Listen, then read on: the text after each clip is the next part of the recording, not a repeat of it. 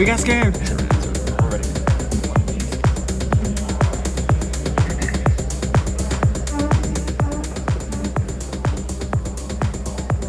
The Arizona Interscholastic Association 2023 Esports Finals are brought to you by Nova Home Loans. Nova Home Loans will get you home. And by Paradise Valley Community College, Grand Canyon University Esports, Banner Sports Medicine, and Barro's Pizza. How are we doing today, everybody? Yeah! You guys excited to be here? It's the AIA State Championship! You guys made it! We got a lot of great games coming in today. We've got Smash Bros coming up here in just a minute. We got Rocket League going on later today, and then we have League of Legends as our final matches of the day. Super excited to show you guys all these matchups. We'll get Smash Bros started here in just a second. But first, send it back to the cash and explain what we're doing. Welcome everyone to the Arizona Interscholastic Association 2023 Esports Finals, presented by Nova Home Loans. I'm Amuse, and with me is Srailnix, and we're here to bring you to the state finals and semifinals of Arizona High School Super Smash Bros. Ultimate. And right before we get to those first few matches, we're going to give you a rundown of the fundamentals of the game that we're going to be playing, and a rundown of both teams going to be involved in this upcoming match. Yes, so first we're going to be watching some Super Smash Bros. Ultimate here. Each player is going to go into the game with 3 lives on their teams of 3. Players are going to lose these lives by falling off the stage or getting launched into the blast zones. These players are going to have a percentage counter that rises with each hit they take. As this percent rises, they're going to be launched more often into those blast zones, and this will reset every time a player loses their stock. The game ends when one player loses all of their stocks, and the winner will carry the remaining stocks into the next one. This will be a best-of-3 series, and a team must win 2 matches to move on to the finals. And now we're going to move on to our teams involved here. First, the bracket. We have 4 teams still in semifinals. Give us a rundown, Srailnix. So here we're going to be seeing Millennium High School first face off against Hamilton High. And on the other side of the bracket in semifinals, we have Corona del Sol High School versus Washington High School.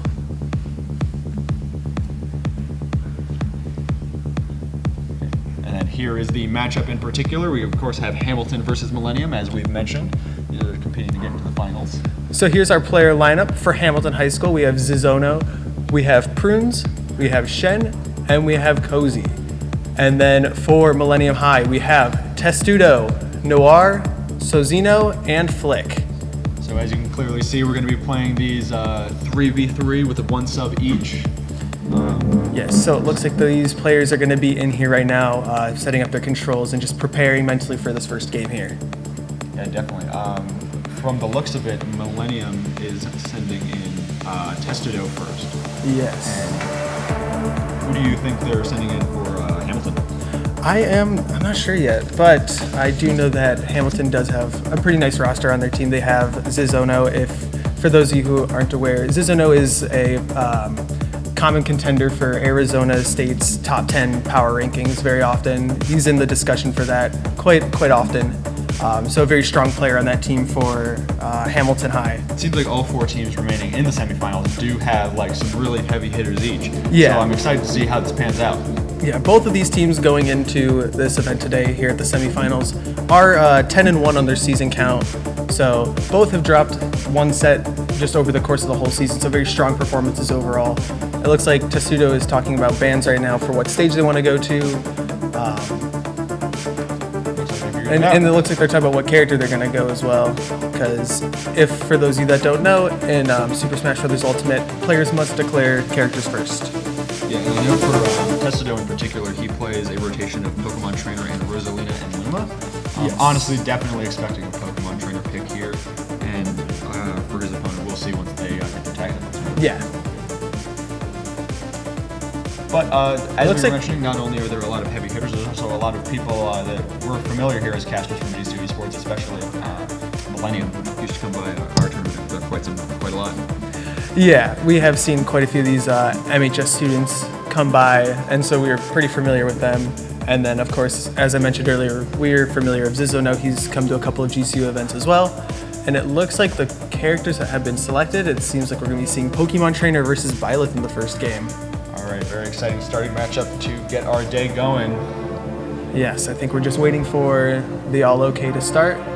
But what do you think we're going to be seeing here? I think I may be mistaken, but I think Millennium is going with the strategy of kind of sending in your strongest player first, because I think those are like kind of the two tried and true strategies in crew battles. You either send in your heaviest hitter, or you send in kind of for those.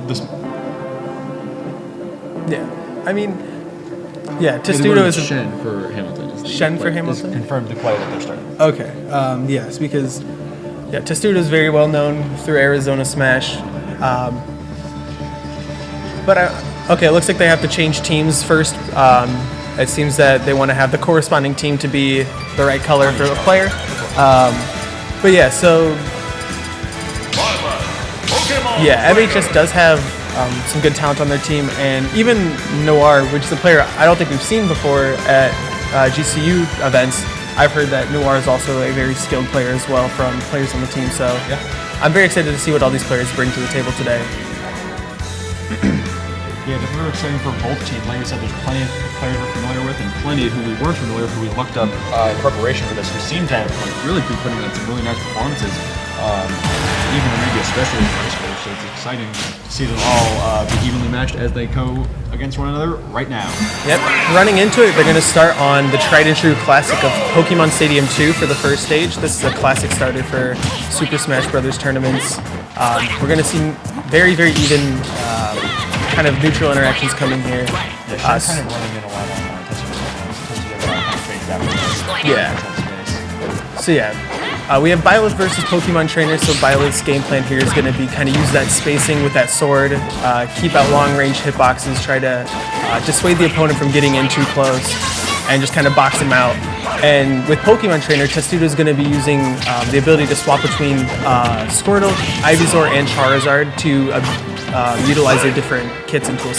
Yeah, he was starting off with Squirtle because that's just a default selection. And he was definitely doing the playstyle of like running, but also just fading back more often than not, trying to get Shen to come in. And Shen was like following those baits, but punches off it. So he switches to Ivysaur to get a better effective use of that bait punch playstyle. Yeah, we're going to see a lot of use of this neutral heavy, kind of closing the gap, but in a more slow, patient way in this kind of matchup, just because Ivysaur doesn't have that ground speed or air speed to close the space, so he's going to use that projectile and that vine whip that he has just to, continue to rack up damage here. He gets that grab on that roll from ledge, though. That's really good right there.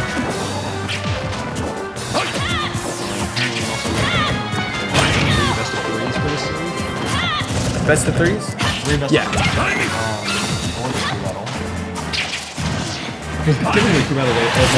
Okay. Understood. Alright. Yeah, so that first stock there going to be going to Testudo. You are seeing just so much use of that projectile. Like I said, it's really good for controlling space in the neutral, but also just creating moments to follow up. A footstool there, but not quite a follow up there either.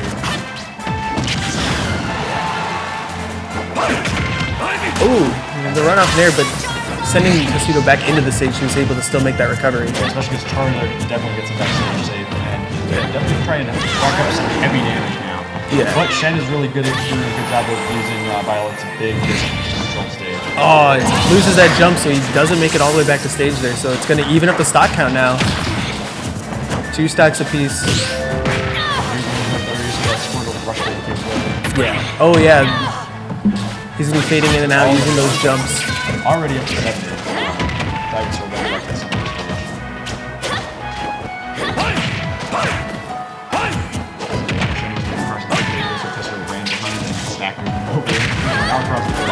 Yeah. Oh. The Ivysaur F smash is very tricky on how, because it looks like it should just hit everything in front, but it actually kind of jumps a little spot where you can roll through. Honestly, the damage in that punch wasn't too bad. It was only like a couple percent, but Testudo was put into a pretty bad position where someone's able to let it for a couple more seconds. Yeah. Very scrappy right now. Kind of just throwing out the hits, seeing what lands. Just trying to close out the stock for Testudo, so we're going to probably see a little bit more hasty attacks and attempts here. There's a lot of just out of each other's range coverage from these two heavy spacing-based characters. You can see applause from the stand. That's awesome to see. Yeah. But yeah, a lot of Ivysaurs have been throwing out the projectiles individually and just spacing factors. Sometimes they're not that near. Whereas Violet is doing much of the same, jumping in there or jumping in there. Yeah, we have Testudo opting to stick with Ivysaur here. Just because he's at a higher percent and Squirtle's going to die at a very, very, very low percent. I'm honestly surprised they haven't switched to Charizard player.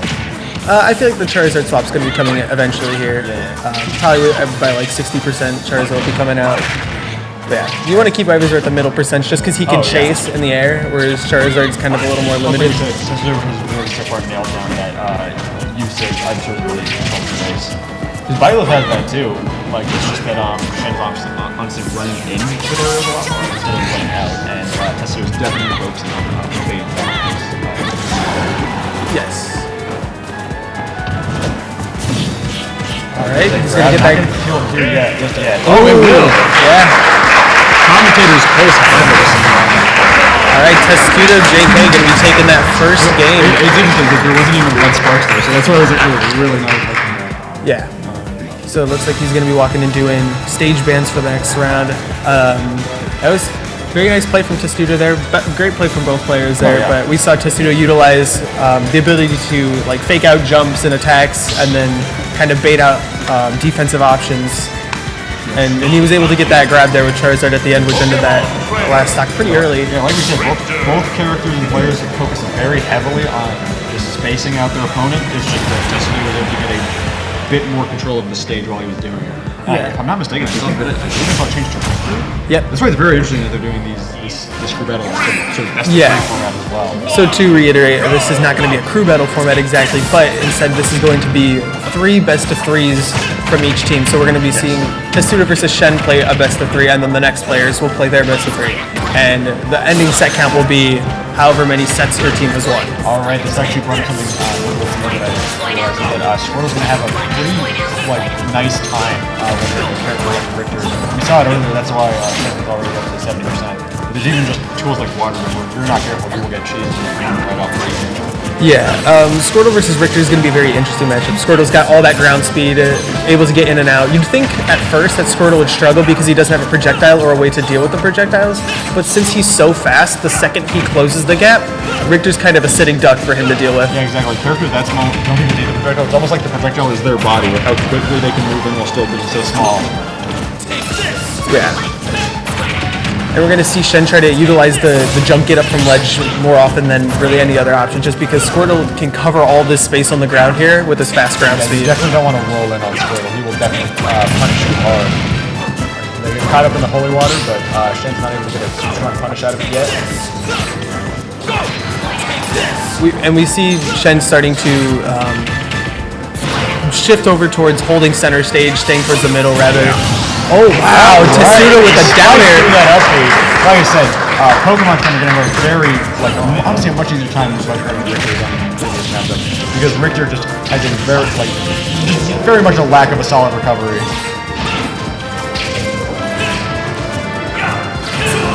And honestly, if it's even all 3 characters in the Pokemon Trainer lineup scoring, it's full recovery. But Richter is honestly pushing his advantage now. Richter is a lot about creating opportunities with those projectiles. Like, you're not trying to do damage with the holy water, you're trying to stun them with the holy water to set up for more damage. Yeah. Smash attacks in real life. And honestly, the case is the same for Axe and Cross as well.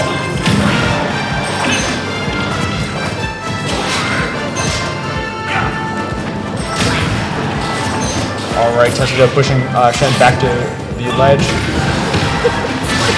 Really moving well over, getting that tech chase with up smash. They're really fighting over some stage right now, but Testudo pushes past it and is trying to edge Shen close to the ledge, but honestly just keeping Shen above him the whole time. And there's that water header pushing him off stage. Nope, that tether recovery from Richter is just enough to get back. Very nice recovery from Shen.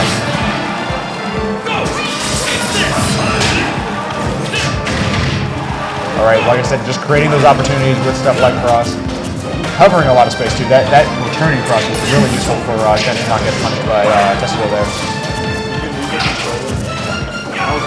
Yeah, using these projectiles to close the space with each other. Very nice, just neutral get up from that tech because if he rolled in, he was like dead to rights. Well, like you said earlier, using a lot of jump get up because when you roll in, like there's just not a lot you can do against Pokemon trainer. They are going to punch you hard. They have the spacing to do it for sure.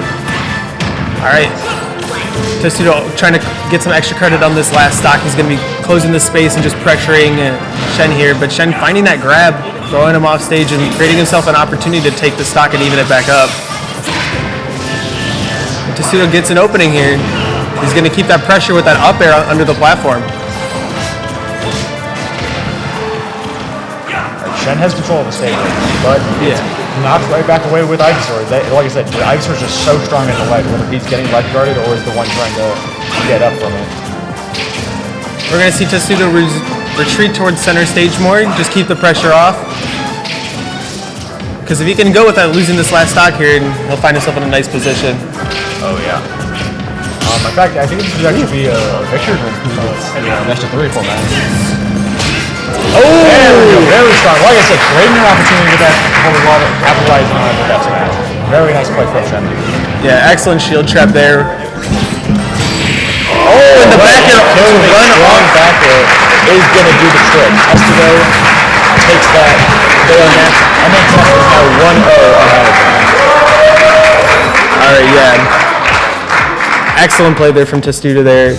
He found himself in a lot of nice positionings just with that spacing with that Charizard back air and different moves such as when he was falling under the stage was Ivysaur's up air. And here we see on an instant replay on that last stock. He's going to put up shield against that forward air and then run off and get that tipper. Like you said, waiting for that shield, run off, tip the back air. That will definitely do the trick.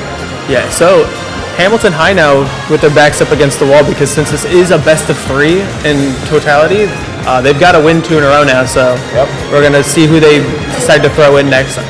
They might throw in Zono.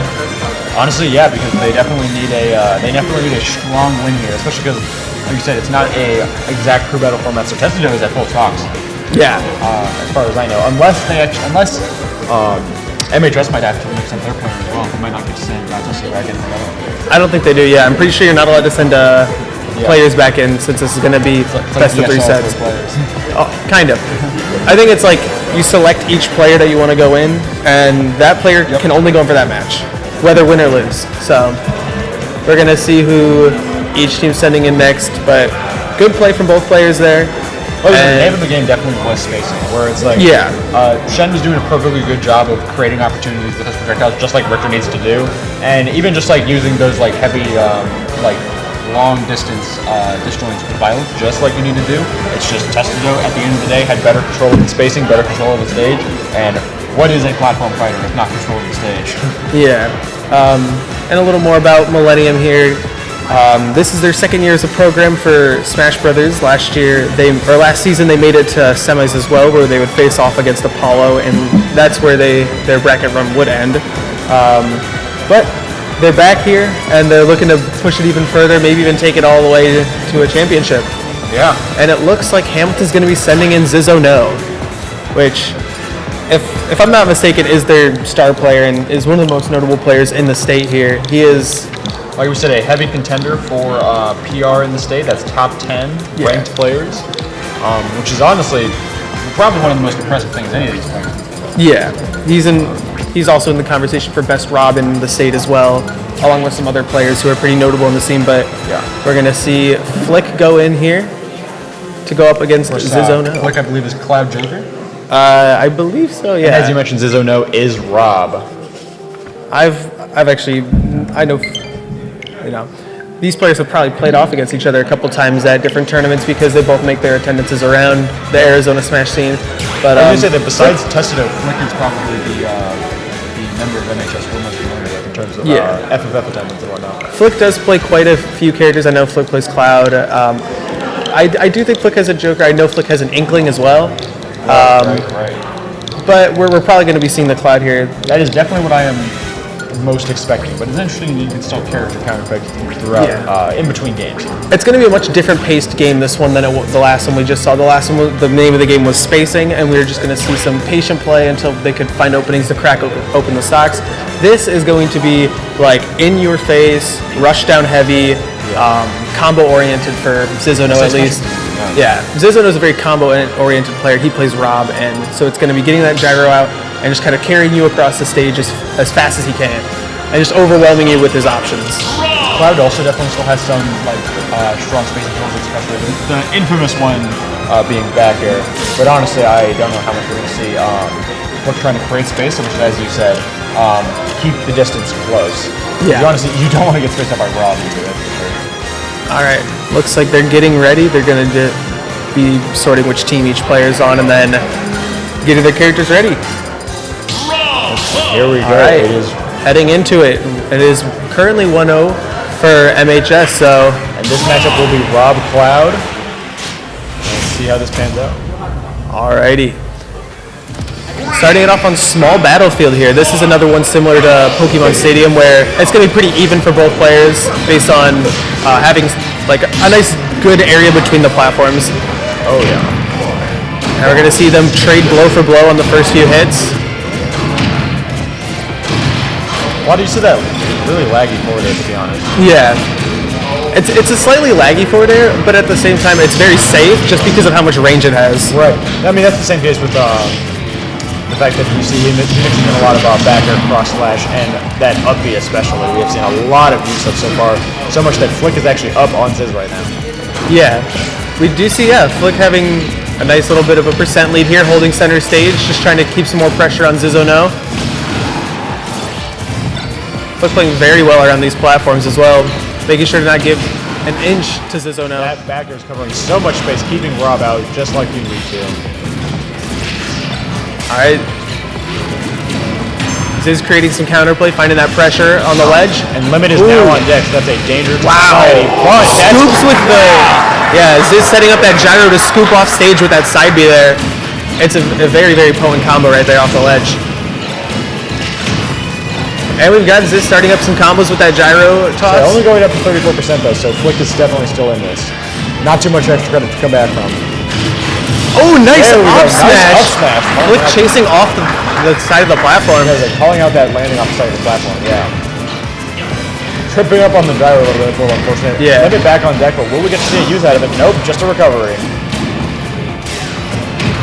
Yeah. Flick's doing a really good job of finding their way around these projectiles and threats that Ziz is throwing out. I mean, honestly, like, he's doing a really good job at keeping his distance with attacks. Yeah. Flick is just making sure that Ziz isn't getting anywhere too far, but Ziz finding that down tilt into down smash, and then finding the laser off stage and the gyro!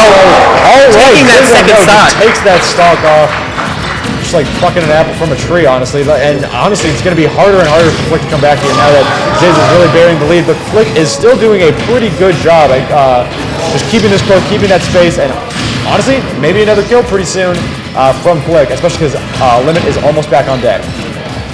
All right. See, there's a lot of pressure that Clouds can create with just charging that Limit. The unfortunate thing is there's not much time to do that with a player like Ziz, especially when Ziz has those projectiles throwing on his own. Speaking of projectiles, there's that Limit blade beam. All right, Flick's got to take the stock here. Flick wants a chance of winning this first game. But Ziz is just not letting up right now, and that up air is gonna finish it off and kill off the top there, sending it 1-0 for. Creating that tech chase was just like so over. Where it's like there's honestly no option you can really pick here that doesn't end in you getting up tilt, up smash, or up air. So, and as we saw, it was up tilt, into up air, and that was just the end of the game right there. Yeah, very good play there from Ziz. It took a second for Ziz to find it, but once he started finding those combos and those openings, he started to do more and more offensive pressure there onto Flick. But Flick was playing very well around it, and they're just going to run it right back into this game. Same characters, and on the same stage again. All right, run it right back. Honestly, Flick had a pretty decent advantage at the beginning of the game. We're going to see if that pace pans out the same here. Yeah, we're going to see what adjustments both players are going to make between the games, and it looks like Ziz is going to start it off with a combo, and it's going to kill off the side. Nearly a 0 to death, only 8% to his name. Ziz is definitely showing, again, why he's in contention for a top player in this game. I can definitely say that is a very well-known Zizono classic right there. Yeah. I've been hit by my fair share of those. Yeah.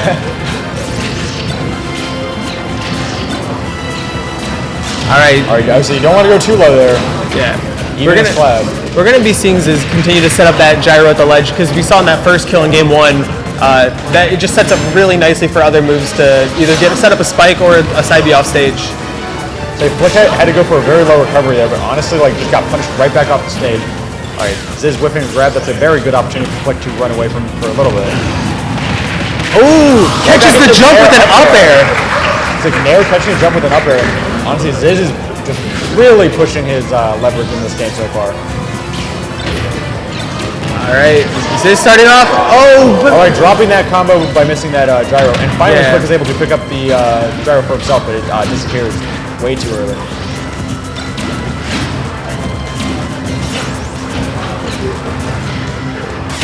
Nice Z dropping it over the shield, but not really being able to grab it or anything. Alright, now limits on deck. This could be a kill off of Ziz soon. But Ziz is trying to kill as well. I mean, Flick is already at almost... Oh, gets the two-frame down air! Once again, down air and just punish that cloud recovery. And Ziz takes a dominant 2-0. Yeah. It just took him a second to warm up, but then he locked in and he was just finding those 2 frames, finding those combos off stage.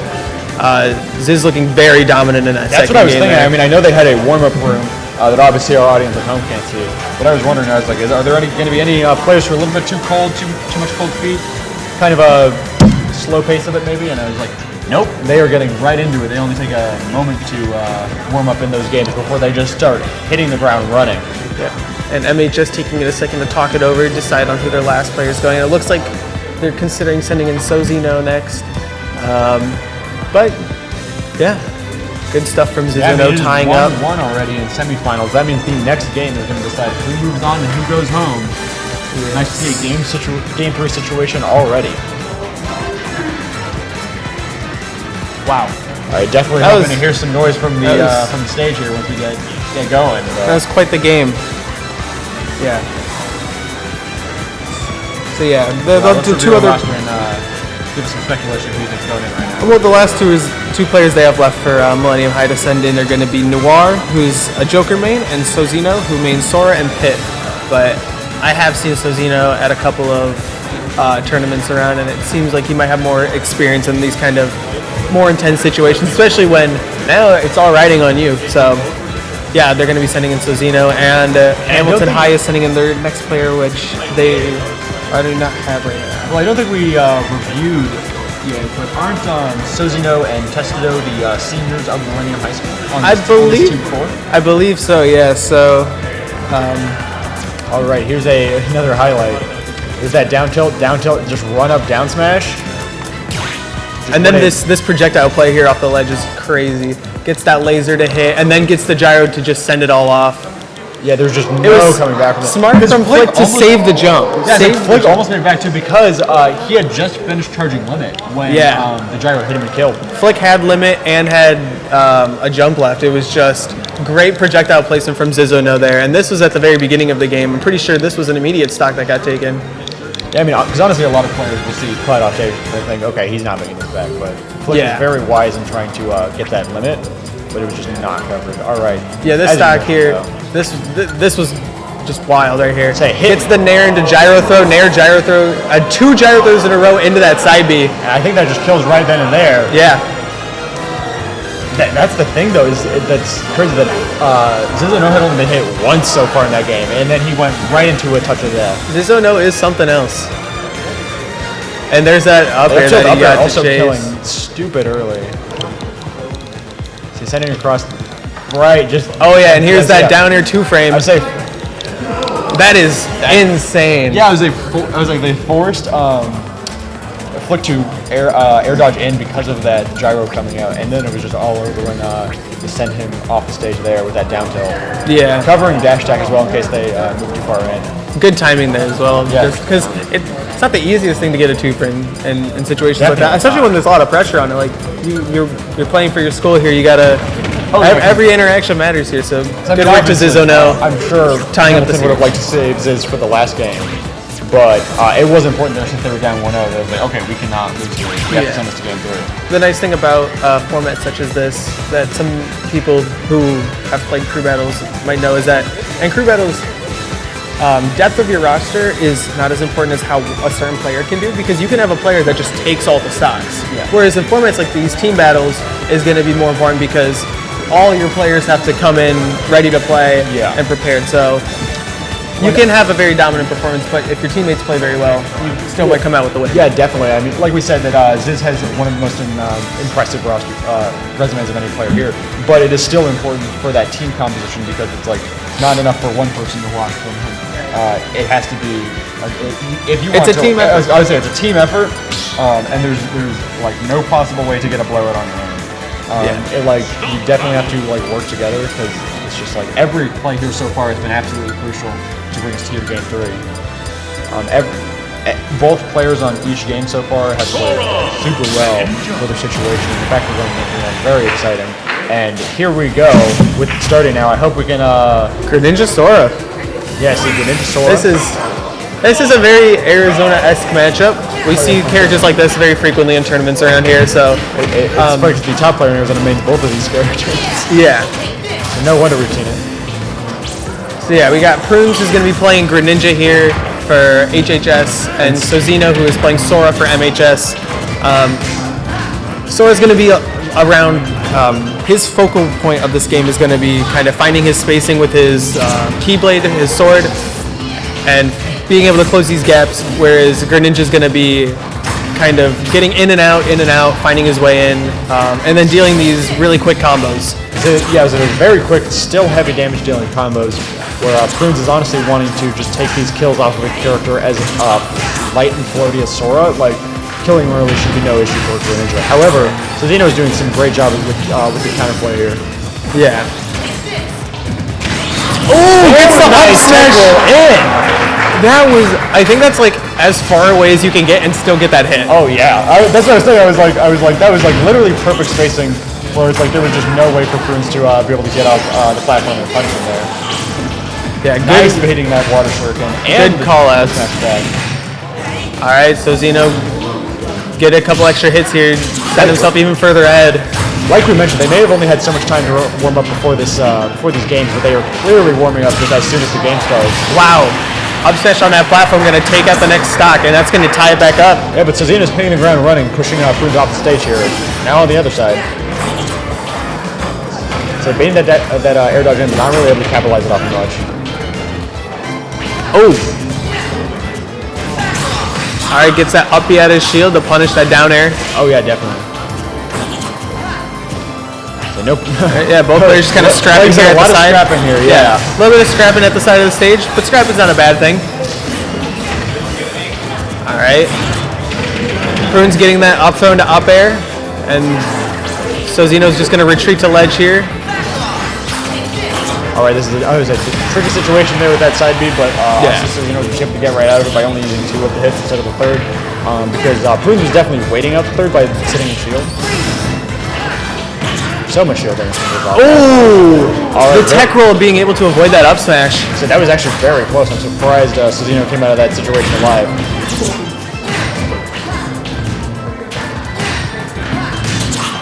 Alright. Sozino's got the stage control here. He's going to push Prunes off stage. Looking for this ledge trap. Alright, looks like both so close to death considering the weights of these characters.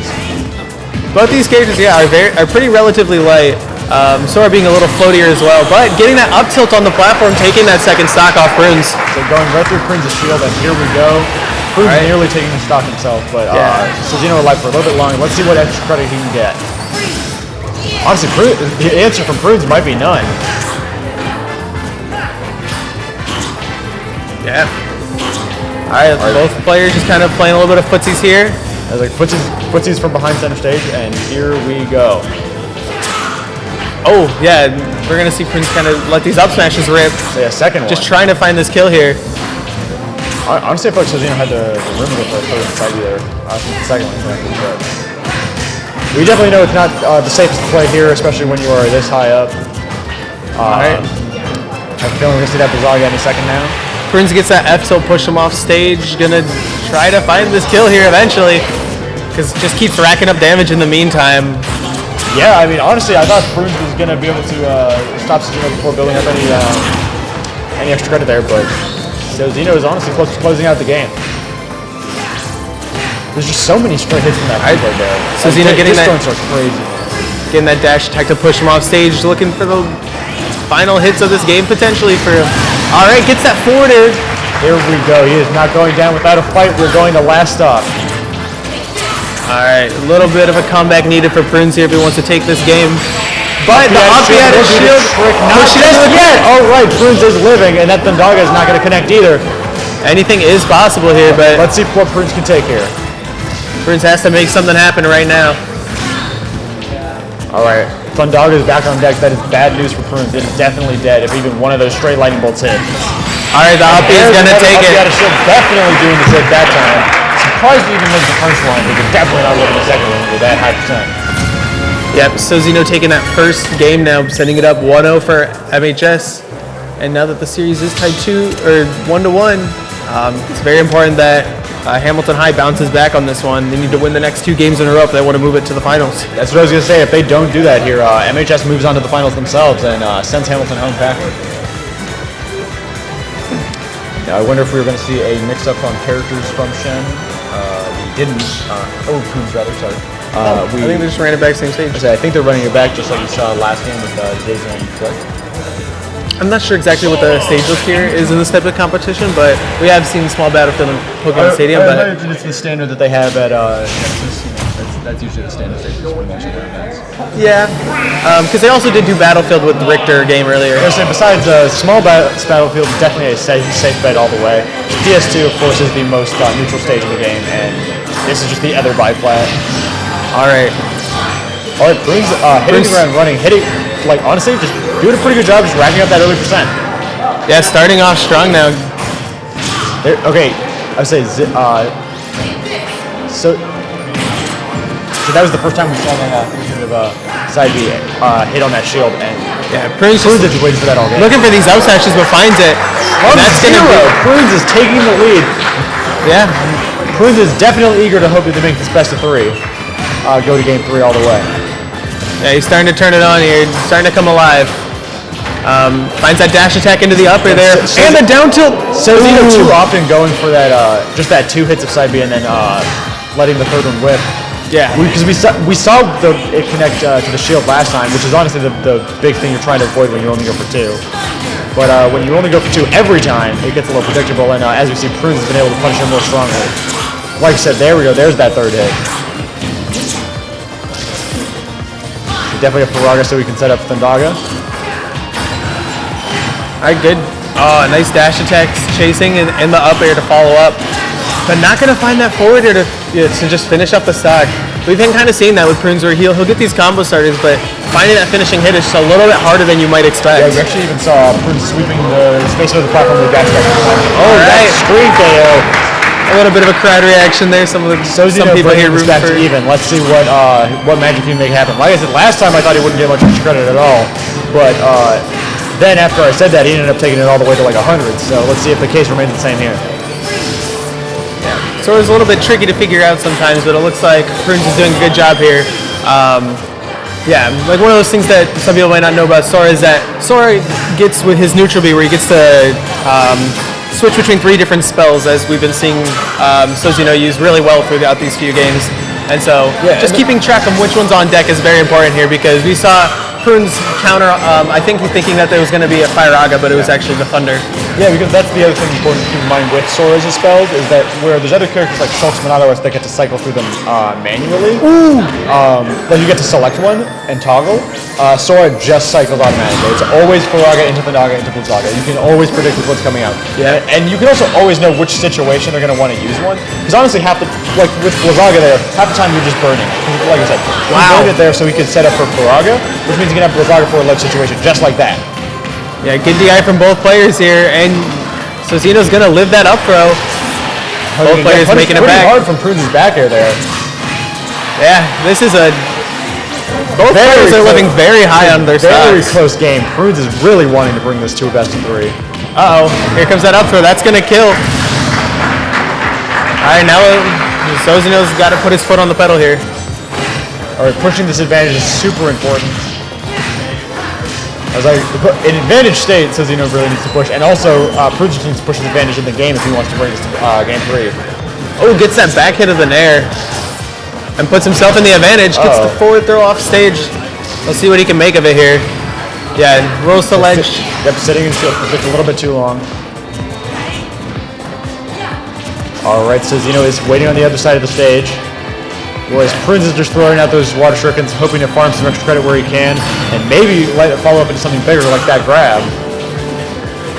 Yeah, we see that Prunes tends to favor those high-risk up smashes there. Gets the kill. I'm not even sure what move that was, but evening up the stock count now. I thought it was 1-1. falling up there, to be honest. I think it might have been falling up here because that is one of Sora's stronger moves, especially in the air. Yep. Oh, gets the Blizzinga, but no follow-up afterwards. Blizzinga. All right, there we go, those dash attacks again. All right, 99% on Sozino. Yeah, he's got to watch out. 35 on Prunes, so this is definitely a dire situation for Sozino here. Yeah, I think Sozino's very well aware that the down tilt to up smash is what is being searched for right here, and getting put on platform's not a great situation to be in here, especially with Sora, but he finds his way off and back onto the floor, but gets F smash. F smash, there we go. Gets F smash. Prunes takes the game, setting this to game 3. Prunes really trying to push the series to game 3 as well. Yeah, it looks like Sozino reeling back a little bit from that one.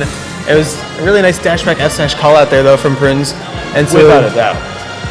We're gonna see what they do for stage bans. Yeah, it looks like they're going over right now. Yeah, that was a very good game. Both players have pretty good DI on all those moves. That's what we were saying earlier, that it's nice to see that there's this many talented people on both sides of each team. Yeah. Because then you can see them go really head-to-head here.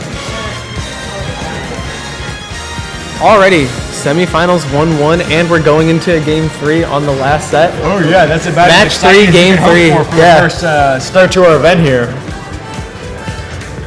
All right, they're talking it over still, but yeah. I mean, I do hope you guys are enjoying the AIA Esports State Championships. We can, if this is anything to go off of, we're going to have a very great day today. Yeah. Close games all around, close sets, and just wonderful play from everyone involved. All right. Looks like the same characters are coming back. I think so. Oh. Maybe not. What's up? Okay, yeah. It looks like Sora Greninja's coming back. I think Sozino is just going to... He's running the gauntlet. Yeah, take the information that he's collected from these past 2 games and try to put it to use here. All right, and we're going to take to FD. I say final destination. Like I said, what better end did you ask for? I think the reason why is because we saw it in that game too there. Prunes really wanted to just put Sozino on the platforms there and just keep trapping him there with the up smashes. Yeah. And so Sozino is just basically saying with this stage trick, yeah, you don't get to have that anymore. I don't know though, because like we said, Greninjas can do pretty good push there, and like I was like, he was carrying him all the way across the stage, and then carrying him off the stage. Yeah. That is not where Sora wants to be. Sora does not want to be floating off the stage right in front of a Greninja forwarder. On a character standpoint, yeah, we definitely see a lot of Greninja players tend to favor this, but I think it's just on a player matchup where Prunes favors the platforms and Sozino doesn't want to be put up there. And that up smash, gonna take the stock there. Prunes only 20%. Classic down tilt up smash from Greninja. Yeah, he was searching for that the past few games as well, but finally gets one of them. And Sozino's got a lot of ground to cover up here. I love this song. What is this song? I love this song. This is Mario Galaxy. Oh yeah. I say throwing out that water shuriken from the perfect space. Oh, Lazinga. yep. Blazinga, but nothing really confirming off of it. But keeping him pushed off stage, though, matter of fact. Once again, It's another one. nice mash out of it though from Prunes interesting, there. interesting choice for the F smash ledge. I would expect like maybe a down smash to 2-frame or a down tilt, but Yeah. still keeping the pressure on here. Gets out of there though, even in the free fall. All right, Up the the shield shield. again, not killing just yet. It's such an interesting move, but once you learn to DI it, it's a lot harder to kill with it as the user. Oh yeah. Like I said, living again all the way at 143. Like that. And- it used to be considered like Sora's most reliable kill option. Well, now we've seen it stale a little bit because he's hit it 3 times recently, Yeah. and the more you use the move and the more you hit someone with it, the less kill power it has and the less damage it does. Yep. It's called stale.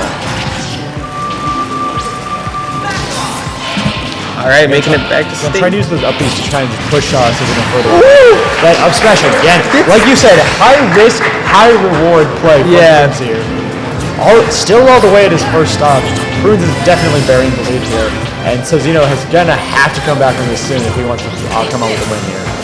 Yeah. And Hamilton High just grouping around, cheering for Prunes right now. We saw Zizono cheering for him right now.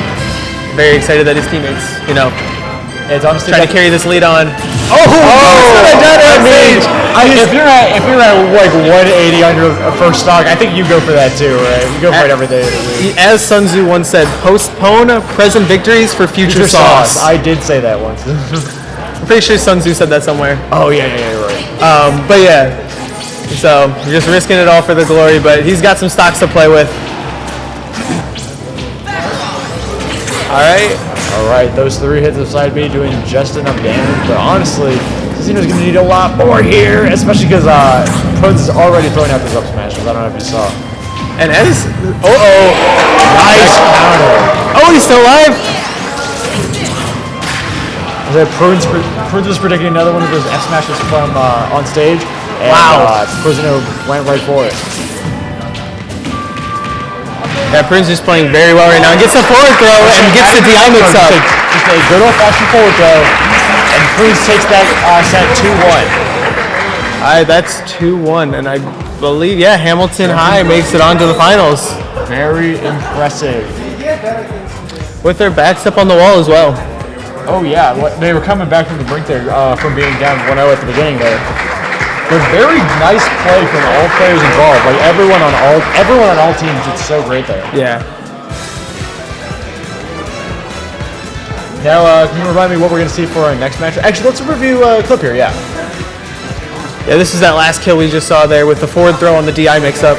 I think it was because Prunes had opted to do the up throws a lot, so changing it to a forward throw there to just get the mix-up on that outwards DI. Those are just so many cases of Suzuno whiffing that forward smash, and so then we end up seeing. That's why at the very end, Prunes was like, "Screw it, get up, counter." Yeah. And it was just like he predicted, honestly. Suzuno didn't go for it. And it did not pay off because Greninja just batted him right back. Yeah. And that was honestly, a dominant last game from Prunes there. Yeah. And it's sad to see, see your team go out in ways like that. But Millennium High played very well as well. They actually played very well at the very beginning when they came out to a player lead. on both teams, Testado, Flick, and Suzuno, as well as Prunes, Ziz, and sorry, I forgot. Shen? Shen. They all played super well. Very easy to see why they made it this far, and it's very exciting to see Hamilton go into the finals. Now, we're going to toss the break now, and we will see you guys right back for the AIA Esports State Championships. Next half a second, guys.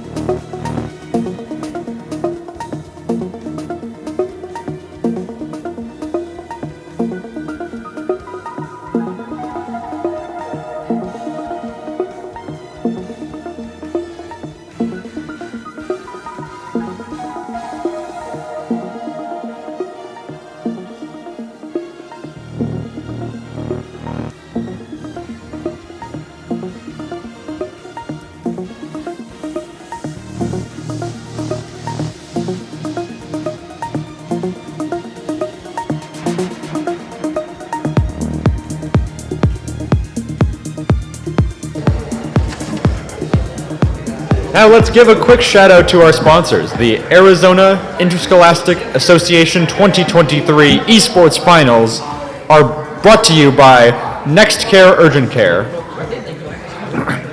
Ottawa University, Arizona, Oregano's, Raising Cane's, Valley Toyota, and a big thank you to them for them all making this event possible. How was those first games? Yeah? Yeah! Congrats to Hamilton, of course. Played a great game.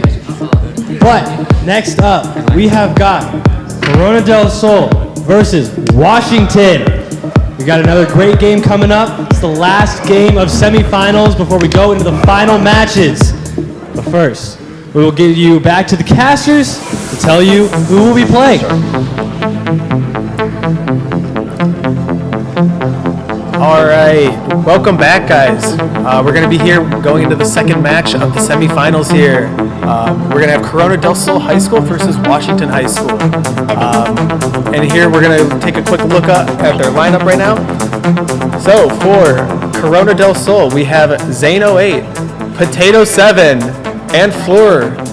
And then for Washington High School, we have Chair 7, Angel Talks, Dennis Doom, and Uma. It's funny when the teams came out and you were mentioning their names, they did a little flourish. I'm like, yeah. I was like, yeah, they're really excited to be here. Yeah. They have wrestling. Like pro wrestling right now. Yeah, they should start doing what's the word? Intro songs. Intro walkout songs. I think I like it. Yeah. Players are very excited to go into this semifinals match. Going into this, Corona del Sol is undefeated on their season record. So they are the #1 seed. I believe coming in at #1, but I can't be 100% sure. But I'm pretty sure. It's just natural. Yeah, like their one player who came out first, Zane 08, I believe is undefeated on the season currently. So You said they're playing Washington, which they are 9-2. yeah, Washington is 9-2, which is still very good. And I mean, you have to play phenomenally in order to get here to the semifinals. But they've got their work cut out for them, to say the least. Because again, yeah, Zane 08 is undefeated, and they've only lost one match in their program history, and that was to Apollo.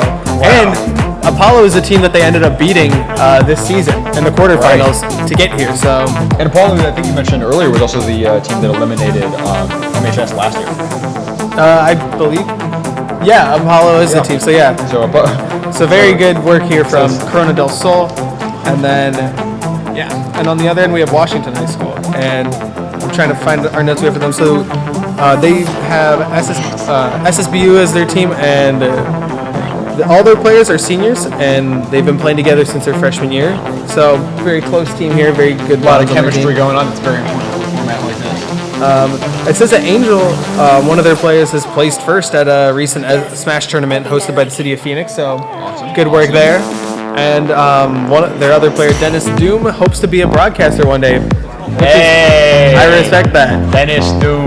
Yeah, Dennis Doom is going to be up here one day. Yeah. Doing what we do. Come up here for the next one. Doing the job that Run we the love sticks. so much. Yeah, run the sticks.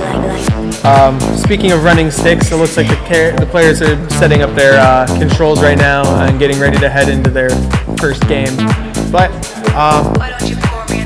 in contrast to the last set, we knew a lot of those players that we saw in the last set. We're not as familiar with many of the players not on as these familiar teams. as I am with these guys, which honestly is all the more exciting, you know? That is true. Because I have heard of Zane08 before. I've heard him. Yeah, there he is. Yeah. Hi, Zane08. Hey, every time we say one of your guys' name, just like turn to us and say, Yeah, hey. turn and wave if you hear your name. I've heard of Zane08. He's got a lot of good placements. He's had some good placements at Ascension before, right. where he beat players such as Ags and Ronald. He has a 2-0 record on Ags. He is, yeah. GCU's own Ags. Can you believe GCU's own Ags. So, and he's also taking games off of players like Olkios and Jinx, I believe. So I think Ronald being the most notable one you mentioned. Yeah, Ronald on PR. is an Arizona top 10 player currently. Yeah. So very good wins from Zane there. So it's going to be quite an uphill battle, probably for Washington, with a player like Zane's caliber. But, only time will tell. And again, this is a 3v3, not a 1v1. He did the... Yeah, it looks like... It's fun to see them goofing off. Yeah, that's what it's all about. That's what Smash is all about, just having some fun. Smash is definitely They're all staring at the camera. Hey, Yeah, don't give away the trade secrets. Trade secrets. Yeah. Hey, look back at me. Look at me. They're playing to the audience. Don't look at the camera. Look at me. Yeah, look at us. Don't look at the camera. Yeah. Yeah, it looks like they're just still testing out stuff. These guys are just having fun. Yeah, look at them. Look, we're waving. Huh? You're Zane 08. Okay. Okay, so we got Zane 08. Well, who's that other guy waving? No. It's okay. It doesn't matter. Oh, it's okay. He was on the other team. Dang, maybe he was like doing a call out post. He's like, yeah, I'm the guy who's gonna take down Zane08. Oh yeah, I'm making a call out post right now. Trying to. So yeah, Zane 08. This is up on the other side. The Rams, yeah.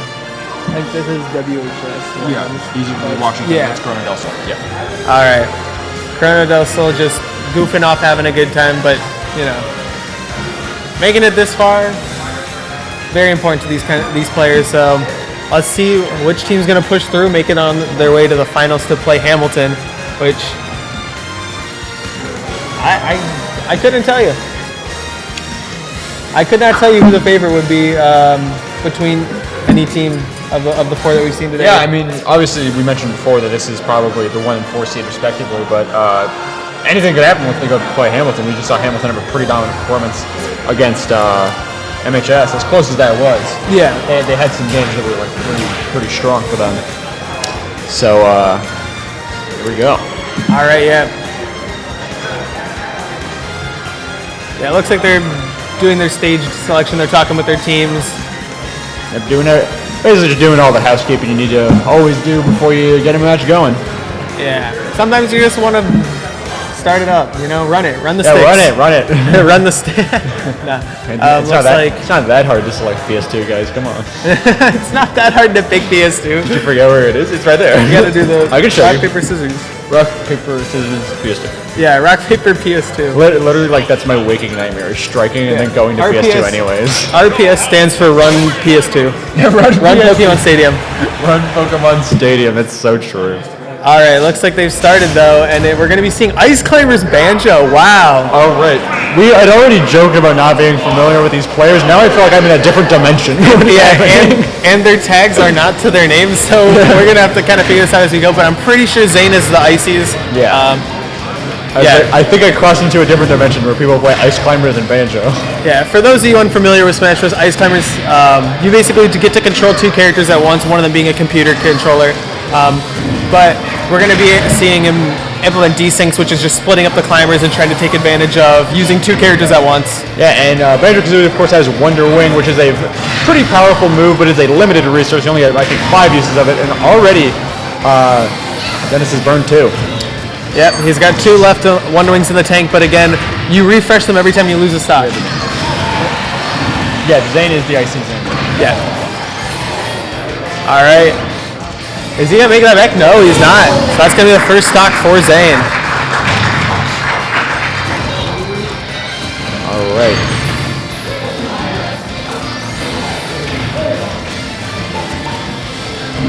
All right, yeah. Just trying to find a way to get back into this game here for Dennis Doom.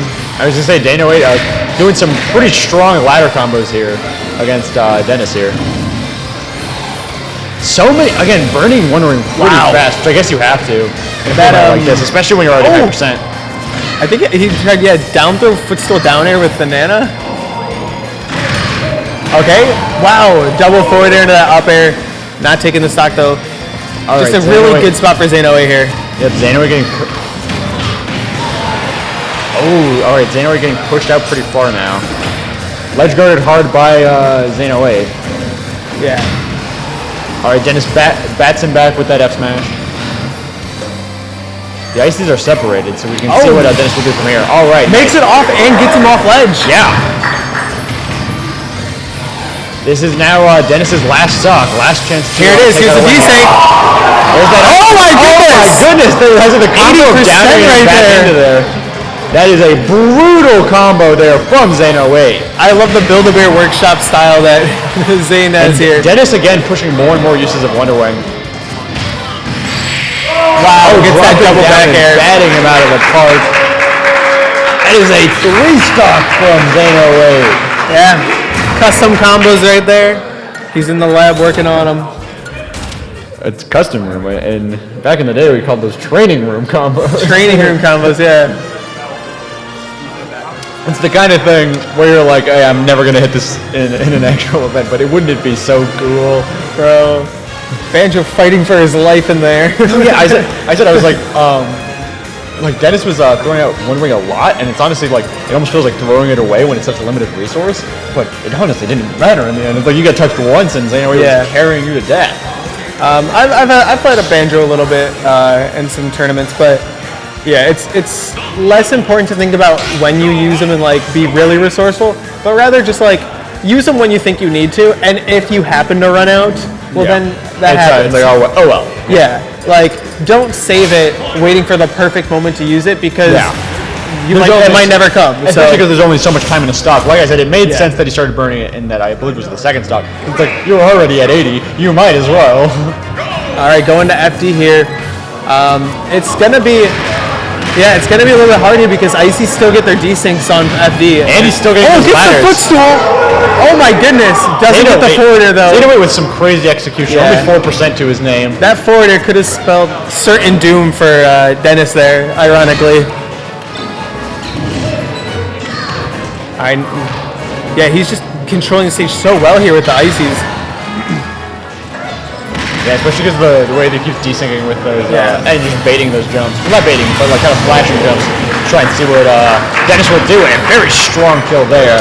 And another problem with fighting the Ices that some people, like, it takes them a little bit to figure out is that you really can't grab the character because when you grab one, the other one's going to hit you with a smash attack, and you're just going to eat a heavy punish just for grabbing.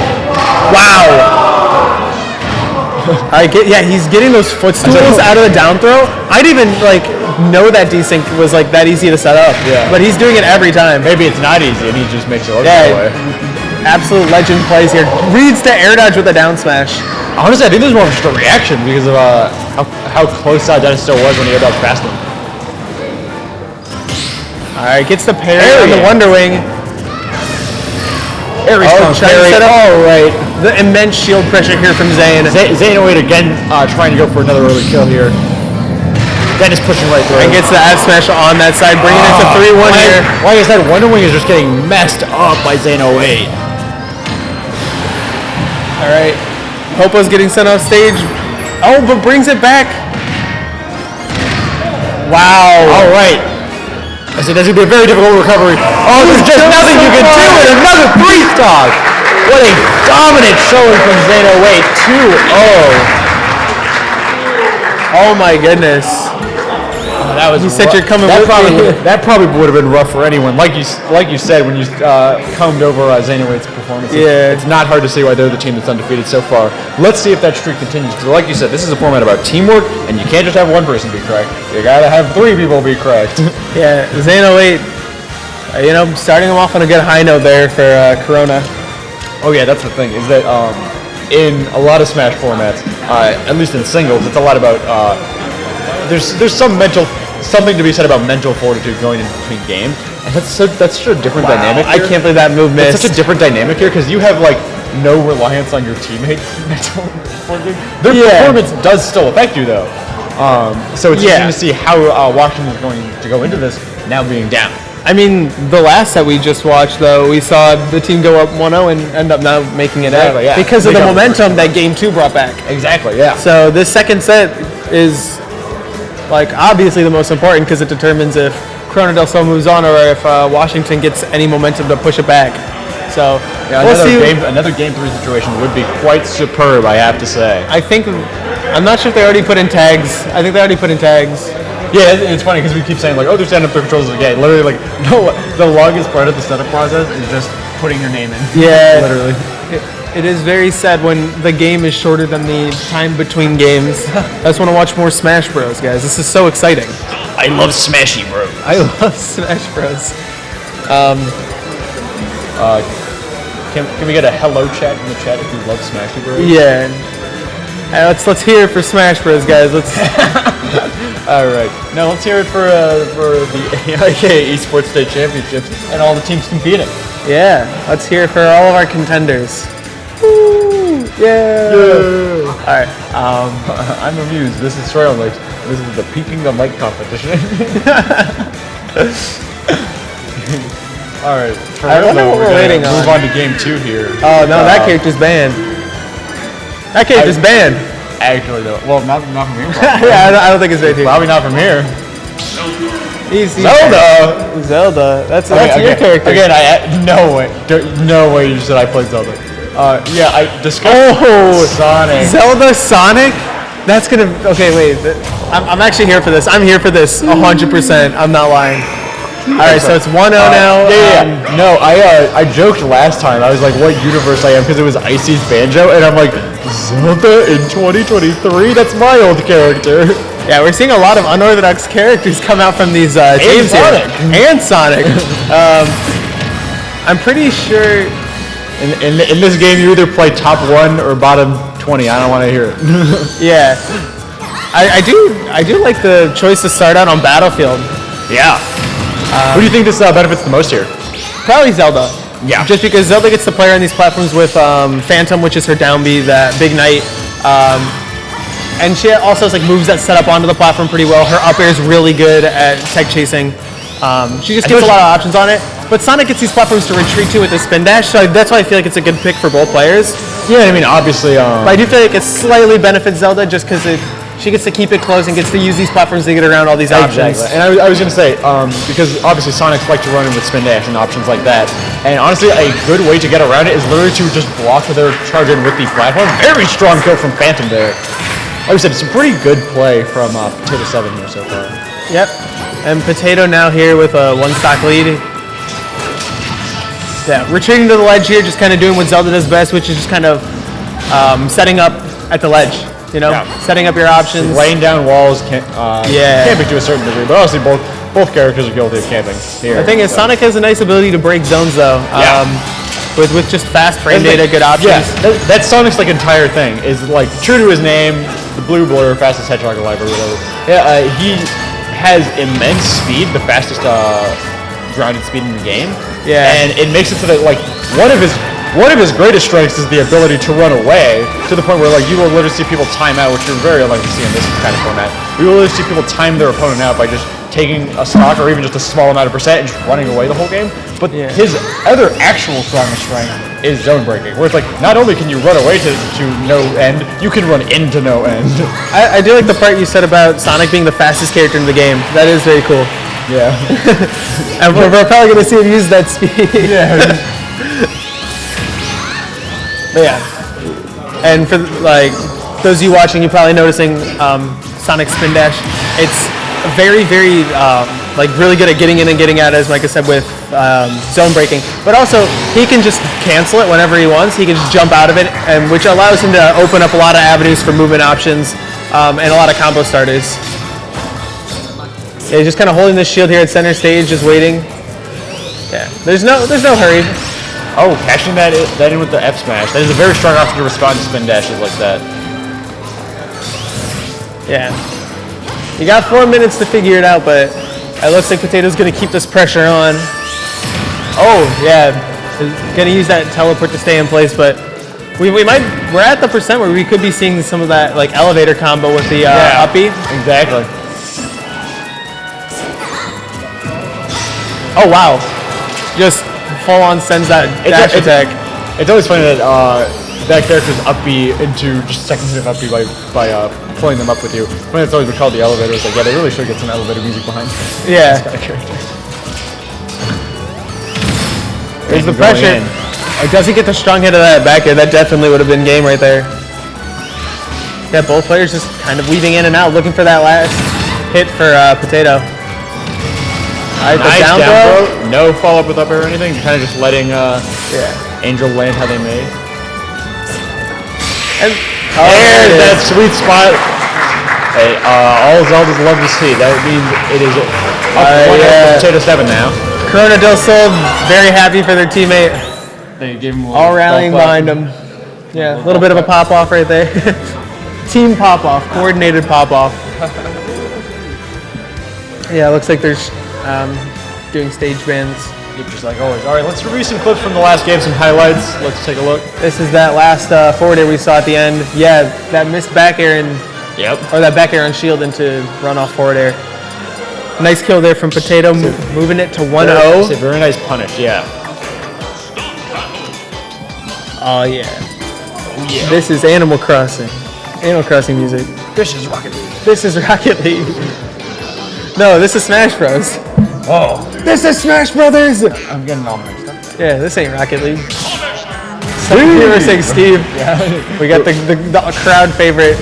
The crowd favorite Steve? No way. Everyone in the crowd is going, Steve! Yeah, they want to see it. Alright. Especially on Smash Bros. Again, I'm going to ask you, who do you think this stage is going to be favoring more here? Definitely. I would just say Zelda.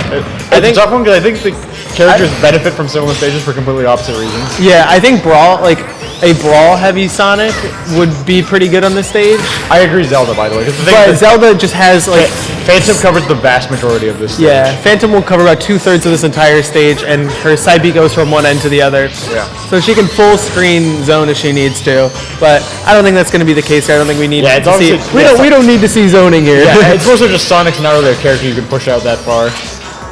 Unless they run back themselves, like that. Yeah, nice grab. That grab confirming any Phantom hit there is just super nice for Zelda. Like watching gameplay of this, some people would be surprised to hear that Zelda's considered to be one of the worst characters in this game. Bottom 10 for a lot of people. I love her because I used to play her, but she's known as technically, statistically, the worst character in Smash across all entries. Yeah, across all games, Zelda's just never been very good.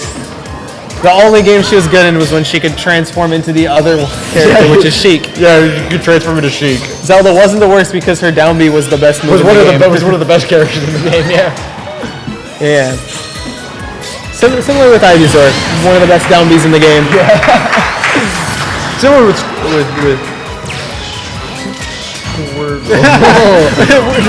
Mithra. All right, even stocks here though. Yeah, all right, it's similar. Yeah, even stocks, even percent. This is going to be a very exciting rest of this game for sure. And very few hits going on right now because both players looking for that opening. Oh! That Potato finding nice string finding it finally, but aerials, yeah. keeping the pressure with the uppers, trying to get the juggle going on. Yeah, good on Angel for recognizing that he can close that gap there with that forward air. And now keeping a string of his own going on. Oh yeah, that spin dash forward air put him off stage. Like I said, still pretty decently even percents here, but yeah. Angel is coming up here and nice, taking advantage of that whipped F smash. Another offensive uppy in the stage. Yeah, I think at this point Angel needs to keep his foot on the gas here because his team's down 1-0 and he's down 1-0 in the set count, so he needs to make it happen here if they want a shot at making it onto these finals. Yep. Like I said, whoever comes on top of this set gets to go on to play Hamilton. That is true.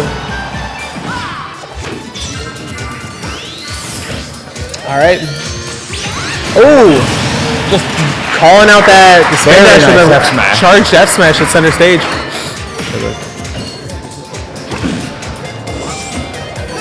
All right, keep on. Oh wow. Angel keeping Potato at ledge here. Yeah, the Potato trying to stay right in Angel's way though. Like we said, just Phantom covering that entire section of that stage. Just such good option coverage. Nice back air, taking the stock and evening it back up. All right, down to the final stocks. Angel's team getting some applause on as we could see the set go to game 3. All right, yeah. Oh, Potato gets the F smash, gonna push him off stage. Looking for this kill here. Doesn't get the 2-frame with that down air, but he's gonna keep looking for options very similar to that, just trying to close it out here. Not getting that up air on the chase either. All right. There's that throw, but nothing. Angel's trying to get something working, but just nothing seems to be lining up for him here. What's it gonna be? It's gonna be down throw. Oh, that was really smart chasing the up air way out for the air dodge. Oh, double back air. Double back air. I was like waiting with that F smash to catch anything up. But oh my god, the up air from below the stage, and Potato takes that game. I think that's the set 2-0. Wow. That was sneaky. Very, very sneaky up air right there. Potato 7 takes the set on Angel 2-0, and that means they're going to move to their third game here.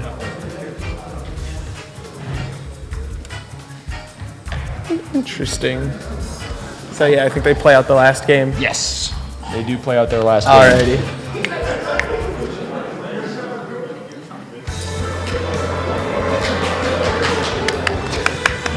Yay. Okay, so we're going to see Fleur for Corona del Sol be coming in here.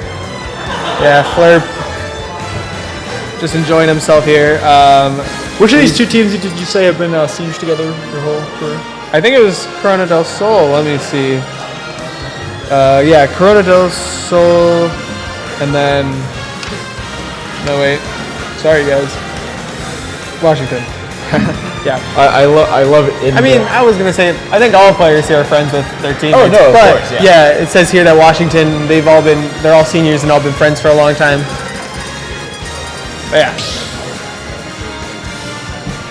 Yeah, you can just really tell from just observing both teams, the chemistry on all these teams is just great. Where they're just always joking around, flying to the crowd, they're like, yeah. And like, playing to the audience. Applauding. It is nice that we get to see the set play because now we get to see the talent that we might be seeing in the next set. Exactly, yeah. All right, we can see a Bowser pick coming out here. That's actually an important aspect of why they play it out. It's just to kind of scout for the next game.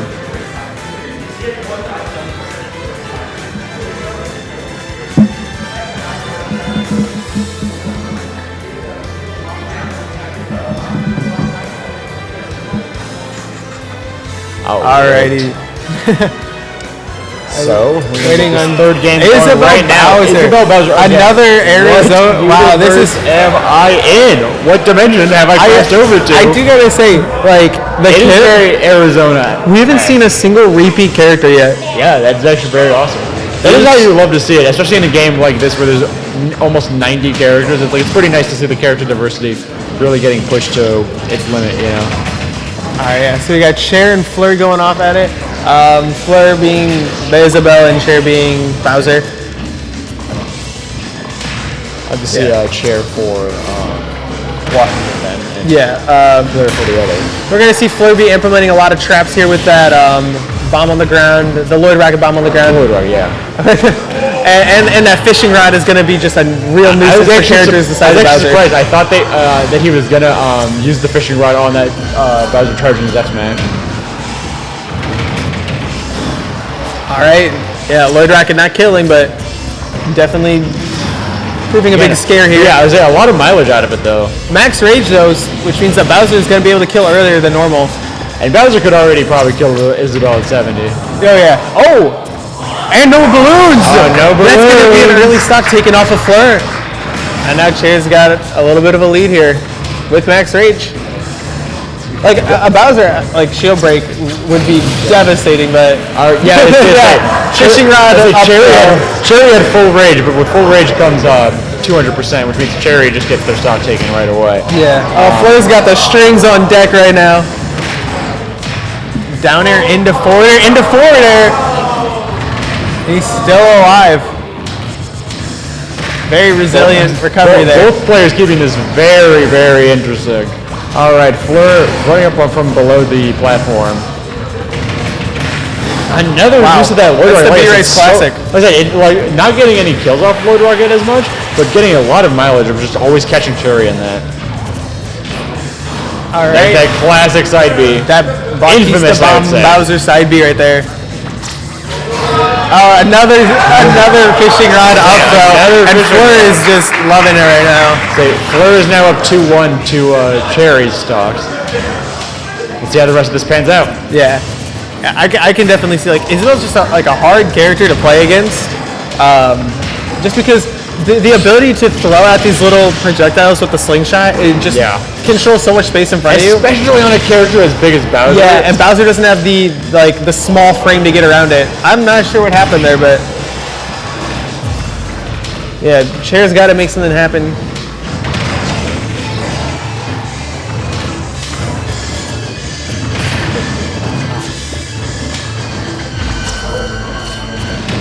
All right, again, still no shield break just yet, but that down smash will do the trick there. Catch that roll in, take Fleur out of here. All right, Fleur looking for Lloyd Rocket up area again, just the most classic move of Isabelle. Ooh, that was a scary situation being stuck above Bowser with that fishing rod out, but honestly, no punishes from either side. Oh, that's really gonna be it. It's gonna start KO. Fleur. All right, Fleur takes the win on Sherry and is now up 1-0.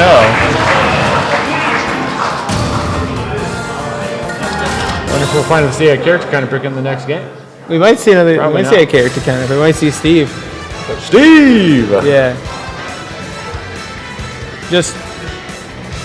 Fleur just played very well. Like, very solid body of work placing out those overall, short hop fairs in the right spots, getting those traps set down, and then getting the most off of every opening hit. Without a doubt. Now they're going to have to move into their next game, Game 2. It seems like bans between games, both players get bans. Which is interesting. Yeah, because the most it's typical crew battle. It's not in double elimination brackets, it's just the winner gets bans. Yeah. But here, obviously things are going to be a little bit different because you're doing teams versus teams. It's like striking it. It's like striking basically. Alrighty.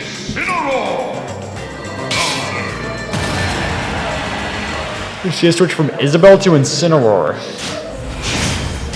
Wow. And just when you thought it couldn't get any more Arizona. Yeah, exactly. We get Incineroar. I think Isabelle into Incin is like the most Arizona gauntlet you could ask for. Alright, yeah, well, I'm going to say this is going to be a very exciting match. Hot set alert. Oh yeah, I mean, heavy be heavy. What did he say? He said, I love you, random citizen.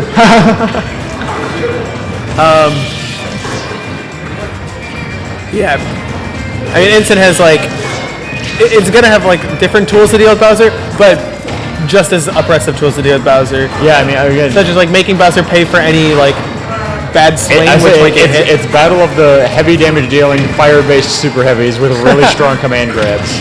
Yeah. The only thing is that Incin's is also a very good tech chase and a very good burst option.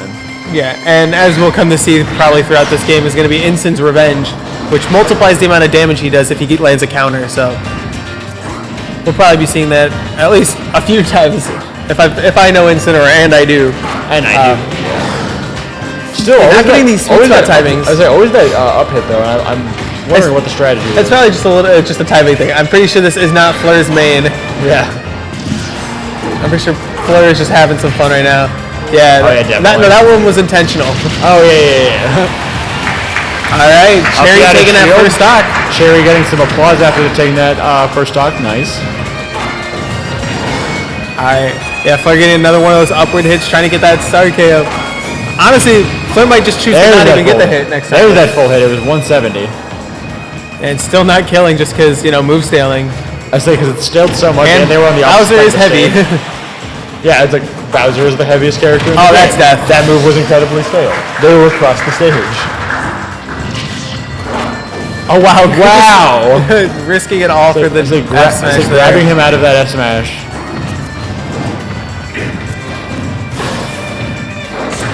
Oh, wow. Just going to keep full sending it there. I mean, yeah, Cherry definitely has to go for the big plays here. Wow. Down air, back air, push him off stage, and gets the side beat. Sweet spot this time. What's the option? Oh, gets the revenge. This is going to do a lot more damage on now. Deck. I mean, I don't think we've seen it on deck as nearly as much as this game. All right, for the sure. back throw. Okay, that's definitely not going to kill. Back throw is harder to DI. Yeah. All right, gets the Bowser bomb, dealing a lot of damage here. Especially because that back throw was very likely a DI mix-up, in fact. Oh, and the weak hit. If at first you don't succeed, try a couple dozen more times. And eventually it'll kill off the top. All right. Oh no! That doesn't work. Was that tough guy or did he just fall out? What was that? No, that was just falls out. Yeah, I think he just fall out. But it's not a I'm pretty sure the instant is a short hop it. Yeah. I'm pretty sure instant is a short hop that. He honestly should have just gone for the down air is what I was expecting. But that's a great thing. Well, yeah. Like not everyone does instant down throw into down air and then another down air. All right, but this is getting pretty close for Fleur here. All right. Oh, that's gonna send him down. But he's not gonna quite kill yet. Yeah, not to the blast zone just yet. Oh. Yay! Wow. There was almost like a second of delay there. I thought I was like, Even the own game didn't know it was over. The own game was like, nah, I can live this. Yeah, he could live. I believe him. Nintendo Smash Bros. Himself said, nah, he loves this. Yeah, here's that almost killed it. That was his game. I don't honestly have to expect it to be. Yeah, that just kills off the top. It's weird that didn't red screen because I feel like even regardless of DI, that just kills. Yeah. That's just interesting. This is a funny game. That happened. That happened in the first best of 3 as well. Where it's like, oh, this isn't gonna kill. On the forward though, I was like, oh, it's just there was no red. There was somehow no red sparks, and it was also relatively low percent. So I was like, why didn't it do any? Why didn't the game recognize it was? Oh no. Back to Ensign. Is this the Ensign Ditto? It says the Ensign Ditto. This is the Ensign Ditto. Oh my goodness gracious. Uh-oh is indeed. This matchup is whack. This matchup is whack. It's gonna be lots of slamming, lots of spinning, lots of taunts, I guess. Lots of taunting. Here it is. All right. Ow. Oh wow. Yeah, it looks like Cherry understands like Instin's pretty good at juggling. Got that up air that's just incredibly strong. I am. Missing the revenge. Yeah, it looks like Cherry's Instant plays a little bit more of that like bright play style that we were thinking of, where it's like juggle heavy, revenge heavy kind. But Fleur just taking advantage. The first stock off of Cherry. He down throw and just waits. Think he gets the chain grab off maybe. He really wanted him. Oh my goodness, the slow walk away. Yeah, he would be so in my head right now. Yeah, Fleur is in our heads right now, and we're just commentating. All right, very good reaction. Double a roll and whip. Not gonna get the strong hit though. All right, chooses not to get the strong hit or any hit. All right.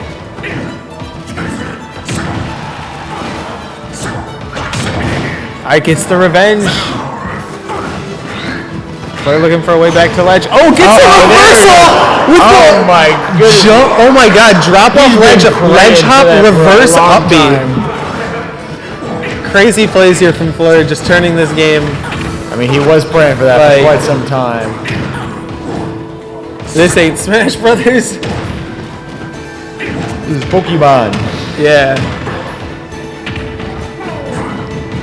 Run up Lariat. Yeah, run up Lariat is an option. I've seen that one before. I mean, Lariat is an incredibly strong option. Alright, gets the down tilt, no up tilt after, but still gets the grab on the air dodge. Of course you go for the down. Fleur's just kind of making things up, but it's working and it's paying dividends. And that's going to be it. I think he no jump. He had no jump. Yeah, no jump. Well, that's going to be it. Fleur is going to take that set, and Corona del Sol is going to win 3-0. A very strong performance from Corona del Sol again, still undefeated, and they are now going on to the finals next. And I think they really demonstrated there with that 3-0, like why they are undefeated and why they are, playing so dominantly here. Without a doubt, and also it was nice to see some nice audience reception. They were giving a little bit of applause after that game. Yeah, are you not entertained, guys? All right, so. All right, hello, welcome back to the Watching Us. That was a very exciting. That was a very exciting set overall, and like you said, we are now going to see the matchup of Corona del Sol and Washington in the finals. As you mentioned, Corona del Sol continues to remain undefeated, so it's definitely going to be an uphill battle for not Washington, Hamilton. Hamilton. Yeah, for Hamilton, it's going to be a very uphill battle for Hamilton against Corona del Sol. But who doesn't love an underdog story? And speaking of that underdog story, we'll get back to it when we get back from this break.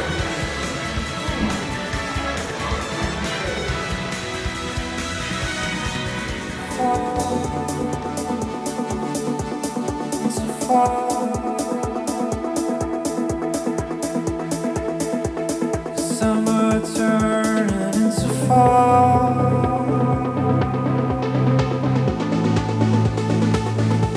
Painfully beautiful.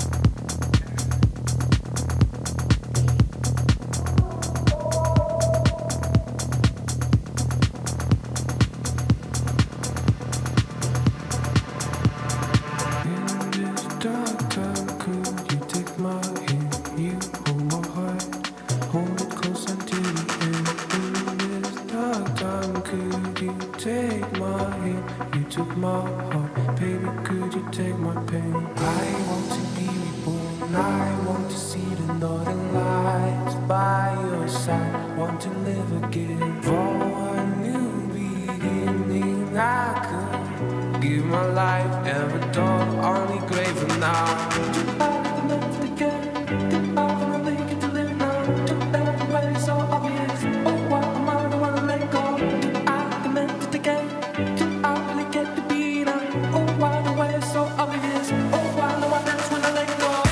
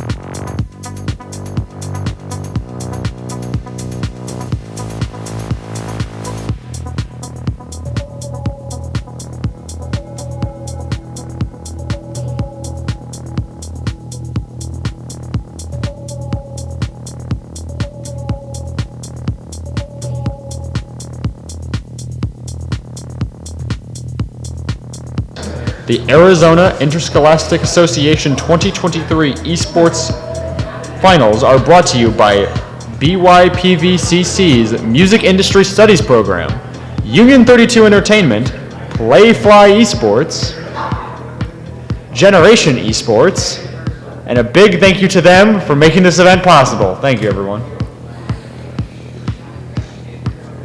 All right, guys, we are into our finals match for Super Smash Bros. We have got our matchup for you today. First off, we have got Hamilton High School. Well, give it up for that. Coming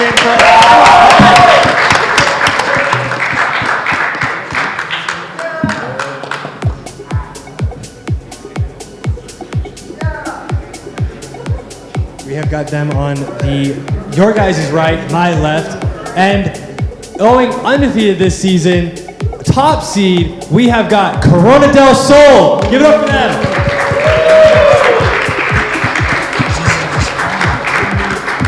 We got a great matchup for you guys. Finals match. Good luck to both teams, and wish you all the best. It's coming up.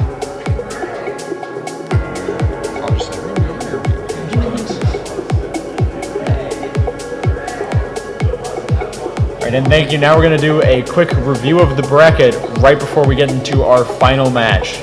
I'm going to pass it over to Ceremonies.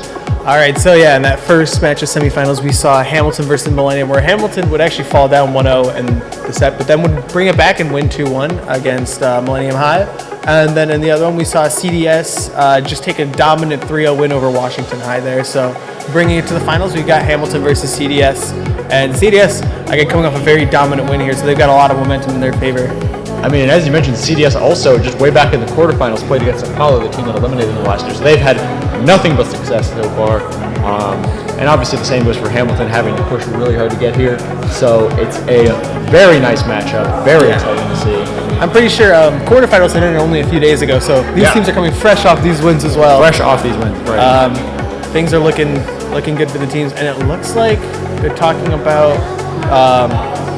they're probably talking about who to send in, because as you mentioned, it's I think it's going to be the two stars of the team.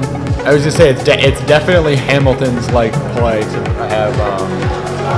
Zane versus Ziz, it looks like. That's going to be interesting. I would say that's definitely the play that Hamilton wants, is to have Ziz take out Zane potentially. But Zane could take out Ziz. You never know. Yeah. Because Zane and Ziz are both very, very good players. You've seen them both dominate at tournaments around Arizona. Ziz is more frequent attendee of, different brackets, but locals. We've seen them both dominate. We've seen them both take names off of take wins off of big names. But anything can happen here, yeah.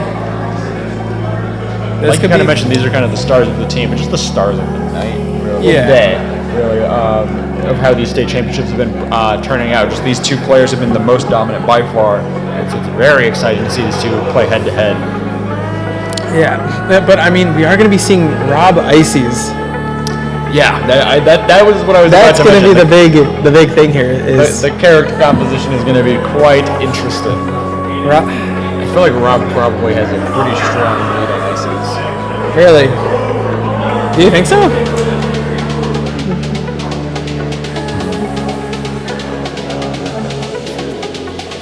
I was going to say, I think this is going to be a lot closer than you might think. Oh, yeah. Ices kind of runs him. Really? These things are crazy on this character. He has no options. Yeah. As long as Zane can get his setups and find those decent combos that he found later into his first game, he might be able to just kind of push his advantage and keep the pressure on Ziz. But again, we saw Ziz. Ziz likes to play very action heavy as well. Rob would have had a winning match. It's going to be combos back and forth running into this first game. All right, looks like they're starting. All right, and here we go. First game of the finals. Ziz Ono and Zane 08.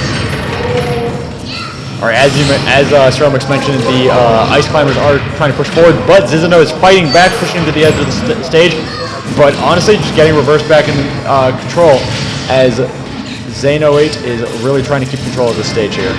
Just saying, he's doing a pretty good job staying glued to center stage here. Pretty much no matter what directions he pushes Ziz in. Pushes Ziz off the ledge, but nothing to do with it yet. All right. I say almost a jab block, but not any resets there.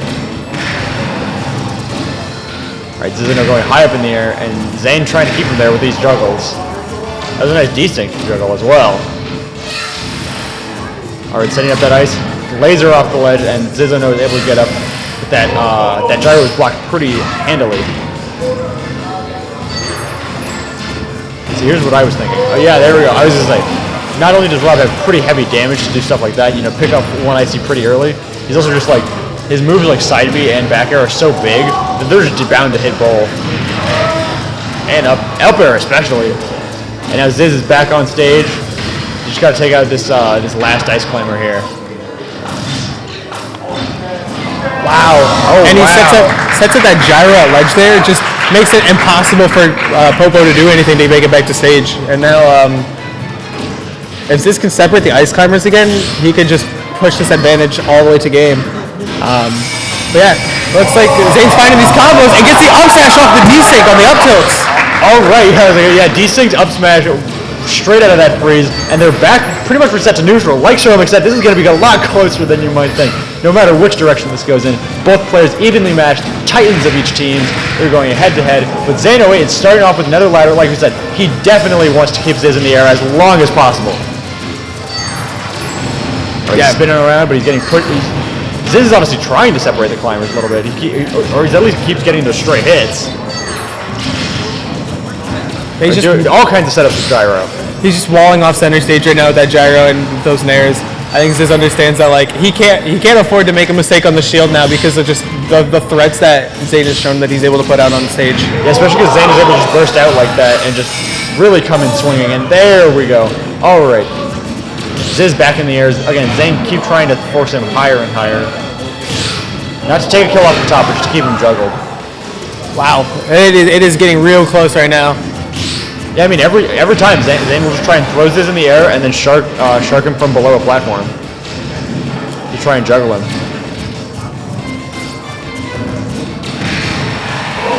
Again, any mistake on the shield is going to get punished hard. Ziz honestly should be grateful that didn't even kill there. That was quite close. A bit early on that up forward air, and Ziz is taking the momentum back in his favor. Separating the climbers once again, trying to kill one off. I say isolating the climbers. There we go, he gets him back. He gets that. Hey, Zane was still able to make that back. Oh, Nana comes back with the there. Never a grab on the ice climbers. You can never take a grab off the ice climbers. Yep. Every time you think you can get one. All right, that looks like it's probably going to be the stock here. I just don't think he's got the tools to make it back, but he gets his 1% before he goes out. I say he was honestly pretty close there, but yeah, just 2% damage, and not even extra credit. Ziz is just starting to stock by Zane, just taking off 70% already. Alrighty. All right, again trying to push him above those platforms and challenge him in the air. Nice, moving over that laser and past it with that side B. Almost getting messed up by that gyro, but now they get to take advantage of it themselves. Ziz really wants to start those gyro combos, but it's just so hard to do against the climbers. All right, and they keep trying to run in with that freeze again. This could be it. Yep, there it is. Not yet. Not yet. Never say that. Never say that. Everyone cursed that. The whole crowd was popping off. Excellent DI from Ziz there. But yeah, he's got a little bit of a hill to climb here, but he's got the icy separated, but not for long. And he's got the desync started. I haven't seen desyncs like that since Squamba retired. All right, and there's still no kill. Incredible DI from Ziz. He just wants one combo, but he can't really start that until he separates the climbers. He's looking for those forward airs. Uh-oh. Yeah, Nana being split up. That gyro is hanging out just at the ledge, but they're running to the other ledge. Yeah, it looks like Ziz is like... Oh, there we go. That'll do the trick. Zane is now up 1-0. Yep. Excellent play from Zane there. I would say we saw Ziz kind of ditch the tactic of splitting up Nana and Popo and just going after Popo at the end there, just to try to push on stage. Yeah, you saw it. Yeah, he threw a down tilt, then nair, and then up. He was just throwing at every combo starter, and then it just eventually went for a kill move, Hail Mary, and that got punished pretty hard in Zane. Won. I would say, because the tactic for splitting up the climbers isn't to just go for Nana. It's more of get Popo into a place where he can't do anything, and then you can start beating up on Nana if you choose to. Just because if you go for Nana, you're just going to get hit by Popo, the main climber. That's actually where that game turned around, was that grab. I was like, every time you think you got a grab on the climbers, you're never they safe. kill you. You're never safe from them. The other climber is always on their way. Yeah. Like a boomerang, I throw and it just comes back and hits you. Alrighty, we're gonna run it quick into game 2. We got Palu. Hey, Nana is like gyro if it was good. Is it Palu Rob? Honestly, the switch up is a little interesting. Oh wow! Wait a minute. He might be cooking. Is this like soul main, true main? Yeah. Wow. I was like, is Zane showing his true form? Now that I think about it, this might be his true main because like, if you taken sets off of players like Ags and Ronald, you probably did it with Palu. Yeah, like Palu's the kind of kid. Down to the F smash, just like every Rob wants though. Oh wow, doesn't get the backer off stage. That could have been very, very good for Zane there, but is Zissano going to keep the dream alive here? As I say, if you want to bring it back and win this set for your team, you got to take it one interaction at a time. Still active because of the gyro triggering it, and Ziz gets hit hard by that laser. Seeing shades of like 2019 Joker right there. Yeah. I miss him so much. All right, that down smash is definitely. Oh wow! Nice, the no DI mix up. No DI. Or the no mash, yeah. What? How does that hit? You cannot lie to my face and tell me that hit. Wow, look me in the eyes and tell me that was what was supposed to happen. Look me in the eyes and tell me that's what God intended on this earth. Oh my! There we go. All right, Ziz is coming back hard. He is coming in clutch with that gyro combo there. And he has got like he is full of energy right now. He has got so much life in his eyes. Again, no kill yet. No, yeah. Zane's stuck in a tricky position though off stage. Yeah. You might have been wrong about Zane's wins with Palu. Yeah, I said he started off very, very strong here. It's just I think he's got a handle of it. Also, like Palu's much easier to combo than Icy's. Oh yeah.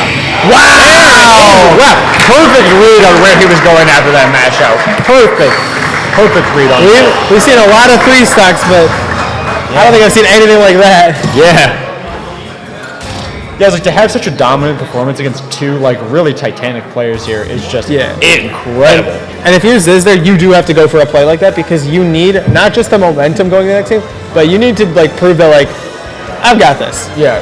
It can't just be like okay, now the set's even because Zane has the option of just going back to Icy's where now Ziz goes, I also know your habits too. Like, yeah. Look at that. Gets the second grab after the air dodge, and then reads another air dodge with the back air. Yeah, it's like grab. Dude, Zomba could never. Grab. Zomba could never, bro. Literally better than Zomba. Pikachu! Okay, what is going on here? Everything I know has just been thrown out the window. Literally the character. I thought the Palu pick was confusing. It's like the character rotation from hell, literally. Yeah. This is a good matchup for Pikachu, though. I mean, obviously, yeah.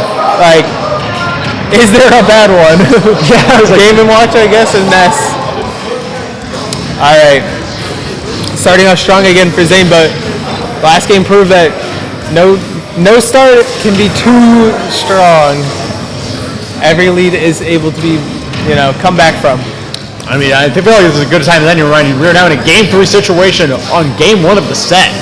Yeah, this dictates the rest of the set for the teams, and like, it really, really puts a lot of pressure on your teammates. So you got to bring your all here. All right, Zane finding that back air at his shield, though. Oh my gosh, he's just keeping the pressure on, finding these grabs, keeping the, the ledge traps alive. Nice forward air to grab. Oh, there's the thunder out. There's that thunder. Good neutral air dodge. Wow. Another straight air. I was thinking that the Pikachu pick probably is here. Again, So it's probably the combo power that he had with what he was going for with Palu, but still like the small-bodied aspect. Oh my god! Yeah, no tech on that back air. there. We don't tech those. Yeah, he's not going to be as easy to combo as Palu. Yeah, I think this is the change that Zane probably was looking for with Power, where it's like you can put out a lot of damage with your combos and you can keep the pressure on really fast, and you don't have to worry about getting split up from a climber, but you're also small, so you're hard to hit. Exactly. Yeah. All right, even stocks. 2-2 here. All right, finding these backers off stage, Okay, keeping one the more. pressure. And with the juggle here, gets the thunder, Nice. pulls him back down. For another juggle. Wow. Oh, air dodger tried to grab the gyro, but didn't get in. Almost, paid the hefty price. Yeah, the ultimate price. Yeah, the ultimate price. Nice try.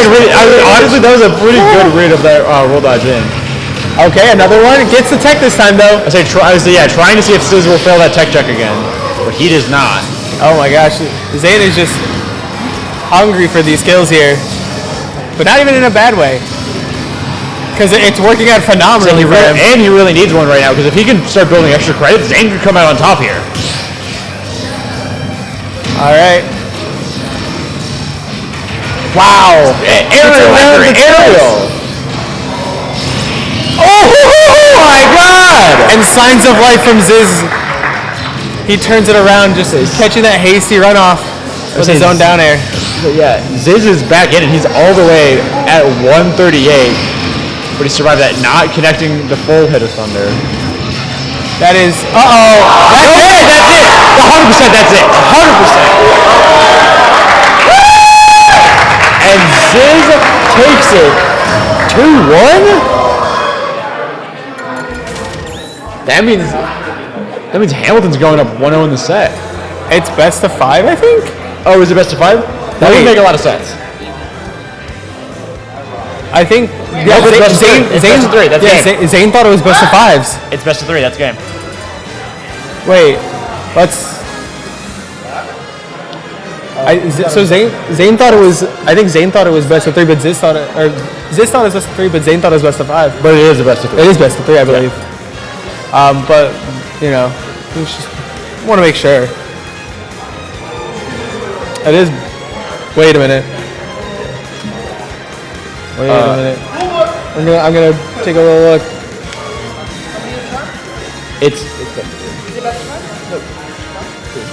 It looks like it says best of 3 here. Yeah, they were all best of 3.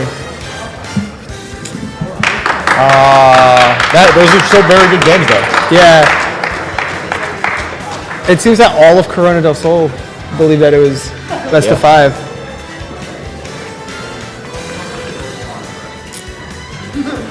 I just want to make sure. It looks like they're checking the rules right now. I mean, yeah, I understand. Checking what's written. Yeah. Oh, that is unfortunate. Yeah. Pikachu pick did almost work out for them, though. The Pikachu pick could have went absolutely crazy. Oh, here comes Andrew with the information. Why are they making Andrew the bearer of that? I don't know. But thank you, production. This is Andrew, guys, out there on the stage. Hi, Andrew. Andrew is our production guy. He is the best. Thank you, Andrew. The best. I would. Andrew's the Let's best. debate the merits. Let's go, Andy. Woo! Woo! Thanks, Andrew. All right, I think they are All right. setting up their next player officially. Yeah, it looks like. Oh, wait a minute.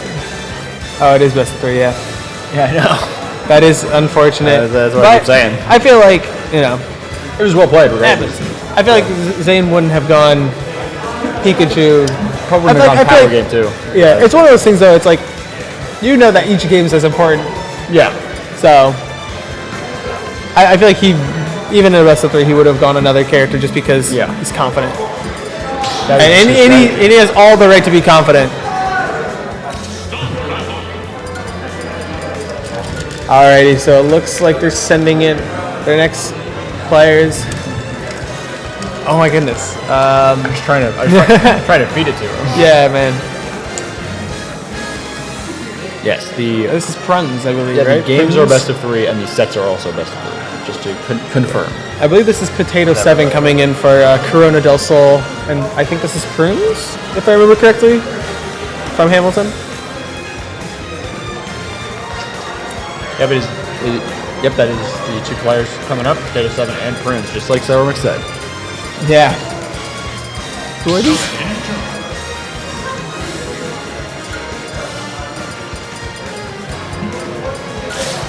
All right, Greninja Greninja Zelda.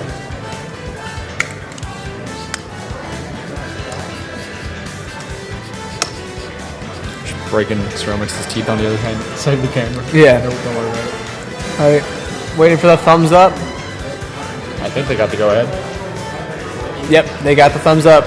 All right, bringing in set number 2. Yep. And with Corona del Sol with their kind of foot on the back pedal, whatever the phrase is, I don't remember. Whatever. Well, I think you would say that Hamilton has their foot on the gas.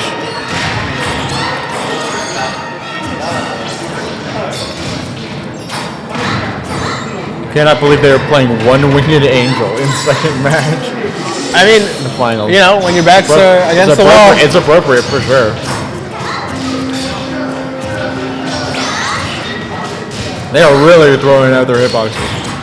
Yeah, because we saw Prunes in the first set as well. That Prunes tends to favor these high-risk moves such as Smash. fully charged shuriken, up smash, full hop forward air. There's a short hop forward air. Keeps tomahawking with full hop as well. There's also the occasional side beat just like that, yeah. Elevator, but not gonna kill yet. Potato does like to use that offensive up B. There's that elevator. Not gonna kill though. Not dead.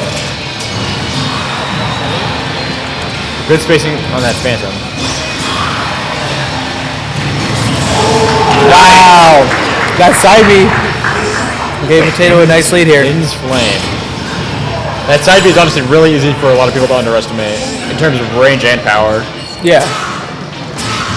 Wow, there we go. If at first you don't succeed, try again.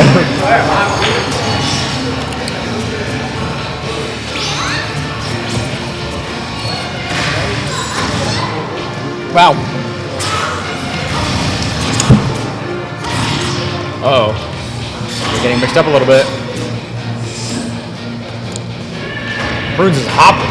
Yeah. He's kind of doing a little bit of movement here, a little bit of footsies, trying to psych him out.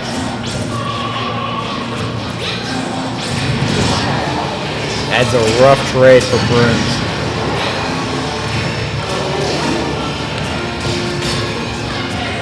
No sweet spot.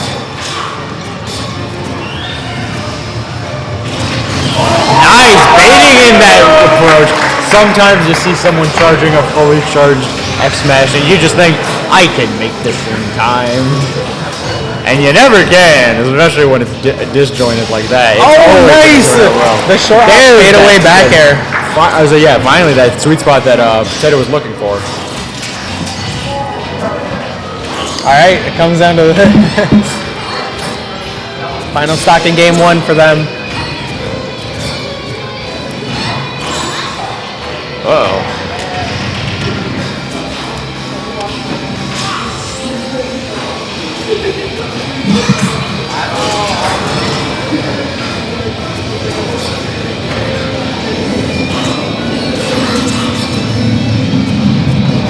Wow, they're just both the players are playing really well with their spacing right now, looking for anything. Almost Definitely. good with that forward air. Potato's been doing really good use of those special moves to just control space on the stage, whereas Prunes is using those aerials especially to just get out his disjoints and just cover his body with those water blades. Oh, it's getting intense for these players, and he's gonna play that smash. Yeah, I would say it was like too hasty of a counter and gets F smashed hard on the landing. Aggressive up B every time. Risks It's that it aggressive all. up B every time and you just get F smashed.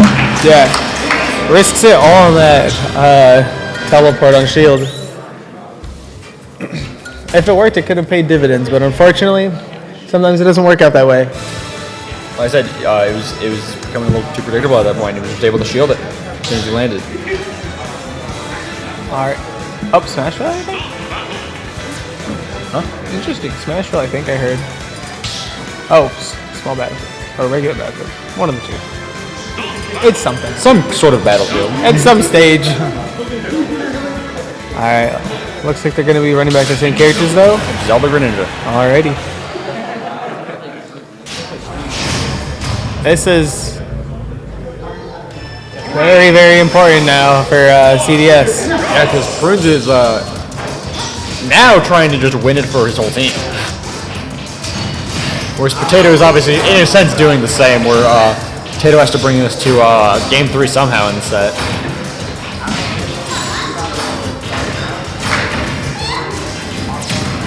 Nice, there's that side through. Oh my god. Wow. That's probably a heavy DI mix-up, to be honest. Like, I actually don't even know if he knew that he was going to get sent that direction. This is...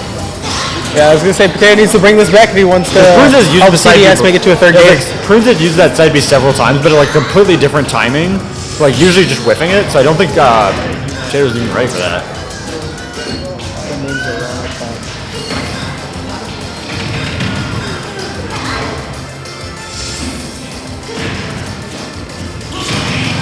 Oh. Just waiting a little bit. Mind games. Nice, Prunes catching that with an up smash. Yeah, I'm pretty sure he was able to get that out because I think Prunes is using Smash Stick. I think he's using Smash Stick because he's getting his fast reaction. That's actually a good point. Because he also got that S Smash out of shield. Yeah. For a lot of players, cool I feel like would have taken a little bit extra time. So he might be running Smash Stick to get these fast Smash attacks especially because he didn't charge it at all. You're right.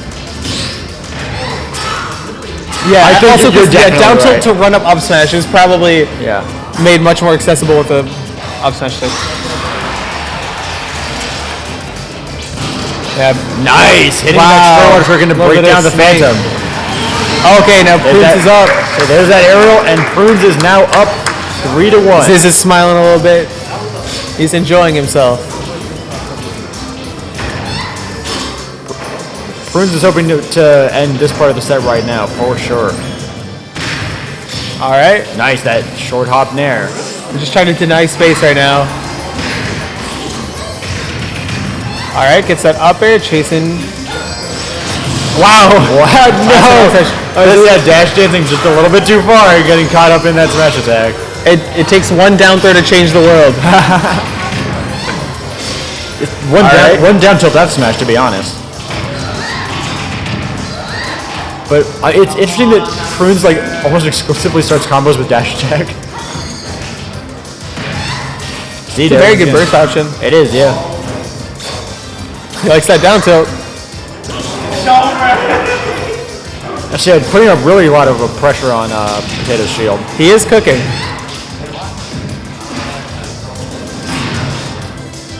Wow. Gonna have to drop down. Oh, nice. For the down air ledge, just trying to get a hit. Yeah, Potato's slowly climbing back though. He's starting to gather a little bit of momentum here.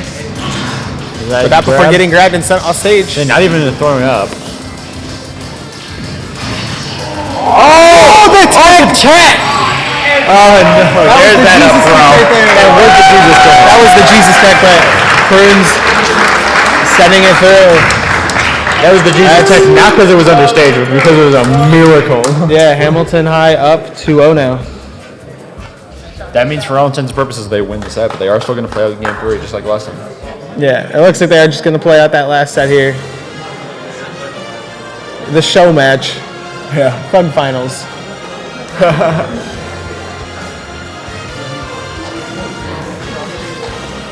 One more for good measure. And looks like Shen is going in to play against Fleur. Wonder what strategy Fleur is going to go with this time here. Yeah, because Fleur was in the last show match, basically. Yeah. Yeah. Fleur is he's the showman. A fan favorite, yeah. Crowd favorite. The people's Fleur. champion. The people's champ, yeah.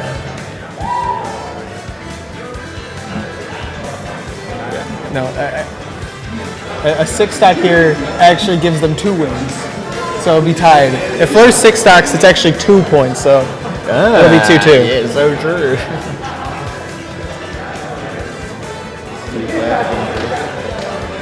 I say this is especially interesting because can you imagine if Corona del Sol goes undefeated their whole season and then Hamilton 3 of them in finals? That would be crazy. Yeah.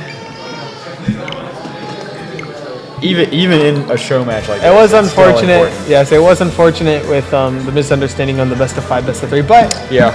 I mean, Like you said, it's probably not the hugest difference in the world. yeah. And I mean, this set will show it here. If it is a 3-0, then that kind of misunderstanding is just like a little minor thing. Yeah. All right.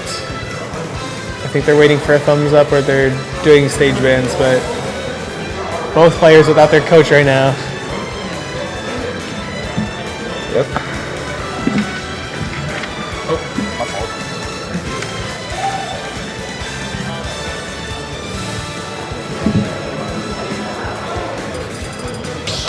All right, they're going to PS2 here for the final set of Smash Bros.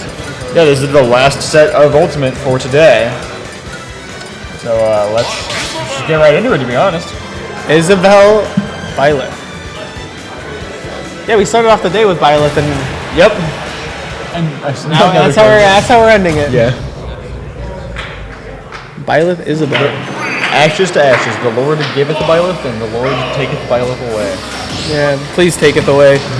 All right, Fleur and Shen, here we go.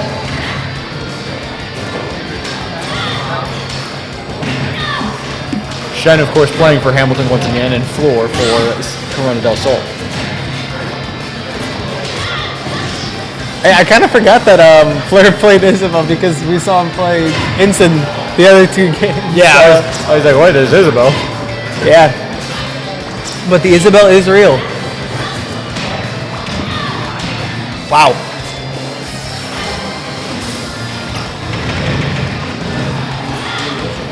Racking So up much mileage off of So, yeah, that so boy much rocket, mileage. as always.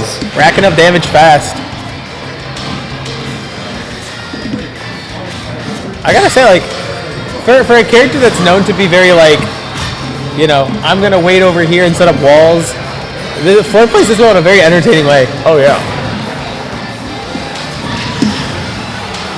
I really think the same is kind of true of Shen. Like I said, Shen definitely has a tendency to, at least this is what I observed in the first game that we saw him in. Shen really has a tendency to run in with those aerials and toss in some dash attacks for good measure. Where it's like, Violet is usually considered to have a more like patient, like hang back and back air playstyle.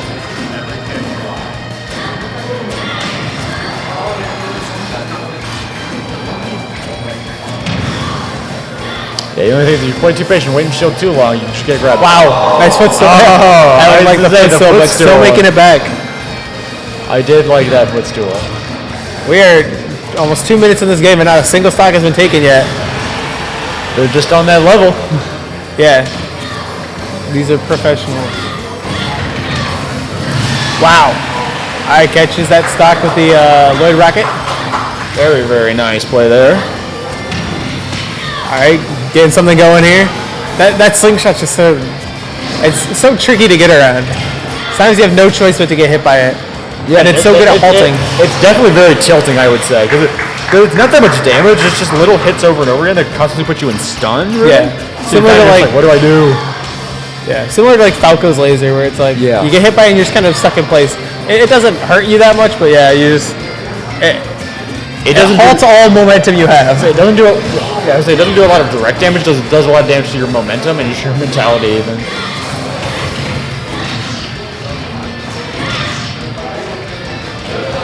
Alright, wow.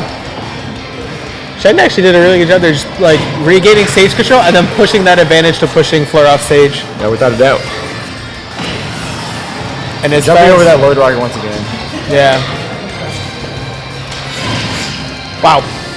I was also surprised. I just thought that was death. Yeah. I thought it extended the hitbox to kill.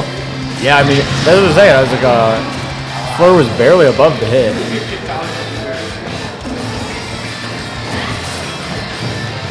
All right.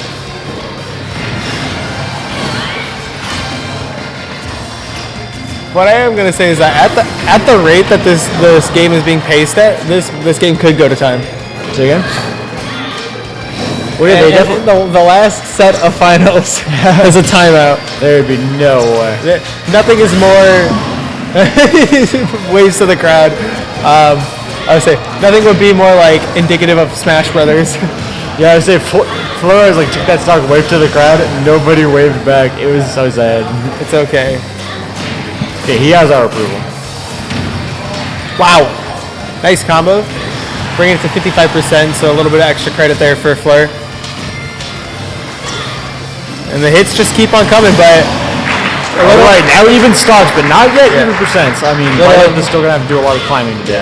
that fishing rod does make as well a bit of a, sitting duck when it just completely whiffs. Yeah, exactly. And especially if you're too far. There's If a you're lot too of close, she can end drag lag. it in and catch you, but if you're too far, there's nothing she can do about it.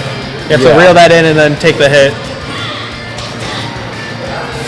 All right, nice back air from Shen. And the arrow to follow up. So going off stage for a down air. Missing both Creative. the ledge guard. That's Honestly, right. a ledge trap might have been more effective at this effect. Creative recovery right there. What is he doing? All right. Just like that, Shen takes game 1. Going down to game 2 now. Shen taking the first game of this last set.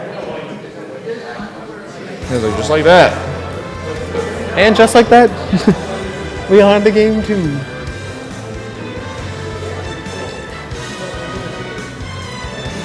We're fixing the curtains. Fixing the curtains.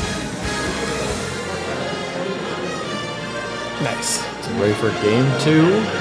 I am Series 3 I am so ready for game 2 of series 3 of finals. the finals of the AIA Esports State Championships. Super Smash Bros. Ultimate. I'm so ready. I'm so ready. I've been waiting my whole life I'd say for I'm this, way more for ready this than you this are. game actually. For game 2. I'd say I'm way more. For game ready 2 than you of set 3.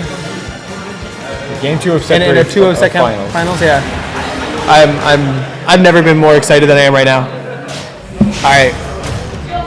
For a second I thought I saw Captain Falcon, but I think I'm just crazy.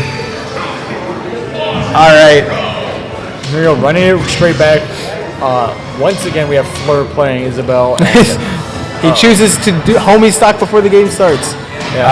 how courteous. Yeah, keep the pressure on the center stage.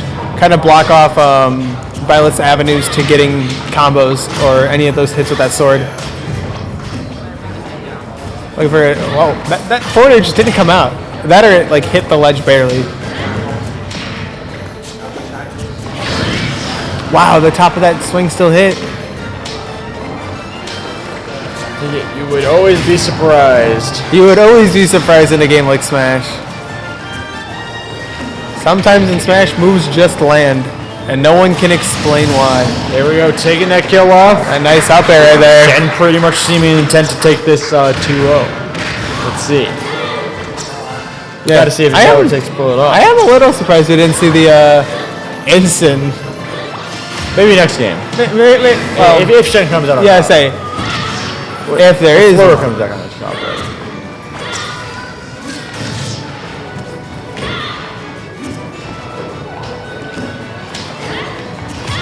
Both players kind of scrapping at the ledge there. Fleur coming out on top.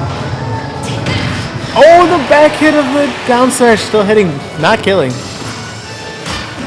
Let's see, alright. Waiting for that ledge trump. Fleur again going super deep. Wow. No, up throw. Yeah, I mean, that's the thing. I was like, where's the... Oh, here's the Wabell. The Wabell.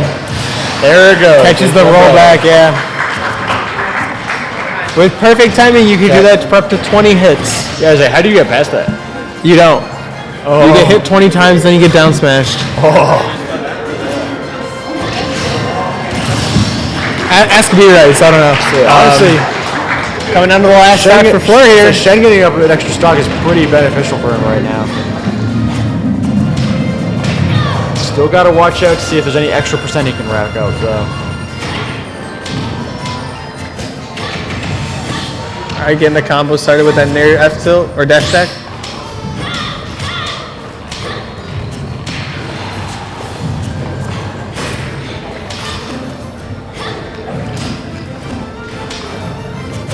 I think this is where you go for like that. I think this is where Shen goes for that like big play just to be like, it's over, it's all over. Gotcha. You know? All right, Shen is definitely hoping to end this, but a nice Fleur dash is attack. staying in it. There's that up. Where's the wave? No wave. We got no wave. No wave. No wave. He's taking it seriously now. Wow. Yeah, Shen mean. He said this is serious business. Yeah, Shen and Fleur are serious right now. Never did I think I'd see the day where Fleur would get a fishing rod kill and not wave to the crowd. But here we are. He's such a changed person. Violet Change is still a person.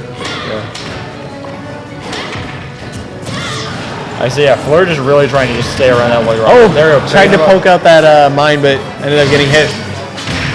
All right.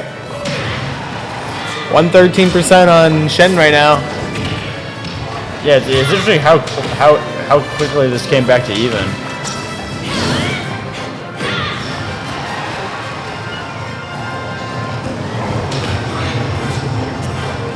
So again, just playing around that wood rocket so well. Here comes the arrow.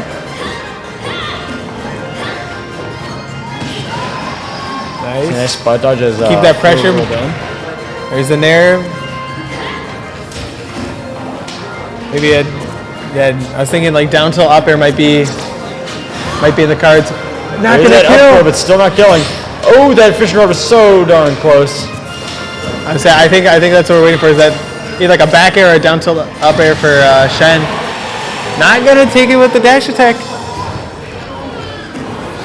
But it is still as close as ever. 135 to 140, all tied up, and honestly, all right, going under the stage. Down air. And that is the set. That's the whole thing. That's it. It's over. Curtains. Bobby Scar. Curtains. Bobby Scar curtains. Yep. Yeah, it gets the grab, and then with the re-grab, you don't get to regain ledge invincibility, so... Now, if I'm not mistaken, that's the set 3-0 for him. That is a set 3-0. 3-0 win for Hamilton. Hamilton is going to be your state champions. Now, here comes Evan. State champion, Hamilton High! Congratulations to you guys. You played a great match. Congrats to Corona for making it this far. But coming out, we have some folks from PVCC who will be giving us our awards. But first, while they're getting everything set up, we're doing a little bit of an interview. How do you guys feel?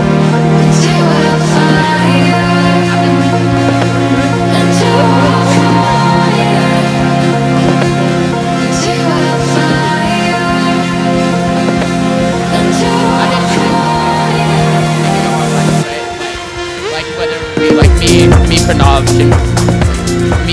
Shinzi for sure, then for like Shinzi, then for me, then for Nov. But we decided that like if me and Nov went first, we'd probably end up at win. So that's what we decided to go with, and I'm glad we did because the other first play was very good, and I don't think like our other team members would be like. Come on, you gotta they could have beat him. They could. All right, well that's it. You guys ready? All right, let's give it up one more time for Hamilton High.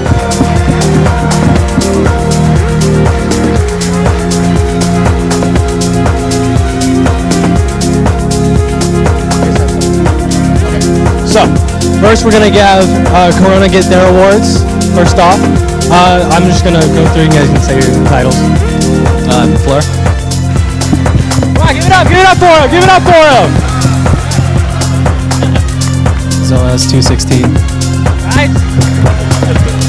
It's awkward, but it's the way it works. Yeah. Zane 08.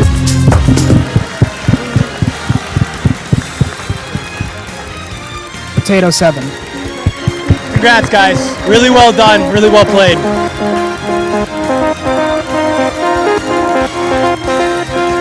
Pose, guys.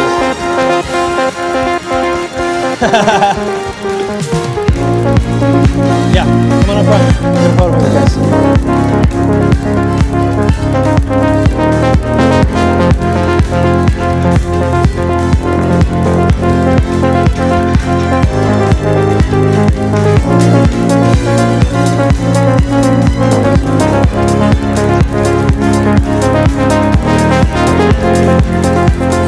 Guys, give it up one more time.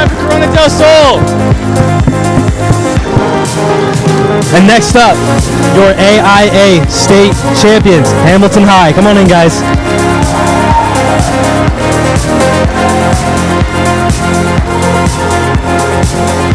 I will hand this off to you. You guys can say your tags and which one. Easy. Bruins. These don't know.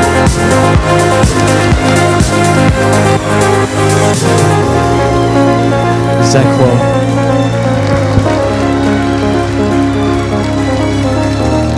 Congratulations, guys. You did very well. Congrats on the win.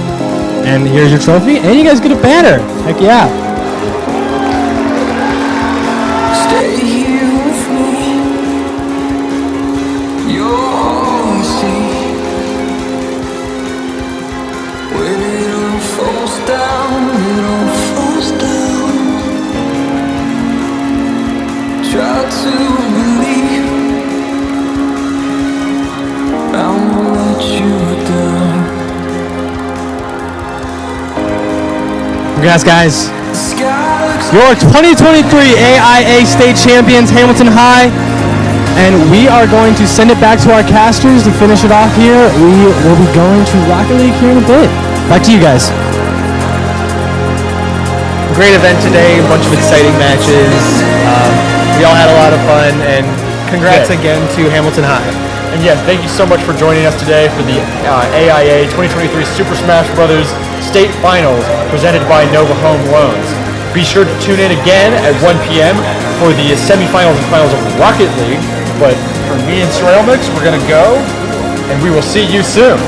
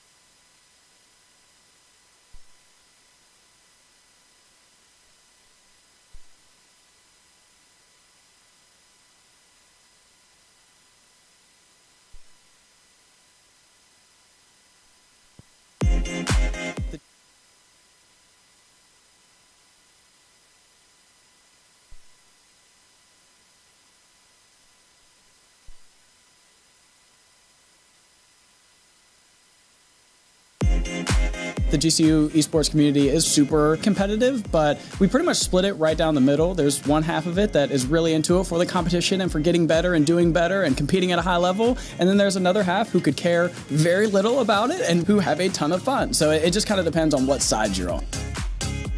We have about 14 competitive teams competing across 14 different games, and we're looking to add about 3 to 5 more in the next couple of semesters.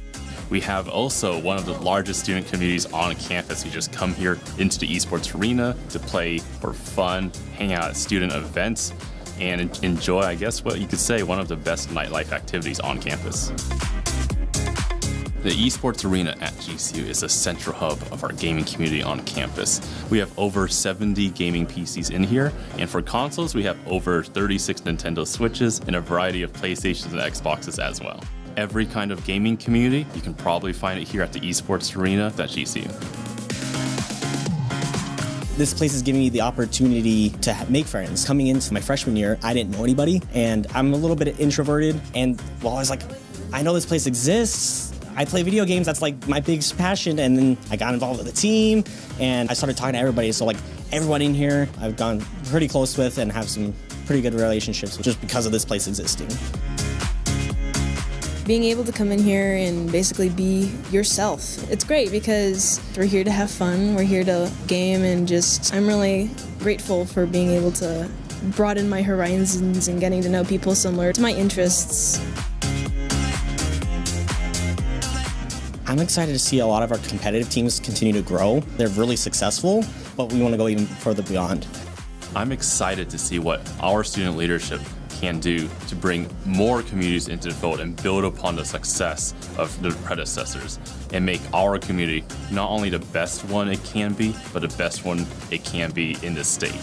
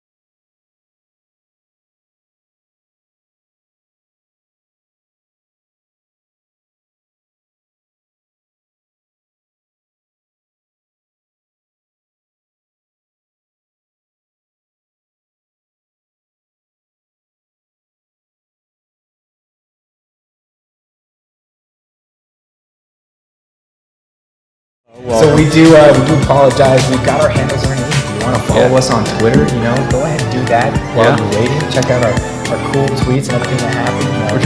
And it's exciting that we're telling this to them now because it does seem like we have a rowdier crowd than we had back when we were doing Smash. Yeah. So let's hear a little more crowd noise. I don't know if you folks can hear that, but it is loud in here. That is what we like to hear. Excited. I personally have not gotten the chance to cast Rocket League in a very long time. Yeah. I've had about 7 years of Rocket League experience under my belt. I'm excited to give intricate details and plays, make certain call-outs, for those experienced players in the crowd. If not, we'll keep it a little easy, make sure everybody knows what's going on, not to make it too difficult. But how are you feeling? 1 to 10 scale excitedness for this matchups. For this matchup or for tonight? You know what? Give me it tonight. Just overall, that's like an 11. It's an 11. It's over the 1 to 10 scale. Yeah, I'm excited to cast Rocket League, cast with you, cast for all these lovely people in the crowd, and just see what these young players can get up to. Yes, and we've got quite the resume under Brophy College Prep's name. No, yeah, honestly, when we were looking through our caster notes, this was the one thing we kept going back to. Yeah, and I'm looking at, for Rocket League, League of Legends will be aired after Rocket League, for those of you wondering, where's League of Legends? And if you did miss it, no, we're going into game, folks. We're already underway. All right, here we go. That's a way to start the night. And so Brophy will be the orange team. So keep an eye out for that as Pueblo is on the blue side. Brophy's already all up in Pueblo's goal, and they are clearing the ball. Good clear right there. Brophy will take charge right here, taking control, and Pueblo will stop it.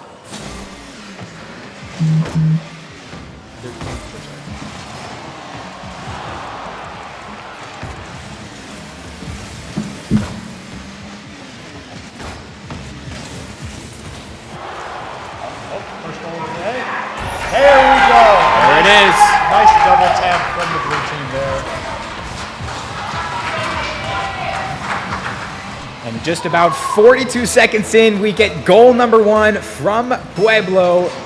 Let's keep this show on the road. And a quick kickoff right there. Brophy will take it up the wall. They'll try to center it middle. 2 jump.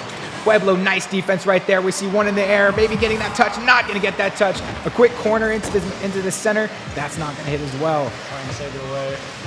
Bring it back to center. Clearing the ball once again. Barely missing that goal, but wow! And getting it cleared right away. A good clear right there from Brophy.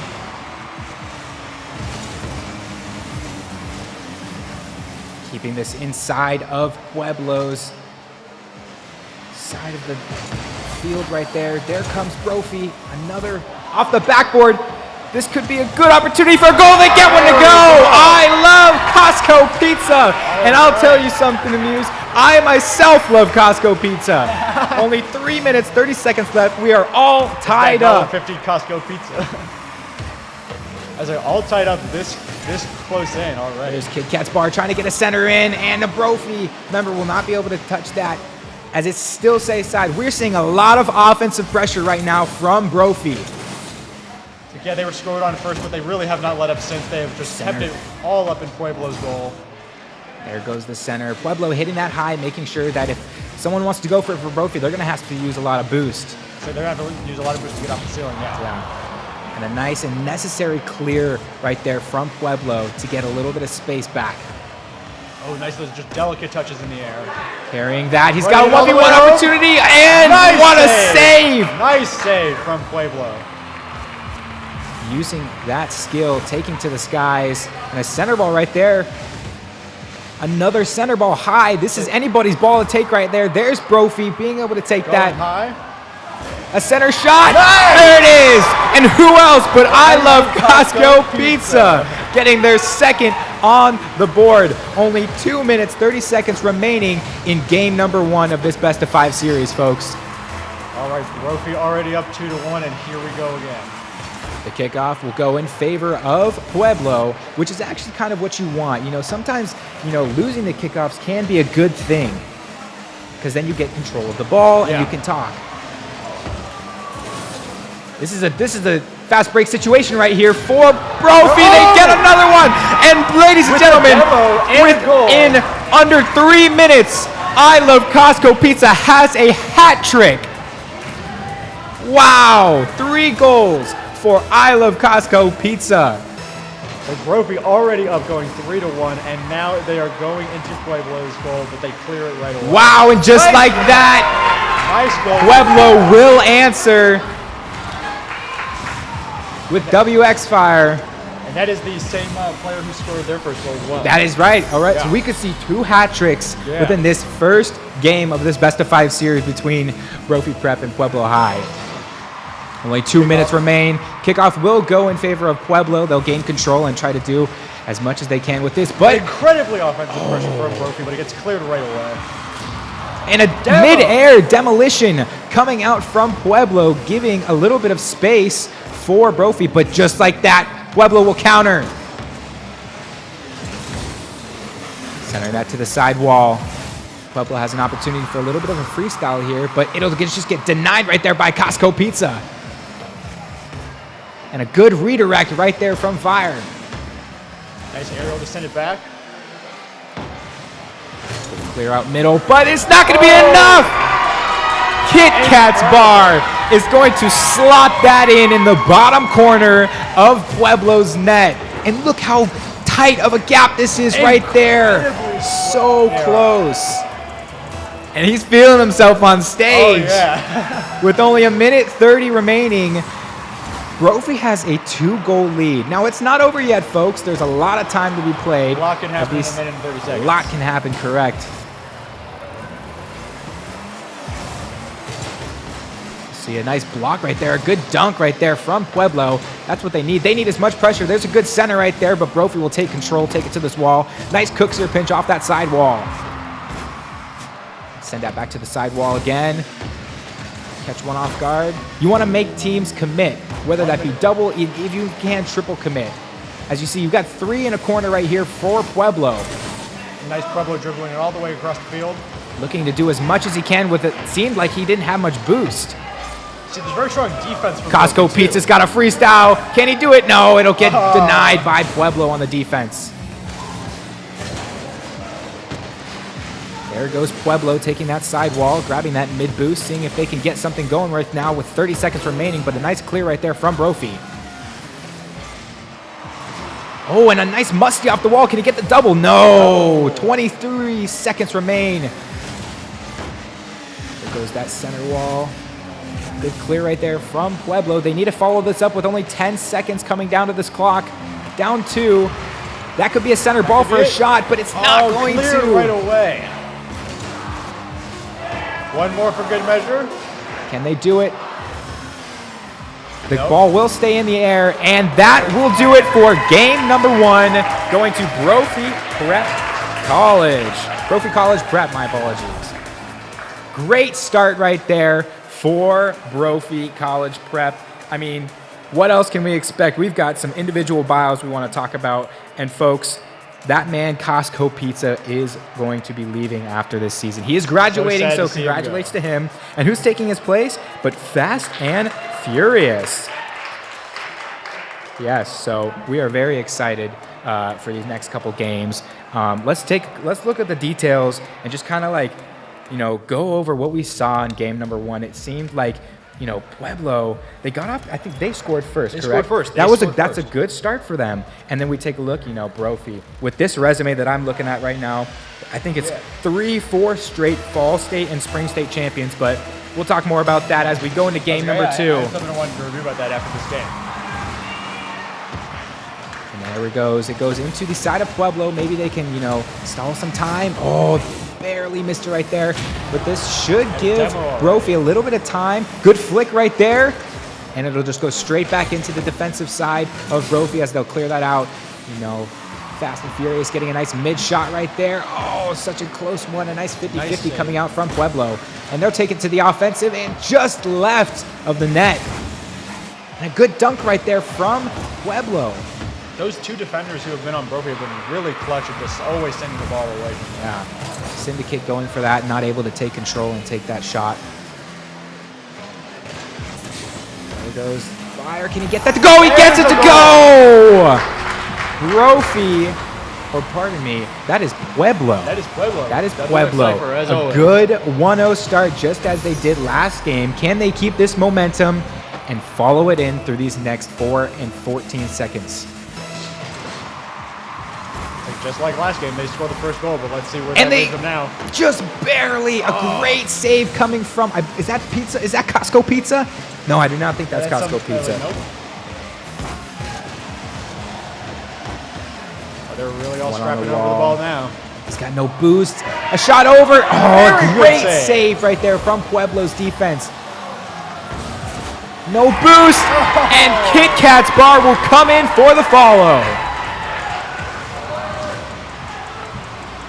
Just like we were saying last time, Pueblo takes the first goal, but Brophy starts to bring it back. That's right. And so what Brophy was doing right there is they were boost starving Pueblo on defense. You can see both defenders right there seem to struggle to get to the ball because they didn't have enough boost to get there. So it's very good, pick up those penny boosts around as Pueblo gets a nice clear into the defensive side, and they're going to be able to get there. Oh no! An own goal unfortunately comes out, and Nyla will get a cross-field goal. Wow.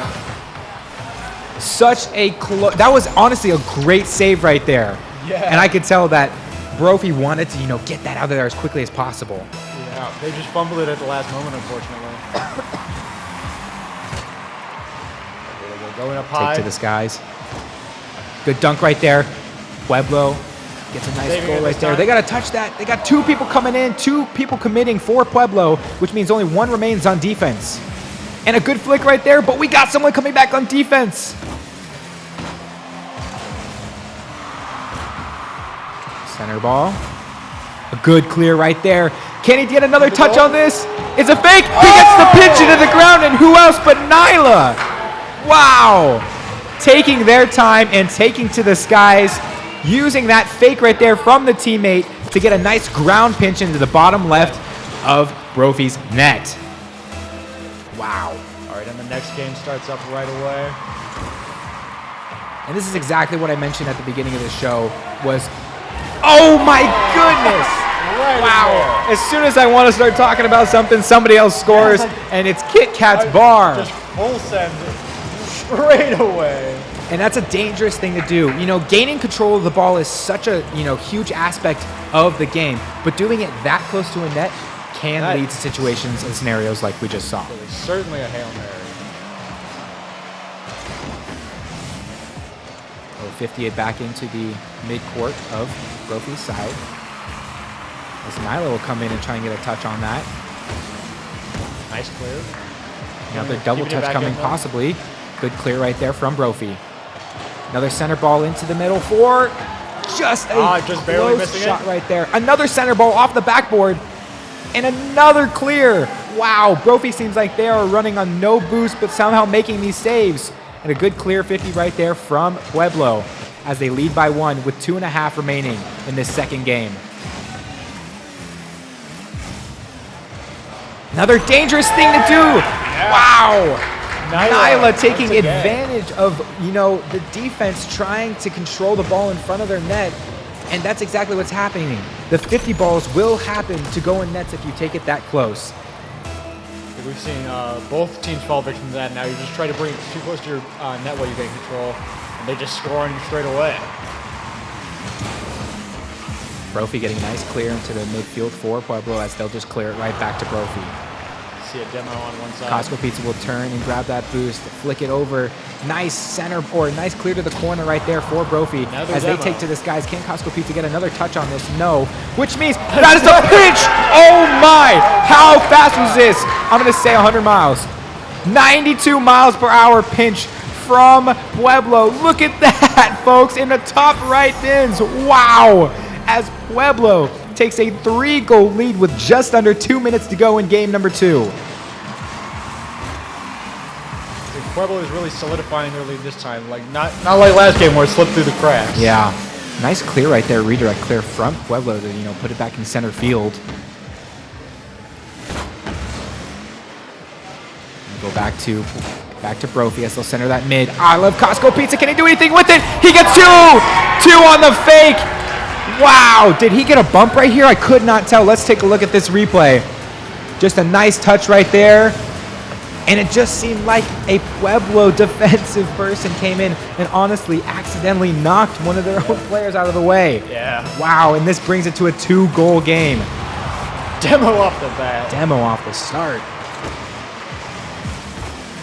Trying to gain control as this is in Pueblo's side. It looks like Brophy might be gaining some momentum right now and keeping pressure on.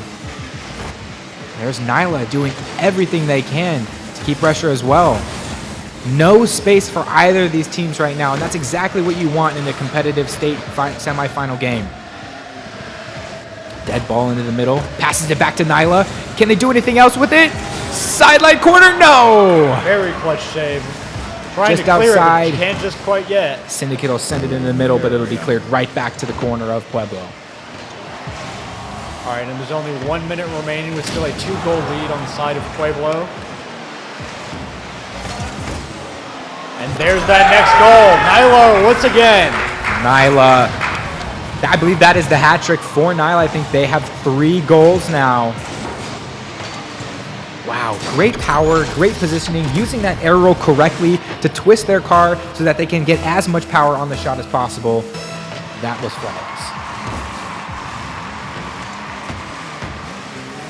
Only 45 seconds left on the clock. This is looking more and more difficult for Brophy to take this game. Good demo right there. Maybe they can get a follow-up demo in the backfield. Nyla getting a clear right there. It'll just bounce right off the back wall. Nyla going to stay with it, get a nice flick towards the middle, but Brophy will just clear that back out. Costco Pizza, can they do anything with it? This is a free ball right here. Oh, and a great clear right there from Pueblo to just stall as much time as possible with this 3-goal lead and 15 seconds remaining.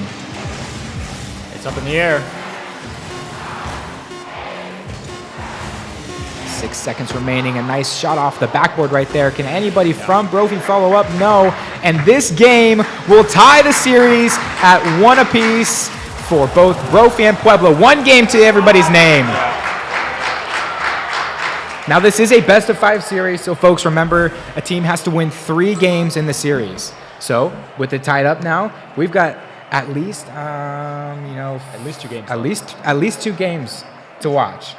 But I have a feeling it's not even close to over with how these teams. I know. I think this could go to a game 5. Oh yeah. Both of these teams, as soon as one gets cooking, the other one starts looking, and they just kind of get a little bit lost in the sauce. You know what I'm saying? But yeah, wow, just all around great performances so far. That goal especially, like practically slotting it in the top right corner. I wonder how to say their name. WX, is it Wolfer or Wifer? I think I said WX. I said Fire, I think, one time. So maybe we can get a little eventually one of them correction check on that name so that we don't and then we can say we got say it incorrectly.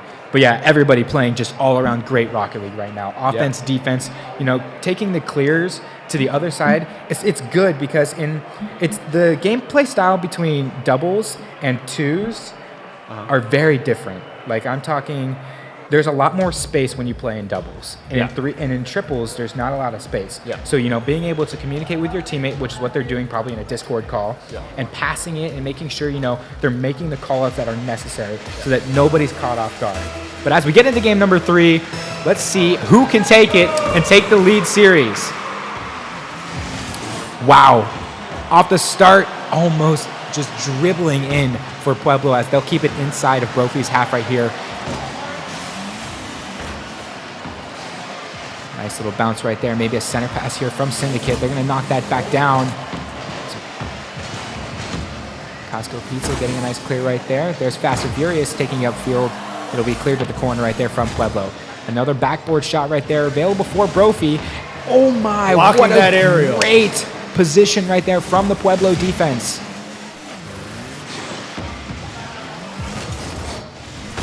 Shot on goal right there from Fast and Furious. Not able to make that one go, but this should go back in possession of Brophy, but that'll just hit the ground. Unfortunately, a nice little pinch off of the front of the car.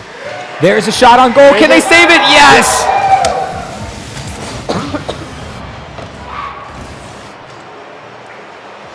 This get cleared back into Brophy's half right there. So all 3 of Brophy players are in the corner. They need to spread out just a little bit to create some more space. Costco Pizza taking a 1v1, 50 into the middle. Following up, no, a clear off to the side corner right there for Pueblo as they'll take this into the midfield. Nyla doing everything they can. Nice little fake right there, but getting to the corner back.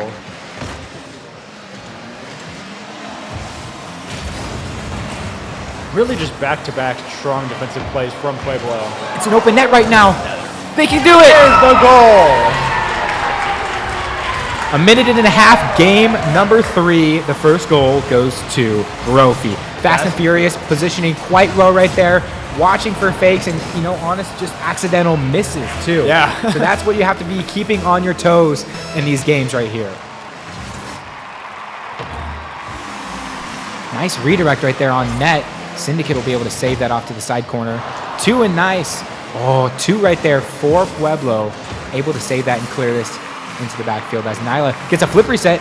Is going to backflip into that. Wow, close one right there.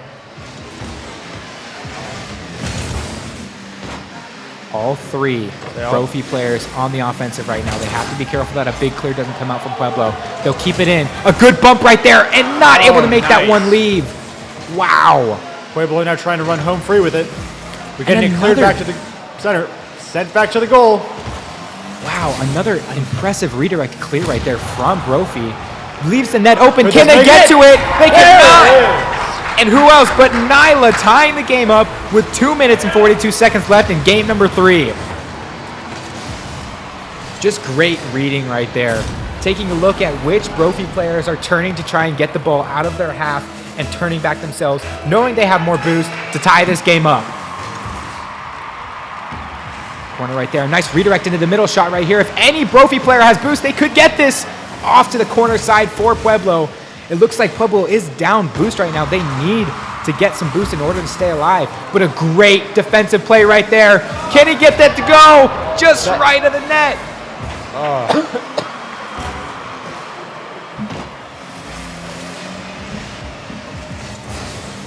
Good clear right there from Pueblo. Back and forth this game goes. 2 minutes almost on the clock. You can hear them comment on stage right now. They're telling each other, hey, I got this. Don't worry, but it's an open net. Can they get there for the save? No! Syndicate shoots it from midfield of his own half to put Pueblo up 2-1 in game number 3. In every game so far, Pueblo has just taken a lot of these long-distance shots from across the field. Whereas you often see Brophy often acting on the offensive, just using their boost while they're in Pueblo's territory. And so far, it's just working out for the better for Pueblo. Yeah. Offensive pressure, such a great shot, but wow! An incredible redirect, just as we say it. The offensive pressure works out for Fast and Furious, and he freestyles from his side of the half. And he's using his arrow perfectly right there to direct it into the right side of the net to tie this game up with just under 2 minutes to go. Just some great plays from both sides as we see that tie play out. This is in favor of Brophy right now. Brophy, they can't connect on that one, but a good clear right there and a necessary one from Pueblo. That's going back middle, and an incredible redirect from Pueblo. Oh my goodness, this is Rocket League. Wow! The gentlest touch. You're correct. That is that positioning of the car, being able to fly. This is what I say when I say that this game is so mechanically advanced. Yeah, you said it's the most technical game in esports. Good passing plays right there.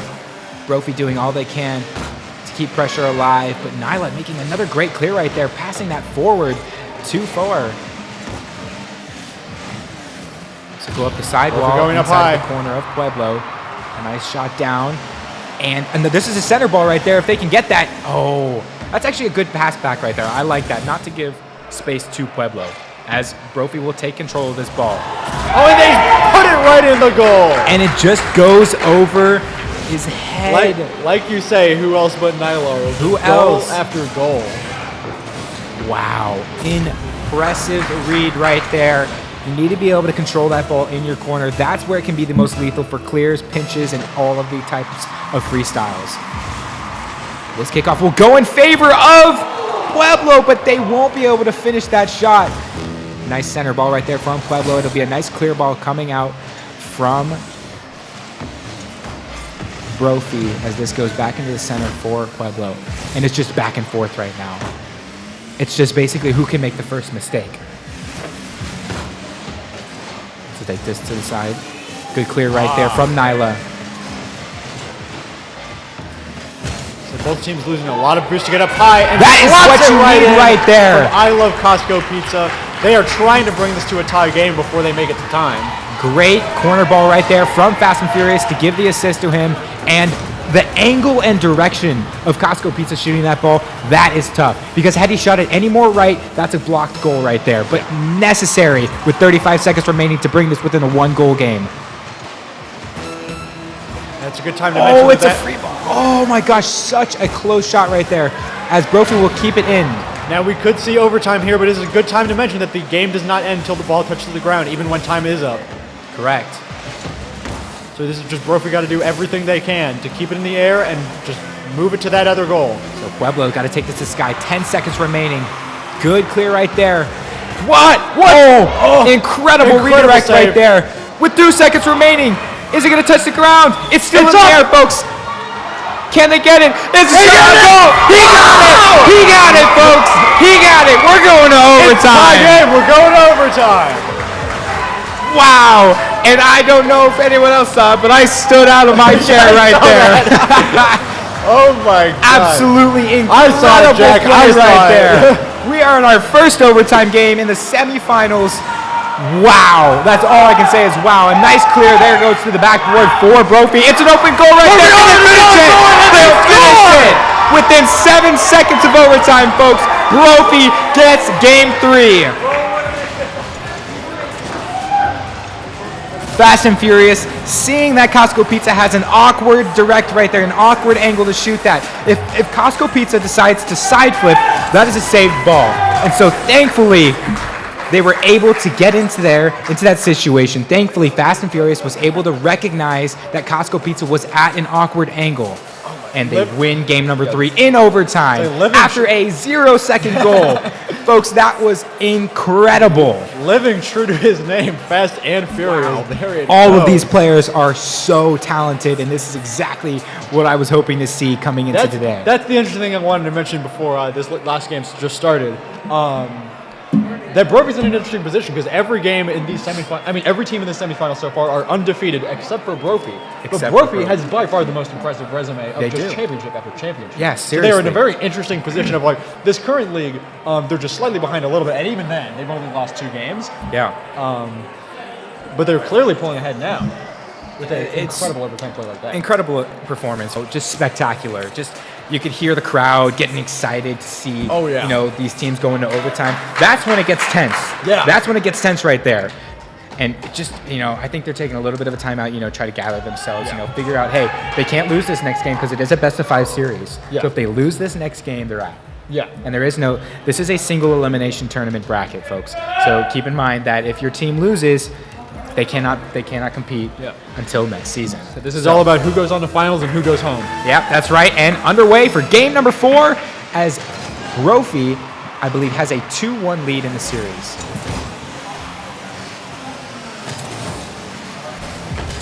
A good start right there for Pueblo. Offensive pressure. You want to come out swinging right now this late into a series with your season on the line. Kit Kat's Bar doing all that they can, having 97 boost right here for Costco Pizza. This is a shot opportunity for Costco Pizza. He gets it on the right side. Having full boost in a situation like that, it really pays off. Look at that, turning his car 90 degrees to the left and then front flipping using that air roll right or air roll left. I say right in between the two defenders. Right in between, splitting the defense, exactly what you want 30 seconds into game number 4.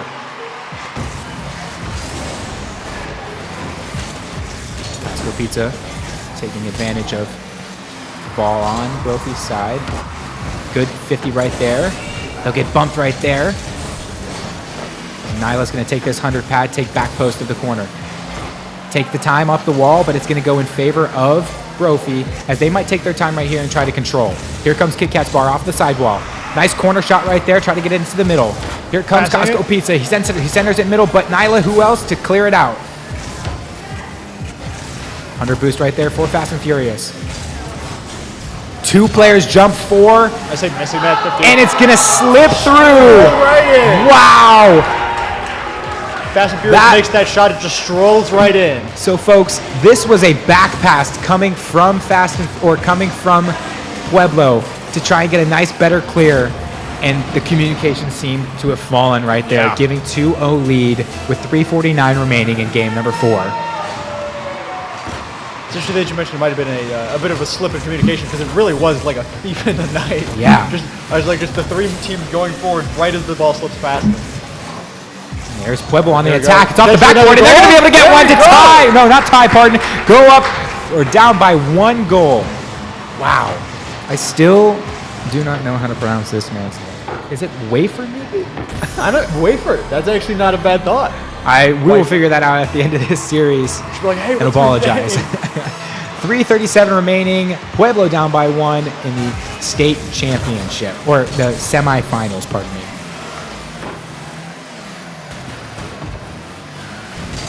Saw that Taking defender their time. lingering right into Pueblo's goal. This is good spacing right here from Brophy. You can see they've got 1 mid. He's going to take the Boosting lead up. for that. That's a bounce shot. Can he catch it? He's not going to be able to touch that, but an incredible save, and he's not going to be able to save it anymore. There we go. Kit Kat's bar seeing that just barely. Pueblo was barely able to get this out. And who was that saved that? I can't tell, but oh man, such a great save right there. That was Syndicate who got a little touch on that. Just not enough. And Brophy already up 3-1, but there are 3 minutes on the clock, and we have seen how much can happen in just 20 seconds. And folks, just getting word, it is Wolfer, not Wafer. My apologies. But now we know, so we can hype them up even more. Go Wolfer! We'll make up for the mispronunciation. Don't worry. Don't you worry. Syndicate on the attack right there. There's Wolfer right there doing all that they can. There's an open shot right here for Pueblo, just off the sidebar right there. As Fast and Furious is going to take their time, collect this ball. Nice flick right there, but blocked right there as well from Pueblo. Wolfer trying to position 3 the in ball. the corner right there. Good spacing right here, right now from Pueblo. Trying to tie this game up or at least get it within 1. 50 to the side corner right there. That'll get sent to Fast and Furious. Costco Pizza, can they get that? No! Just off the side wall. Here's Syndicate. Syndicate Good clear right at there from 95 Wolfer. boost. Syndicate will take the back goalpost wall. And a nice clear, unnecessary clear right there from Nyla to send it to the opposite corner. Free ball in the middle, anyone's game. This is an opportunity right now. It's a 2-on-1 opportunity. No, Wolfer has a Just chance. too high. Kit Kat Bar will take it. Costco Pizza wants it. He said, I want it. And a good save right there. Again, necessary from Nyla. Wolfer, can they get it? Oh, almost got the double touch. Almost got the block on his own teammate's shot, but didn't. I was so close right there. No boost. Syndicate coming in after. Wolfer has no boost right here, but he's staying on the offense. A lot of cars on the field with very little boost at the moment. That's a good. Here we see Costco Pizza still at 75. Center ball right there. That's Wolfer. Fast and Furious will get a touch to the side. Costco Pizza gonna knock it back, but no communication right He hit there. his own teammate.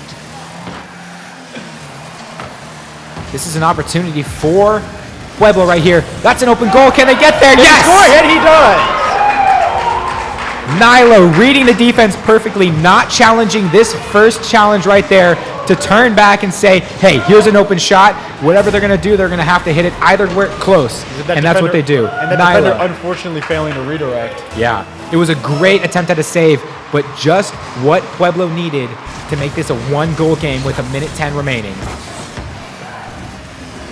Wolfer just missing that, unfortunately, which leaves Nyla the only defender left. Wolfer needs to be able to get this clear with no boost. Is it good enough? It got over 1. That's what they needed. Kit Kat's Bar going to take this third-man position right here. Maybe take to the skies. He will. 53 seconds on the clock. Missing that aerial right there. I Love Costco Pizza shooting on net. No. Can they follow Fast and Furious? Fast and Furious! Yes, he can! And now it's a 2-goal game with 45 seconds left on the clock. And I know we just saw Brophy come back from a pretty dire situation, but 2 goals is a lot big of a difference than 1. Even with 45 seconds left on the clock. Yes, it is not over. but fast and furious, using all the right mechanics right there. This is an open net right now. Can they get to it? Nyla's going to take their time. Nice flick right there. Can they take it again? An unfortunate bump from a teammate as Costco Pizza is going to take their time. This is an opportunity again for Nyla to maybe come back. There's an open shot right here. Shoot it right now. They got it! All right, just like last time. 30 seconds on the clock, 1 goal game. That is Wolfer clutching up in time of need.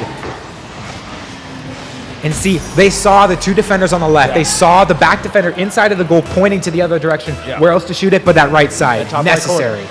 30 seconds remaining. 1 goal lead for Brophy. Wolfer will send that back to his teammate mid. Good communication right there. It's inside of the back line for Brophy. Now, as the more this clock ticks down, it might become another situation of having to keep it in the air. 15 seconds right there. Control for Brophy. Free ball right now. Syndicate gets a touch. Can they get a flick right here? There's still an opportunity. And Oh no, it's gonna get cleared! With 2 seconds left. Brophy is 0 seconds away from getting to the championship, and they do it!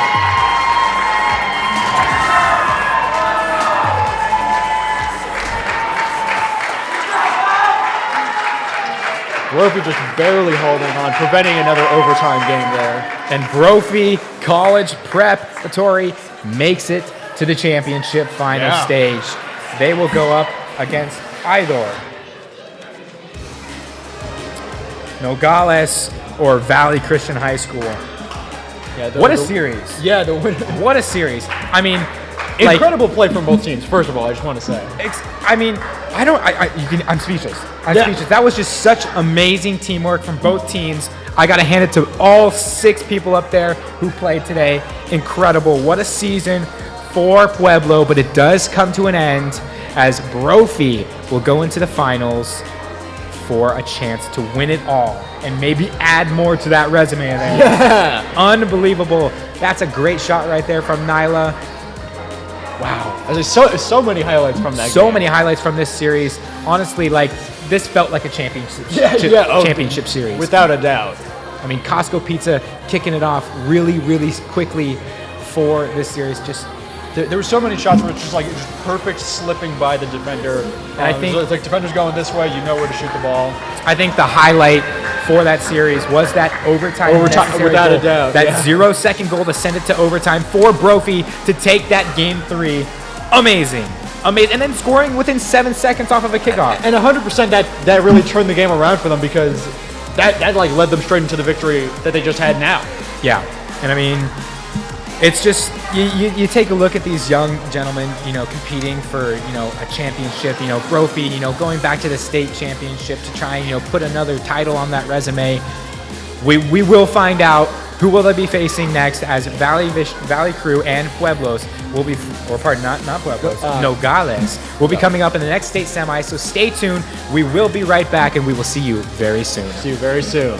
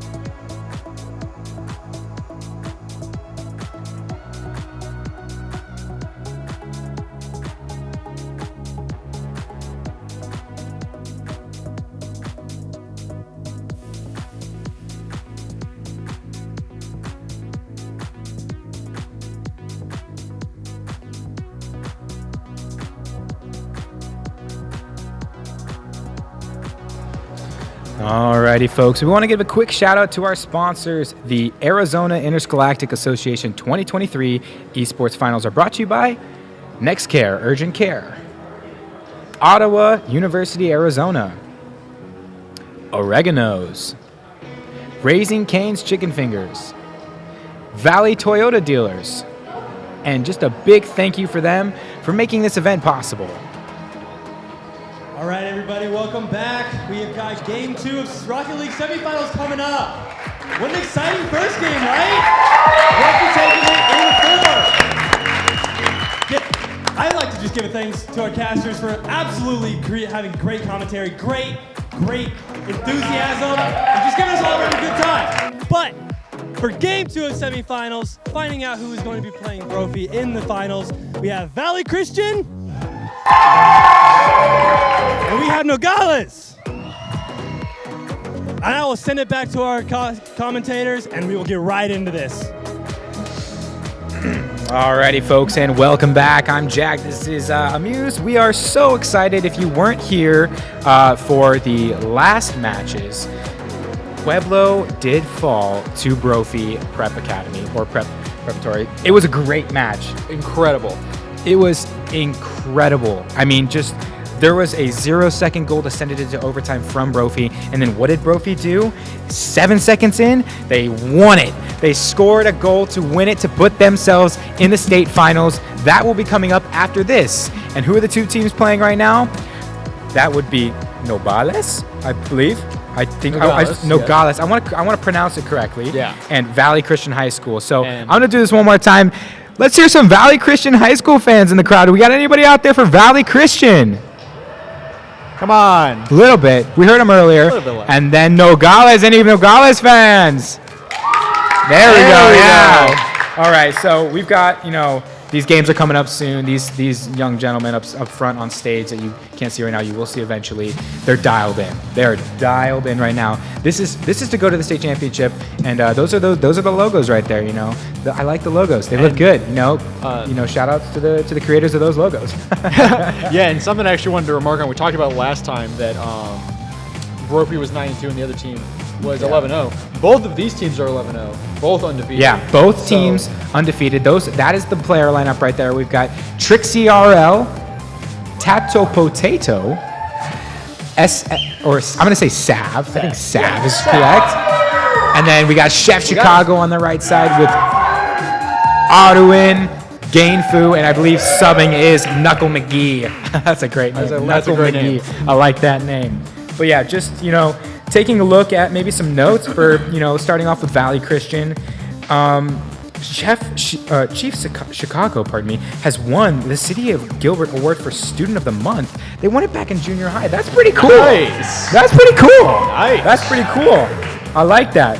And overall, all these players, just phenomenal Rocket League players right here. I want to take a look at, Gainfu, who also won the Horse Freestyle Tournament for the RL Summer 21 games. So I expect a little bit of mechanics out of Gainfu. I don't know if Gainfu can hear me up there, but hey, you better show us that freestyle. I expect a little bit of mechanics because freestyling in Rocket League is a pretty tough thing to learn. This is, again, we mentioned it in those last semifinal games. It's all about car control. Being able to control your car in the air and turning the right way. Getting certain resets and flipping. It's so mechanical. And as these teams set up, we could talk all about it all we want. But I want to know, maybe you got expectations. Do you got any predictions? Any gut feelings? That's what I was mentioning. It's hard to call because they're both undefeated. Yeah. It seems like they're going to be evenly matched because it's hard to beat the last set. Yeah. It's hard to beat the last. It is. Set. I expect great things. My hopes are high. My expectations are high just from that last semi. Exactly. Yeah. I was like, if that matchup played out like that, imagine two undefeated teams going head to head.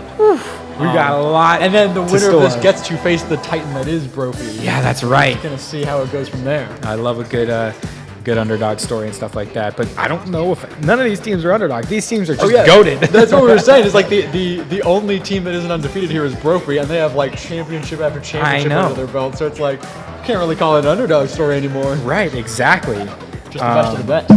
But yeah, it's just like every team here has worked so hard to get to this point, and we just want to congratulate all these teams that have put in the work, put in the hours, put in all of that time to get to this kind of stage and perform for friends and family, and for all of you viewers watching. So if you're watching, leave a like, make sure share the video around, because this is some pretty fun stuff to watch. It's electric, if I were to give it a word. But yeah, so we also just want to shout out to Ricardo Medina for Junior. He's leading the program to this success as a first-year coach. That's pretty impressive. It's tough for a first-year coach to reach a stage like this, I think. And, just shout out to him. He's given it all. He's given it his all. It's nice to see the coaches and the players putting in all of that effort. Yeah. Giving it out here all on the field. Yeah. But as we load this game up, all we can do is wait and just sit in excitement as these teams train, practice, get warmed up, because you don't want to go into a game cold, because if you go into a game cold, it's gonna sign in. Yeah, you gotta sign in. It takes time to get logged into your account and stuff like that. It also takes time because with each new time you're playing Rocket League on a new PC, you got to go through the tutorial. It's a little bit of a bummer, so you have to play the tutorial every time you log in on a new PC. And so I've had my fair share of struggles with that, but it's okay. You live with it. You live and you learn. But folks, remember, stay tuned. After this will be the state finals for Rocket League, again presented by Nova Home, and it's just following that will be League of Legends. And if you haven't watched League of Legends, it's a trickier game. Oh, yeah. But with our commentators coming on after the finals for Rocket League, I would say you will be just as engaged as someone like myself who has never played League of Legends in their life. But I have casted it a couple of times, and I've learned it a little bit. It's super fun. I am confident it will be entertaining. Yeah, and so you were doing Smash before this. Smash, yeah. And overall experience, how you feeling? How was that? Smash is obviously my main game. It's the most fun I've had. That's right. I've that's also right. done. I did a cold read for Overwatch. It was honestly just like a little test run through thing. And I've done that one. Yeah. Smash is obviously my favorite League game so far. And it's kind of the thing where I get to do what you're doing here for there. Yeah. Where you just be the expert, leading the conversation, leading the charge. Right. And you have someone else who kind of hops on, brings the energy, to keep pushing it forward. But honestly, I'm having just a great time here. It's so much fun. Again, thank you to PVCC for, putting this on for everybody. We want to thank everybody involved, all the crew backstage that you guys don't see, that put in so much hard work and effort to bring this experience to you guys. Just a huge thanks to all of our sponsors and everything like that. One other thing I want to notice, Valley Christian High School were the Rocket League State runner-ups in the inaugural season back in 2019. So they got a chance to, come back and... Yeah. And maybe get in there, but not to disregard Nogales. Also, they were runner-up last season in Rocket League. So the question is, can they take the gold this year? Yeah, it's like which one of them can bring back from that silver and That's turn right. it into a gold? That's right. But to get through one, you have to get through another, which would be Brophy in the finals. And again, we've mentioned it so many times already. But if you didn't see that, you can go onto YouTube and look at GCU Esports. You can go onto the PVCC YouTube, I believe, as well, and look at their live stream. Rewind a little bit and watch that Game 5 series. It was only in 4 games because Brophy did take it in 3, a 3-1 lead, or a 3-1 win in that series. And it was, I think just one word right now, and I said it already, just to describe this Rocket League scene: electric. I say electric. It's just electric. The noise and the people just yelling and just it's like this is exactly what you want in a land of Rocket League. Yeah, this is what I missed. And again, just so grateful to be back here. But any notes? Any further notes? Well, no, that's actually just exactly what I was going to say. Where I was talking about, I was like, Smash is the most fun I have because it's the most informed I am. Oh, well, never mind. We're back into Rocket League. We're getting into Rocket League. There we are, folks. Game 1 underway between Nogales and Valley Christian. And a quick start right there. It's for Nogales. It's Sav. It's funny because exactly what I was going to say is that even though that's a game I'm more experienced in, no game is as fast-paced and as electric as this one. That is and correct. That just goes to show exactly my point. I was like, right off the bat. Not even 5 seconds in. 5 seconds in, and we get a quick goal from Nogales. That's what we call right there. Offensive pressure. Wow. And there's Potato. Going to take this right side, maybe take a pass off that sidewall right there. Here comes Sav again. Almost got that block right there. And a good block right there as well from Potato. This will go to the corner of Valley Christian. as Arwen will take time to clear back mid to his teammates. There's Gainfu. This is that Gainfu man right there. That's the one I want to see freestyling. So We'll take this front edge you gave us post. all these expectations. You got to pay off now. Using the Fennec car for Gainfu. As this is a free ball right there, a necessary clear. I'm using that word a lot today, I'm not gonna lie, but a very much needed clear for Valley Christian. As this will go back into Valley Christian's hands and stay in the corner of Nogales. And Sav, there's Arduin, almost getting the block on that too. Good. Gainfu. I do like your word of the use, your use of the word necessary there, because like as much as you want to say like oh clutch or electric, it's like there's some parts where it's just like yes, that is the exact perfect It's precise exactly what play you you need. needed to do. Potato taking their time, 50ing it back into the center court for Nogales. It'll go into the back court for Gainfu, getting a touch in the middle, but just right back into the air it goes from Nogales. This ball has been in the air for like 10 seconds now, as it'll finally touch the ground from Ottoman, and it'll go right back into the air. Ottoman getting a nice demo. There's Gainfu. Can he get the double tap off the board? No, it'll be cleared to the side from Nogales. And another 50 right there. Need that boost right there from Trixel. Potato taking the mid boost. Maybe getting a freestyle. A little ceiling shot right there. A little too much power though. It's cleared across the field. Trixel hitting that back into the center right there. Valley Christian getting a nice little center ball, trying to get some pressure right now, as they are down by 1 with 2 minutes and 50 seconds remaining. But Sav gonna get a flipper set. No! And is that? Oh, I thought it was an open net right there. Trixel getting back on time as Potato will try to clear that into the mid. Nice demo right there from Sav. Good fake right there. He gets it around 1. It's an open net. No! Incredible fake right there as Potato will put that back into the mid. It's another mid. Literally it's another center ball. Such a perfect fake of your movement, but just unfortunately not able to fully capitalize off of it. Oh man, I love faking. When I play Rocket League, I go for fakes, and that was like so awesome. 0 boost from Chicago. Potato, can he get a shot on it? It's above the crossbar right there. He's not going to be able to let that one fall, as Sav is just trying to get back on defense right now. On offense, and it's Arwen. Wow. I believe that is the first goal from Valley Christian. That is the first goal for Valley Christian. 2 minutes left. So already so many close calls. Yeah, so what Nogales was doing right there is they were trying to clear that to the corner to be able to get that boost and take control of it up the wall. But it was just a little too powerful. It actually bounced off the corner into mid and let Valley Christian tie this game up. Ooh, Trixel blocking their teammate on accident right there, as Gainfu will put power into that as they'll take the corner boost from Nogales as well. There's Ottoman doing as much as they can. Chef Chicago getting a nice actual mid pass. Here's Chicago again. Can he get another mid pass? He's going to let that one fall. There's a shot on net right there from Nogales. That one won't fall in as well. Another shot on net, but there's Ottoman to send her into the middle. Gainfu taking control. No boost right now for Gainfu. This could be an opportunity for Nogales. There's a shot. Go right there to the top right fence for Trixel. Look at Trixie go. Using this communication, there's no way this was not communicated right there. Yeah. Wow. Perfect pass. Just elevating right now, making sure not to waste all the boost that they had, and just slotting that top right, giving them a 1-goal lead with a minute 20 remaining. Were minuscule boost. I saw one of them was like 9. Yeah. And the other was 15. That's Sav right there. Good amount of space and time right here for Nogales, but it'll get blocked by Gainfu right over to Nogales again. It's a shot on goal, but there's Chicago to send it right back into the middle. There's Potato. Needed that boost right there. This is going to... Oh, and that was absolutely crucial right there for Nogales to get that touch, or else that would have been a 2-on-1 for Valley View. There's an opportunity, and there's the goal!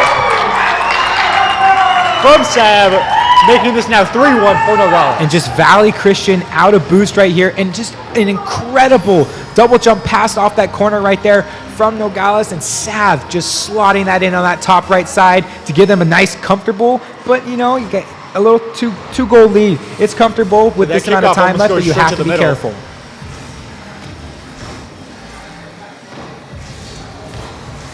Sav gonna take it to the wall. We'll get a nice clear shot into the middle right there, but it'll be controlled by there's an Valley View. opportunity This there. is a center ball right there. No touches from Valley View, except there goes Gainfield. He'll get that touch right there. Another center ball into the mid right here for All right, Potato. 30 seconds remaining. 2 goals to make up for Valley Christian.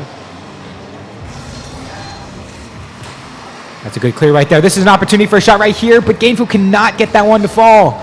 Still a strong save from Nogales. 50 right there. Game 1, 10 seconds just remaining. There's Trixie. No, can't get that center Nogales ball in. going for an extra Another goal. shot on goal right there. An incredible And save they right save it. there.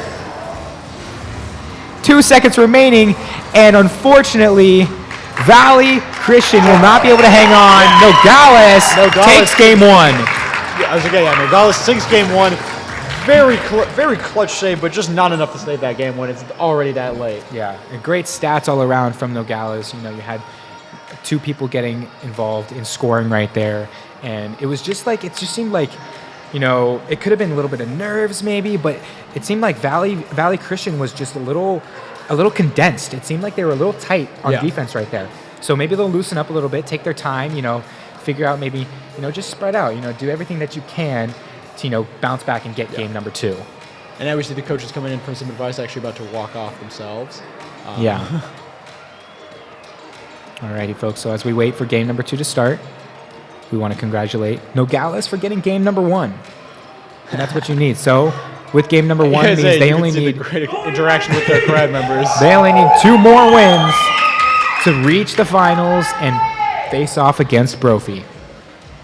That man. This does I'm put so Valley Christian in a excited. tricky position, and here we go to game 2.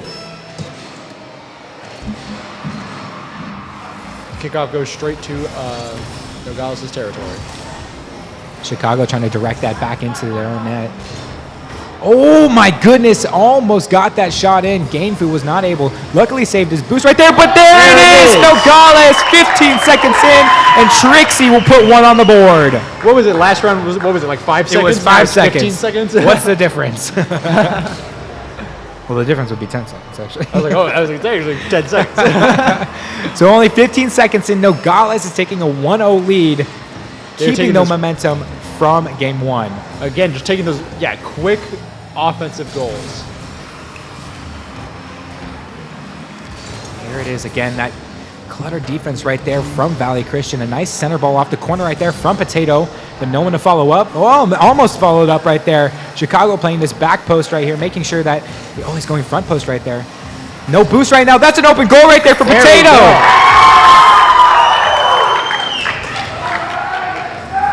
Now Nogales is up 2-0 in game 2. Still 4 minutes and 20 seconds on the clock. 40 seconds 40 in. seconds in. Unbelievable. Let's see if they can go for a third within the first minute. That would be awesome. Now, in regular Rocket League competitive, you can forfeit games, but in this competitive play, you cannot. Yes. So you have to play through the full 5 minutes. Well, I mean, hey, Valley Christian is still definitely Opportunity in right this. there for... Oh my goodness, just he that almost top did it. crossbar right there. I almost jinxed it so hard. Good fake right there to allow his teammates to get some space and get back right there from Potato.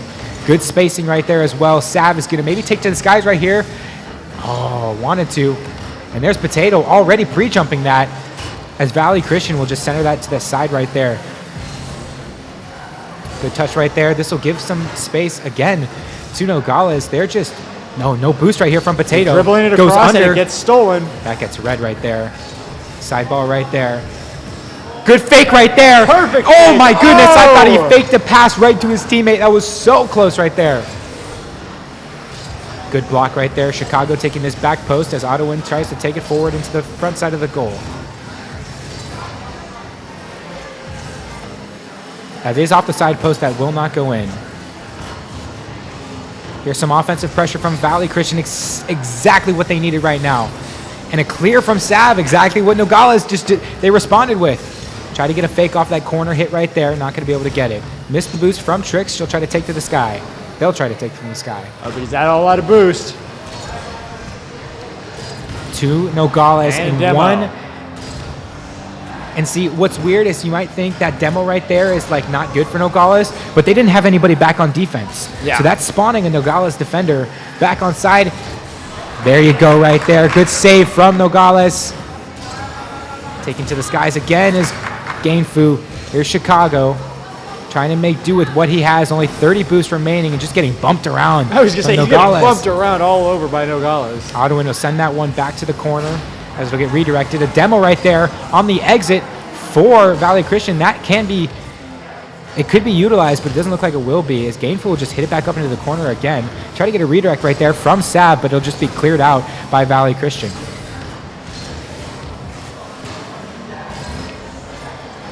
Nice high center ball right there.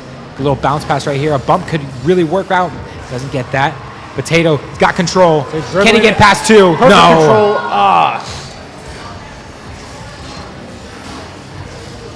Trixie. There's Sav. On the attack right now is Valley Christian. Not able to connect.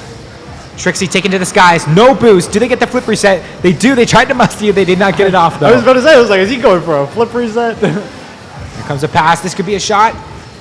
No boost right now. It's an open net. No, it's saved Very by close save. Nogales. Minute 20 to go. Passing it off that wall there, passing it around.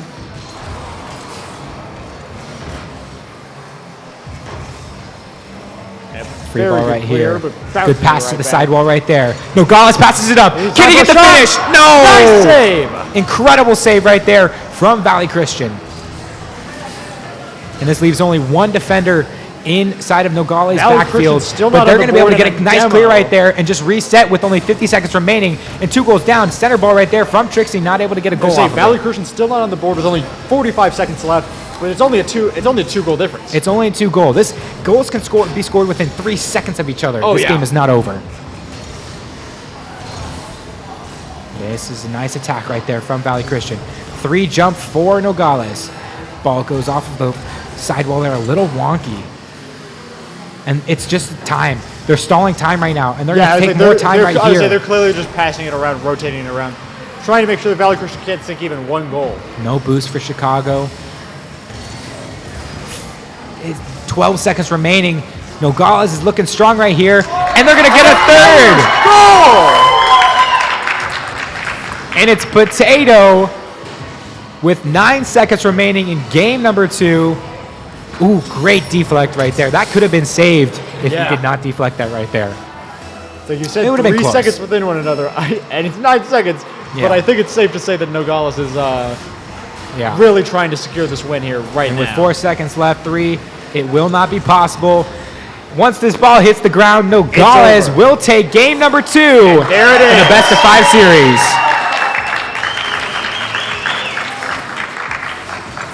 Say a much more dominant, but also methodical lead there, where it's just goal, goal. Let's just stall out for another couple minutes. No, yeah, as we like- pass back and forth, and then just goal to truly just sink that fate. That's right. And that means Nogales is 1 game away from the state finals, folks. They will face off against Brophy, but don't count out Valley Christian. Yeah. I saw life. I saw hope. They were finally getting it down. I They could really tell were. because the pressure they put on at the end right there, that's the pressure they should be using throughout the entire game. 100%. And I think if they can do that, they can give Nogales a little bit of a run for their money. Yeah, I was going to say, it's just the trouble of they have to win. Valley Christian will now have to win 3 games back to back. Yeah. Without dropping a single game in the series, whereas Nogales is just 1 away. Yeah. So it's like, even though Valley Christian I think is getting that download, kind of like securing that game plan of what they need, it's kind of just like, how much Yeah. longer could they push that before Nogales turns it right back around? And I love a reverse sweep just as much as anybody else. You know, anybody know the 2016 Warriors Cavs finals? You know, the Warriors got reverse swept right there. Or actually, I believe they were down 3-1. But you know, that's regular sports. We're talking esports, folks. You know, we'll stick it to esports. The Warriors? What are you talking about? But yeah, so a reverse sweep could come to Valley Christian if Nogales can't pull off another win. So we will await this next game, as you know, we're taking a little bit of a timeout, a little bit of a break. You know, make sure to stay tuned, folks. After this will be the finals, and then following the finals is the League of Legends final tournament. So I believe the semifinals were already played. Yes. So they will be playing. I think it is a best of 3. Really? I think it is a best of 3 for the League of Legends finals. So make sure, if you guys like League of Legends, if you like esports, you know, it's all about competitiveness. And, you know, if you want to watch that, say, on the subject stick of with Rocket us. League. But with that said, game number 3, can they do it? Nogales get to the finals. I was going to say, on the subject of like Rocket League for Valley Christians, like, to be fair, nothing will stop a win streak, like just one loss. Exactly. Tricks like- will take to the sky. Get If another they- touch off the ground right here. A good bounce pass right there. Can it get another one off the top? And no! Nice save from Incredible Valley save right Christian. there. And another incredible save right there. Potato going to take this mid boost right here. Try to do all that they They're can. really- This is coming off the side. Nice down pass right there into the corner. Really focusing on the defensive coverage right now as close as the ball is to their own goal. Sav waiting Can for they a touch. clear it out first, though? Tricks blocked. getting that touch right there. There's Sav.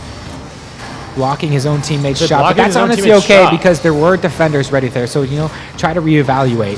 Here comes so I something think from he was- Potato. A nice cross right there. It is a center ball, but not I going was to be saying, I able to think he was connect. blocking his teammate's shot just to maintain control of the ball for his own team. Sav. There's Tricks. You know, they're just, wow! Oh no! No way! No way! No way! Let's see that Look replay. at this redirect. He passes it back up to his teammate, and just Sav spirals is it able over. to connect, and Chicago just inches away from saving that first goal from Nogales. So he passes it, it's passed back, and then just bumps it right over the defender. Wow. With only 4 minutes, just under 4 remaining, Nogales has a nice 1-0 lead. There's a nice shot right there. It's just, oh my goodness, they pitched it out. A great save from Valley Christian, what they needed. Taking it to the defense. Here's Sav with the freestyle. Can he get it off the backboard? No, Not it's blocked. yet. There's Gainfu. And it they is push it right Trixie getting a second goal to put 2-0 lead up for Nogales, and they're 3.5 minutes away from possibly being in the finals. I think it really is just their like really solid structured teamwork so far. Yeah, it seems It's like already they've got putting them- great. They get in the lead so fast. They got just keep great building. spacing all around. Gainfu's going to take his time right here. He'll be handed right back away and go into the corner of Valley Christian. We need some offensive attack right now for Valley Christian to put this game back in for them. There's Potato. Not able to get that boost. That's actually huge for Valley Christian. But it's just stopped right there for Trix. And is it going to get pinched in? No, Sav right there to save it. He'll take to this guy's right here with 0 boost. Just kind of send that forward. Can he get a nice shot? Oh, what a save from great Gainfu. Pre-jumping that shot. Unbelievable. Demo right there from Chicago. He'll also take it to That this sends guy. them right back to the goal. No flip reset on that. Tries to Zero center it boost. mid. Still center ball Off the right here backboard. available for Valley Christian. Nobody has boost. Yeah, it's like they're all I mean, starving. like, everybody's got 0 boost right now. Potato jumps for it. He's in their back net. Sav spacing just so well, knowing that he doesn't have any teammates behind him, so he has to play farther back. Going for There's this shot. Gainfu. No boost right here for Trix, but they're going to be able to get that Perfect middle. redirect.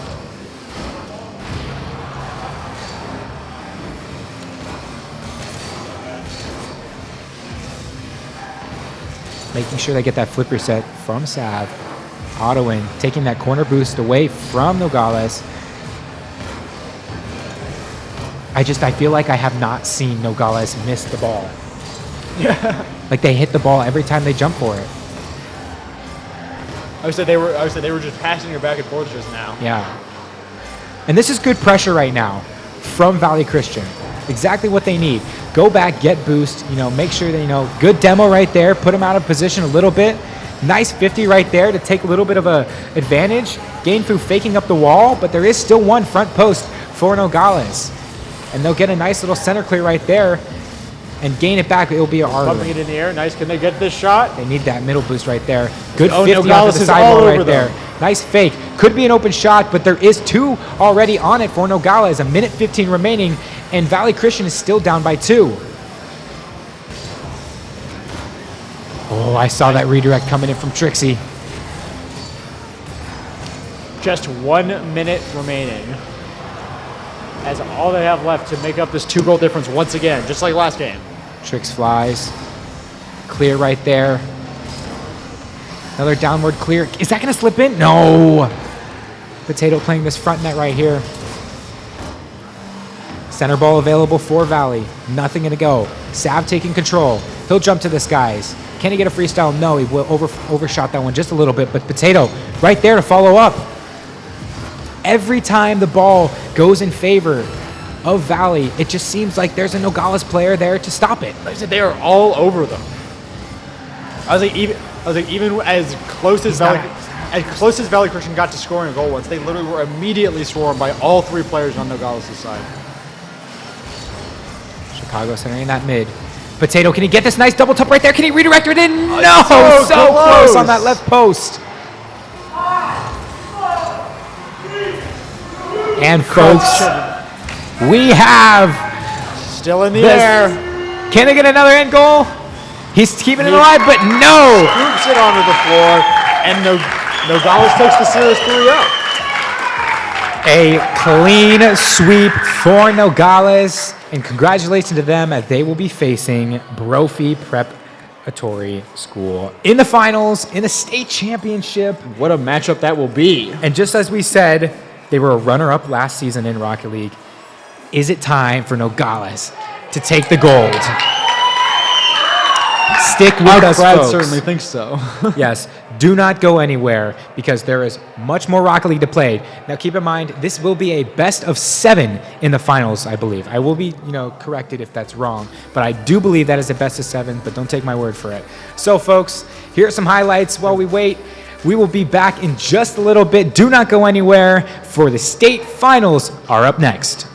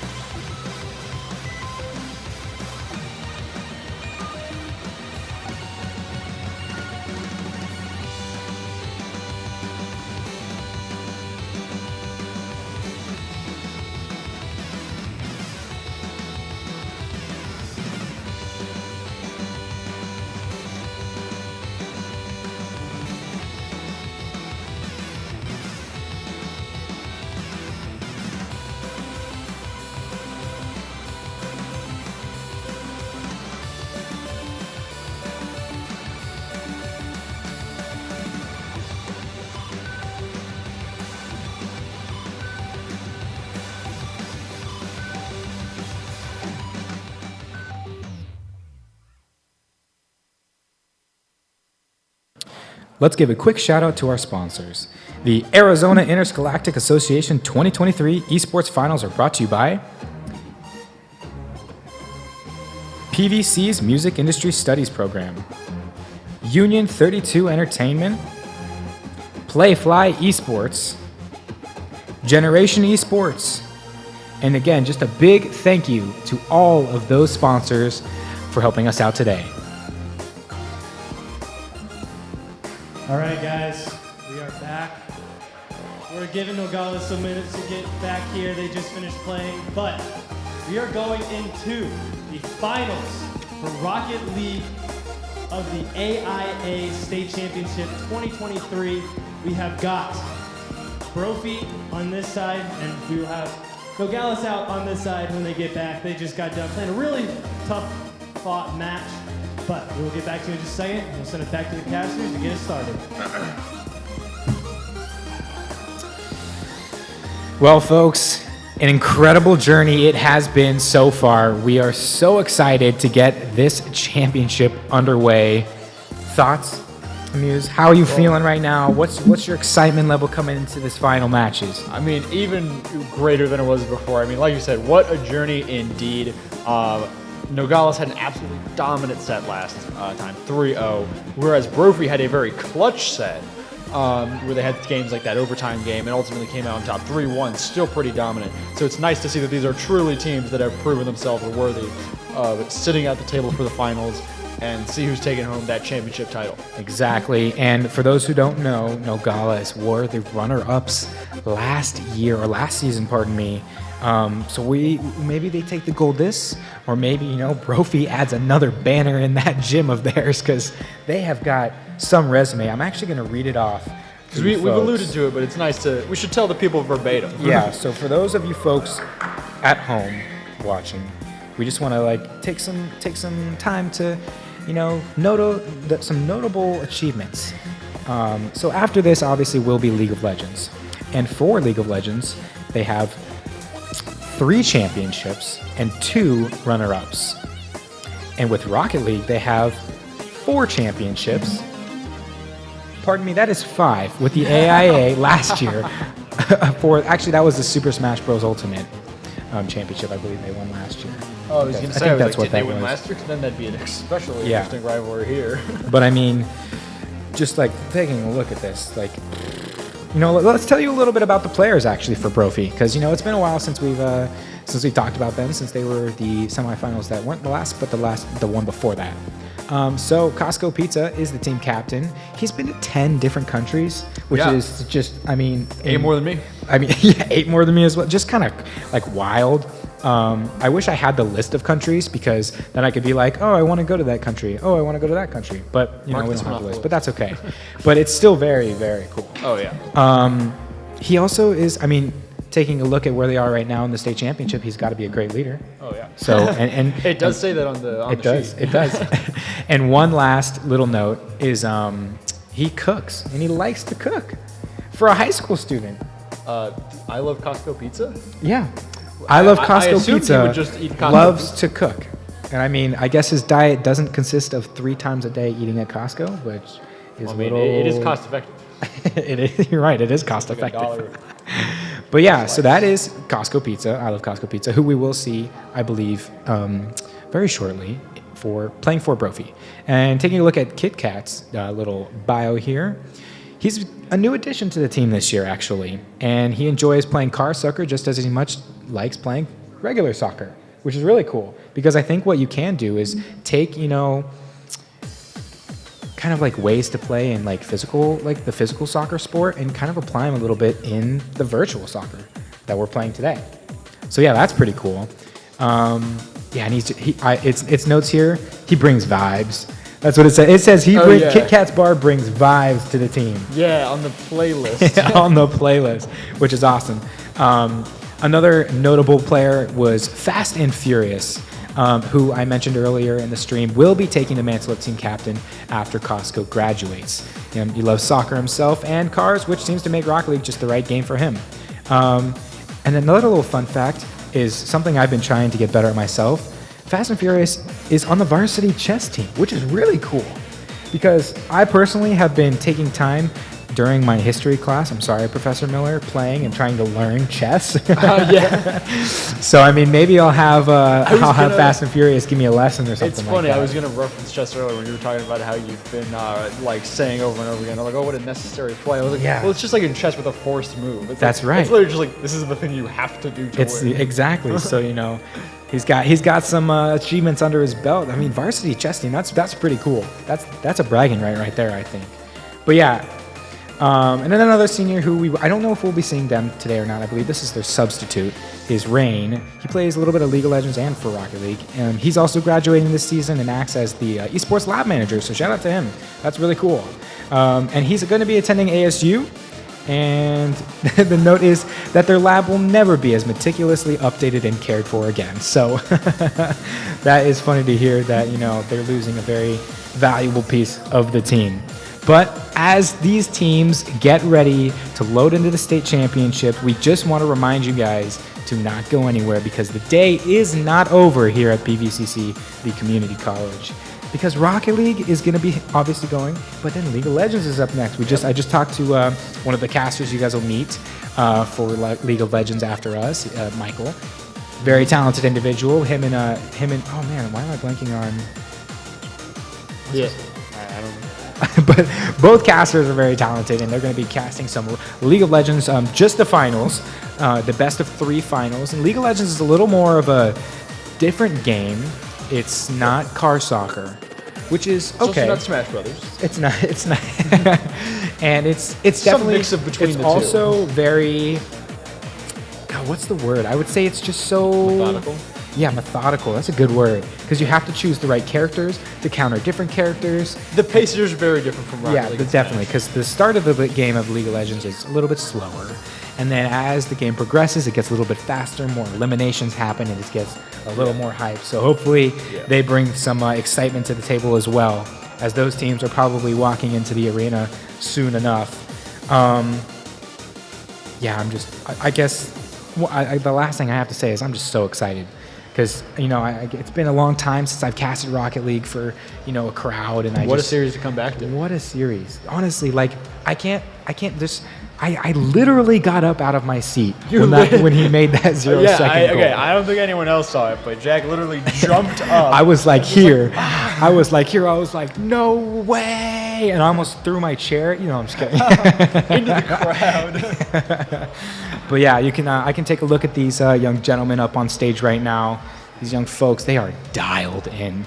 My man is hunched over right here on the right. He is like, I am ready to play. Nogales has not stopped practicing, and Brophy's talking. That's right. You know it's serious when you're leaning over in your chair. You're almost falling out of your chair, and you're like, oh, it's on. It's on like Donkey Kong. Tails all the time.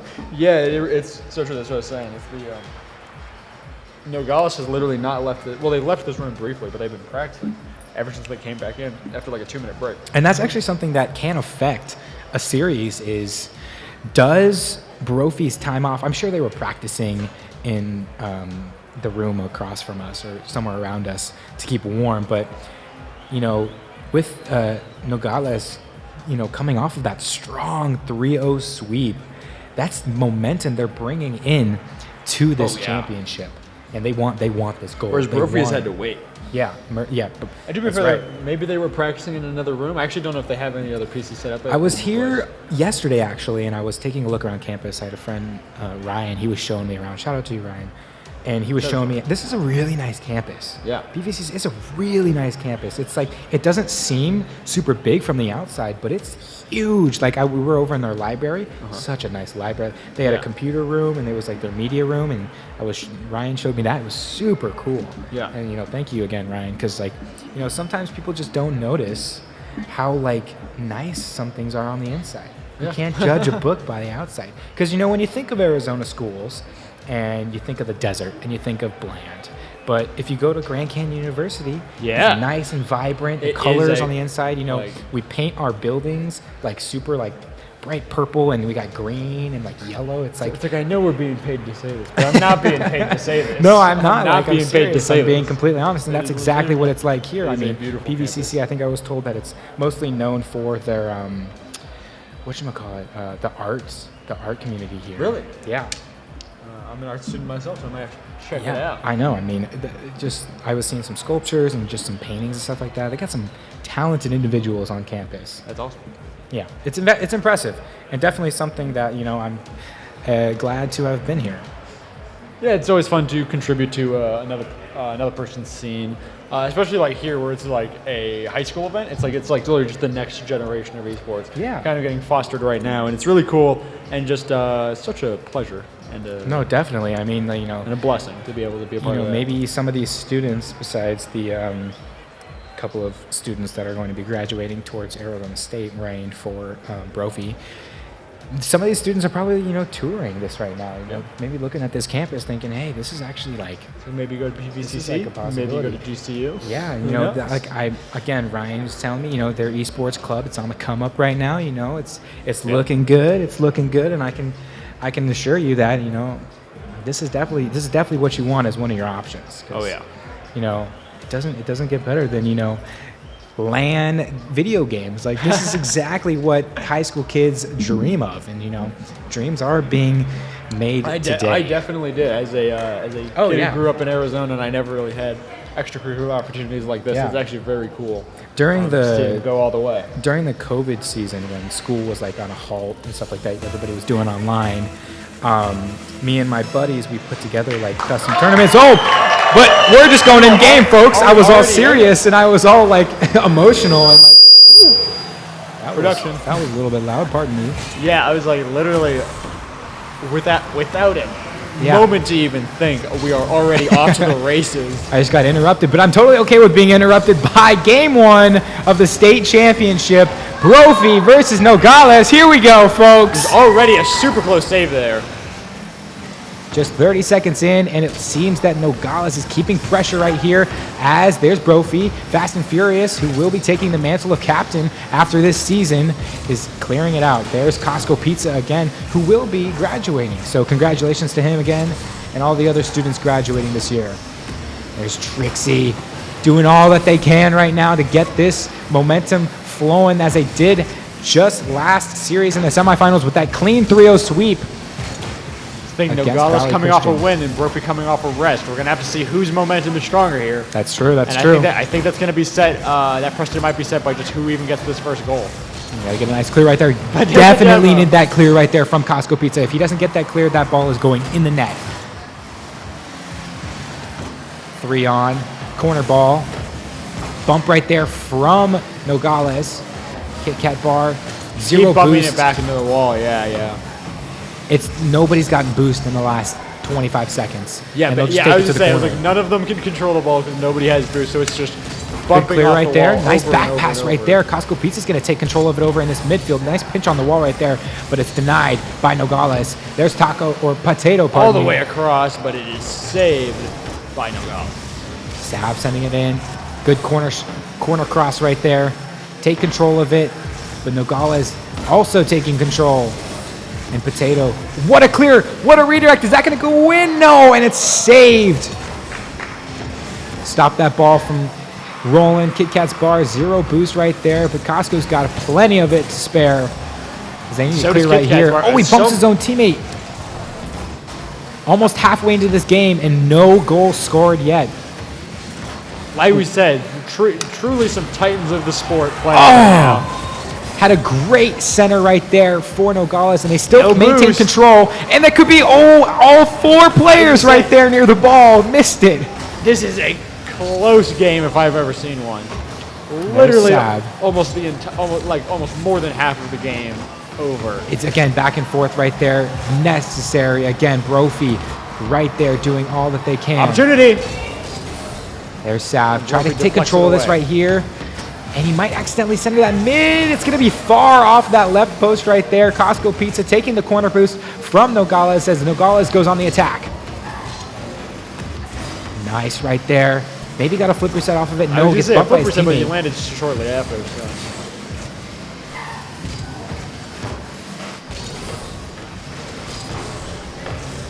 So. Just over 3 minutes down now for game number 1 of the AIA State Championship Rocket League. Really burning boost there. No boost. Good center pass right there. This could be an opportunity. Costco Pizza has a little bit of What his up? boost. Flick, that's good flick And he's right there. already out. There's Kit Kat Bar. A Here comes minute and 20 Nogales. seconds left. That's a Still back post no right goal, there. but here comes an opportunity. It's a shot on goal right there. Can they get it? Oh my goodness, it's Sav! Sav in the right place at the right time. Nogales takes the Backflipping. first goal, not a minute too soon. And in fact, there's only a minute left on the clock. Minute 15. That's the first goal of the entire game. Let's see if Brophy can even that up. Can they hold on? Again, mentioning that they were the runner-up last season and want this gold. Nice dunk right there. Can they get the nice finish? No. Comes Brophy on the attack. Potato, nice shot on. Gonna go high. Weird bounce Perfect off that opportunity. bottom post right there. Sav Nice taking save. control. Clear the ball. He's got to clear this. Good fake right there from Nice Sav. fake. He wants all of it.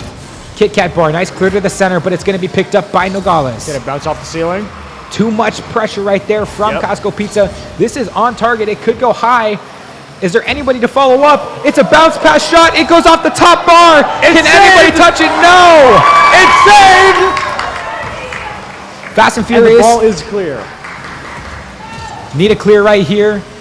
Good enough right there. Costco Pizza low on boost right here. Comes Fast and Furious 20 trying to get seconds this left corner on the right here. clock. He needs one goal. He's just got to sink it in right now. Here's an opportunity. Could this be a freestyle? A nice bounce pass over. But they save it, but can they clear it? A good clear Here right it there from goes. Nogales with 5 seconds five left. seconds remaining. It's going to go high. It's going high. It's going to stay in the air. Good block right there from Potato, and it's going to go far. And it touches the ground. Nogales takes game 1, 1-0. Only 1 point on the board, and it was only scored with a minute and 15 seconds left. That just shows how tight this series is going to be. Oh, if yeah. only one goal is scored within 5 minutes of time. Oh, 100%. Because last games, they were close games as like 4-5. Oh, 2-3. yeah. This is 1-0. This is like defense is on lockdown right 100%. now for both of these teams. It's, again, I mentioned it earlier, it's who makes the first mistake. Yep. I was saying the same thing where it's like and it's also just who gets the first momentum with that goal. That's but right. Honestly, it's like there wasn't any time to turn that momentum into anything else. We had a minute left. Because it was 4.5 minutes of dead time. Yeah. But again, it was very exciting. We'll get into game 2 here very shortly. And, oh man, Nogales with a nice 1-0 lead in this best of 7 series. Nogales has now won 4 rounds in a row. 4 straight rounds for Nogales. Oh no! Nogales already takes a point? With We only literally have one the screen up. miscommunication from Brophy. Was the that a left minute on the corner. clock? I mean, a second on the A clock? second off of the clock. And Brophy just didn't have that left corner go. That could be devastating considering the game we just saw where 1 goal was all it took. Here comes Potato freestyling. Nice shot over! Nogales is now 2-0 already. Wow. Potato taking control of that. No way that's getting saved. He had the flip reset from that ceiling. He used it correctly. That was a flip reset. Here they come again on the attack.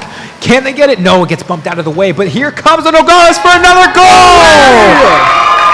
Back to back, 3-0 already, and 15 seconds in. Every single person for Nogales has put a goal in their stat sheet already with only 15 seconds used in this first game. Or the second game, last pardon. game wasn't high scoring. Wow. And this could be attack right here. Now Brophy's going to need to take every chance they get if they want to bring this back. They need to lock down, communicate as much as they can. Oh, are we going to pause? We're going to take a quick pause real quick, folks. Stick with us. We will announce what's going on. Oh. So we did have a controller disconnect within that first second of the game, which is why that first open goal happened. So we'll figure out rules and regulations to see how we continue. So stick with us, folks, as we'll announce very soon what is going to happen. Because that is crucial. We're going to have to find some ruling on that. I don't know exactly. I do believe that I think the other 2 goals might count or something like that. We'll see how our TO over there in the black collared shirt takes advantage of this. So Thankfully, we do have our TO up on the desk already, kind of just teaching them the rules. Like he's like, here's what we're gonna do. Yeah. Here's the rule. I met him earlier. He's a great guy. Oh yeah.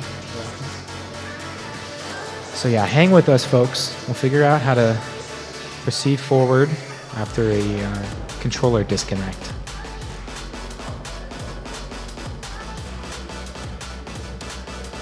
I mean, the big question is really whether or not they play it out. But who can say?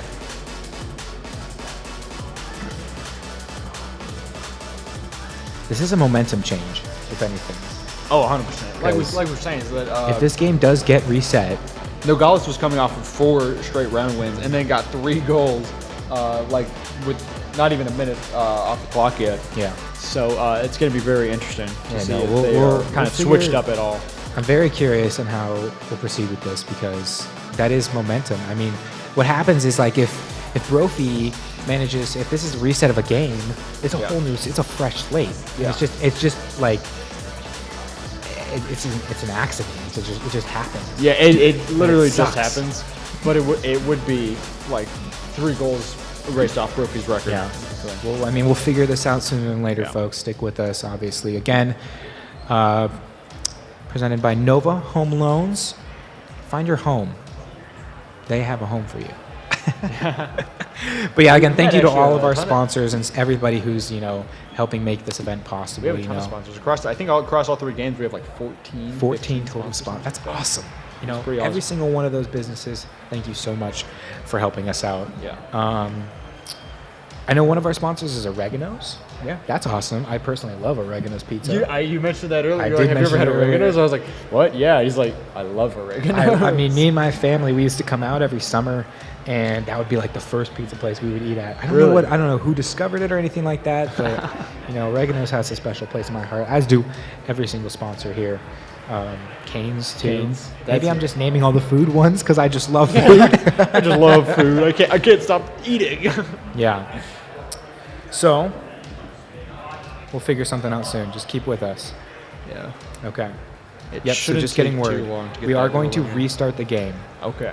So stick with us. That I makes think- sense because, like I said, it wasn't even a minute in yet. so- Yeah, we were only 15 seconds in and 3 goals. I mean, it is a possible thing to happen. I mean, obviously we saw it, but again, controller disconnected, so we have to make sure everybody gets a fair advantage in a state championship game like this. This is a lot of pressure right here, and you got a gold medal on the line. Nogales, they want that gold medal after coming runner-up last season, and Brophy, you wanted And after to being up in the set. first. yeah.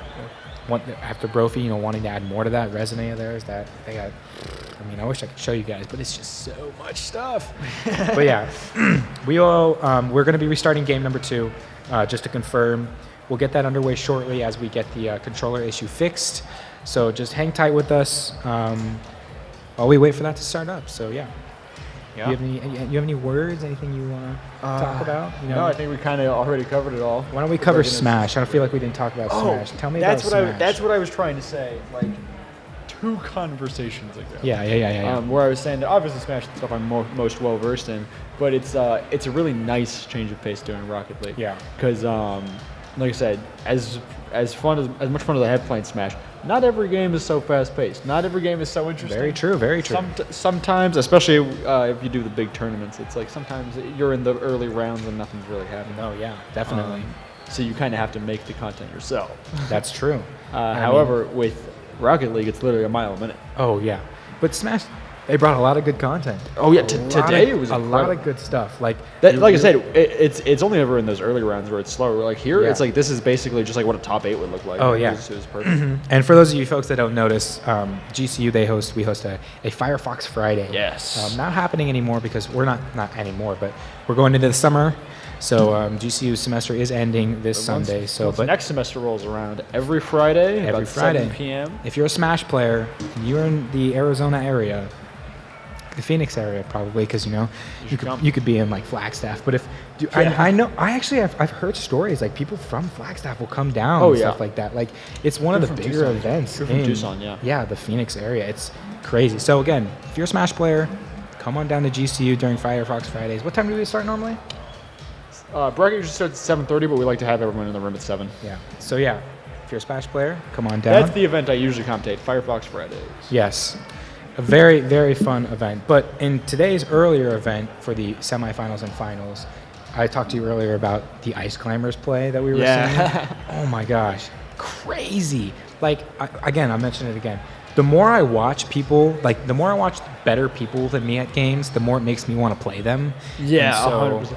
That's the thing. I was so content for a bit to be like, you know what? Maybe I am just a caster forever. Maybe I'm like retired from competing, and then I compete once, and I see other people perform, and I'm like, they push me back in, they pull me back in. It's too much fun. It is fun. It's like stuff like Smash, stuff like Rocket League, stuff like League of Legends, stuff like Street Fighter, just like everything that's out there. It's just so great. That's why I said it's really cool to have this many sponsors support an esports event, and to have an esports event that supports so many high schools. And like I said, just get a lot of people who's into this great hobby we all love. Yeah, it's a great career even. But we also just want to give a huge shout out to PVCC Esports. What they have put on here is just phenomenal.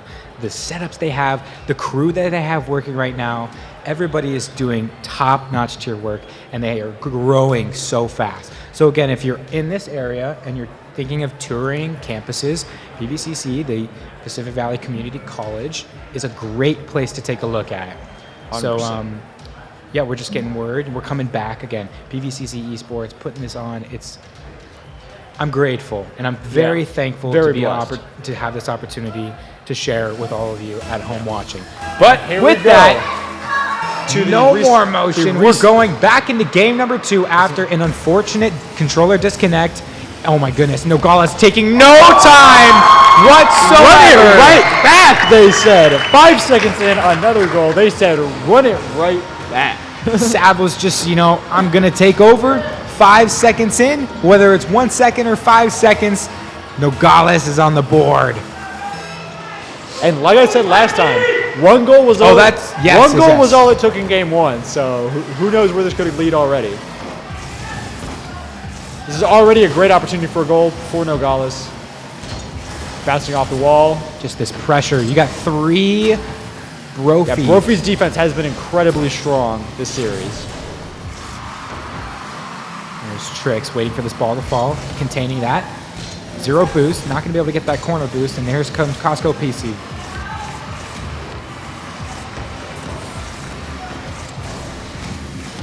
Flying to the skies, Kit Kat's bar. Opportunity right here for Brophy, but a nice clear right there for Nogales. Good bump right there for Nogales as well to put out of position. All out of Furious. And pre-jumping that is Potato from I don't even know where. Good clear right there from Trixie. Touch again, back in. Center ball. Potato waiting for the clear. It'll go over towards, I believe that was, Trixie. So a quick goal, 5 seconds in, and nothing yet. Nothing since about 1 minute and 10 seconds after. But on the attack, can they get a bump? No. Very nice. Here comes Sav back into the center ball. 50ing over Trixie's head. Nice clear ball to the side right there to give it to Potato. All the way across. Free ball in the center right here. They'll 58 out. Goes towards Nogales' corner. Good clear right there. Maybe nice another clear. touch coming out from Sav. No. Potato will have to turn around. Here comes Trixie in the corner. She's gonna, no, they're not gonna be able to get that 100 boost right there. All out of boost once again. Kit Kat. They are starving for it. There's Trixie. Trying to contest this ball right here. Oh my gosh, great save right there coming out from Nogales. Fast and Furious, trying to put pressure on. Another great save. This is no pressure. Boost. And a free ball right here. This could be an opportunity for Nogales, but it'll be cleared to the side. I say not quite in that tight pocket they needed. Gaining the ball is Fast and Furious. Not getting the fake, and that's gonna be it! Too close behind. It's Trixie for a goal.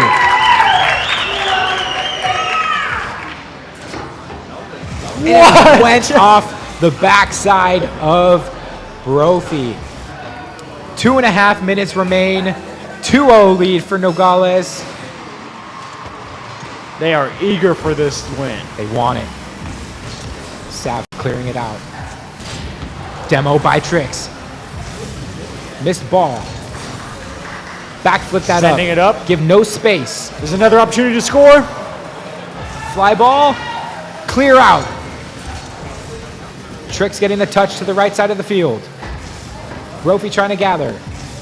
There's Costco Pizza, but hits it right back to Nogales. Brophy has been absolutely starving for boost for so much of each of these rounds. On the attack. Costco Pizza could get a center. Oh, hits it with his backside of his car.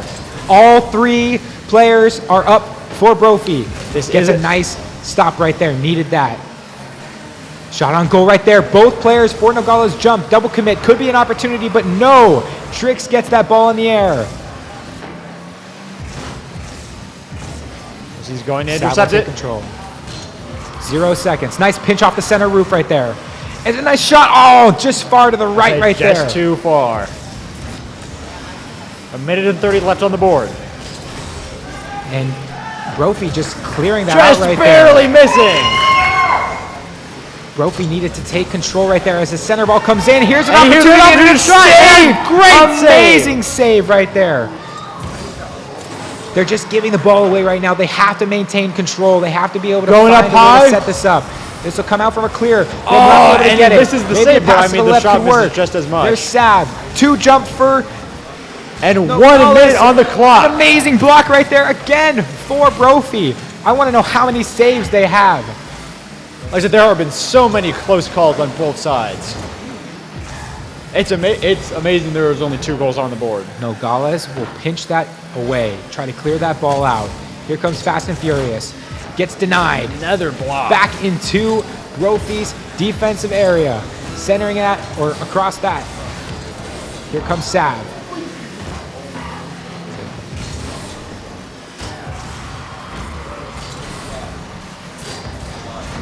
Gotta be careful when you're that low on boost. Oh no.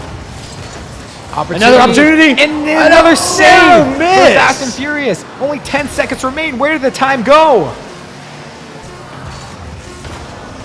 50 right there goes in favor of Brophy. They need something, but it's not going to be enough.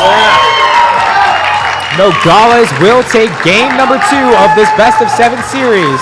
So yeah, that 50 came up, and I think instead of just deciding to shoot it, that player from Nogales just said, I'm just going to turn the car up to try and block the ball. Yep. Make sure there's no scores. Yeah. Because as long as there's a 2-point lead, there's no shot they have with the exactly that. And it's just, I think the momentum that they had from that last semifinals. And it's just like, I don't want to say that, you know, taking a break of like playing is like the reason why Brophy might be struggling right now. But I do think that momentum does play a role in like the confidence that these young men have in playing in this championship series. Yeah, because I mean, like we said, not only are they 2-0 in this set right now, Nogales is technically 5 straight wins. Yeah, 5 straight wins as we hop into game number 3. And this could be Nogales' last game for this championship, but Brophy could just as easily turn it around because we know how far they've come this season. We also know that Nogales likes to score early, so let's see if they can do it. Nice, avoiding that demo right there was huge from Trixie. Trying to get this bump. It's a center ball and an opportunity again for Nogales. This could be another goal, and it's an amazing double touch from Potato. Wow, my jaw is on the floor. Potato is taking over. That amazing double tap. He uses the backside of his car to put that in the top part of the net. Yeah. Wow. And again, 12 seconds in, Nogales is on the board. If I'm not mistaken, Brophy hasn't scored in this set yet. Yeah. Oh my gosh. And it's already on the board again! Ooh, it is an accidental, a false clear from Costco Pizza. Gave a nice crossbar touch, and who else is going to follow it up but Potato, who just had that nice double touch, giving them a 2-0 lead only 31 seconds into game number 3.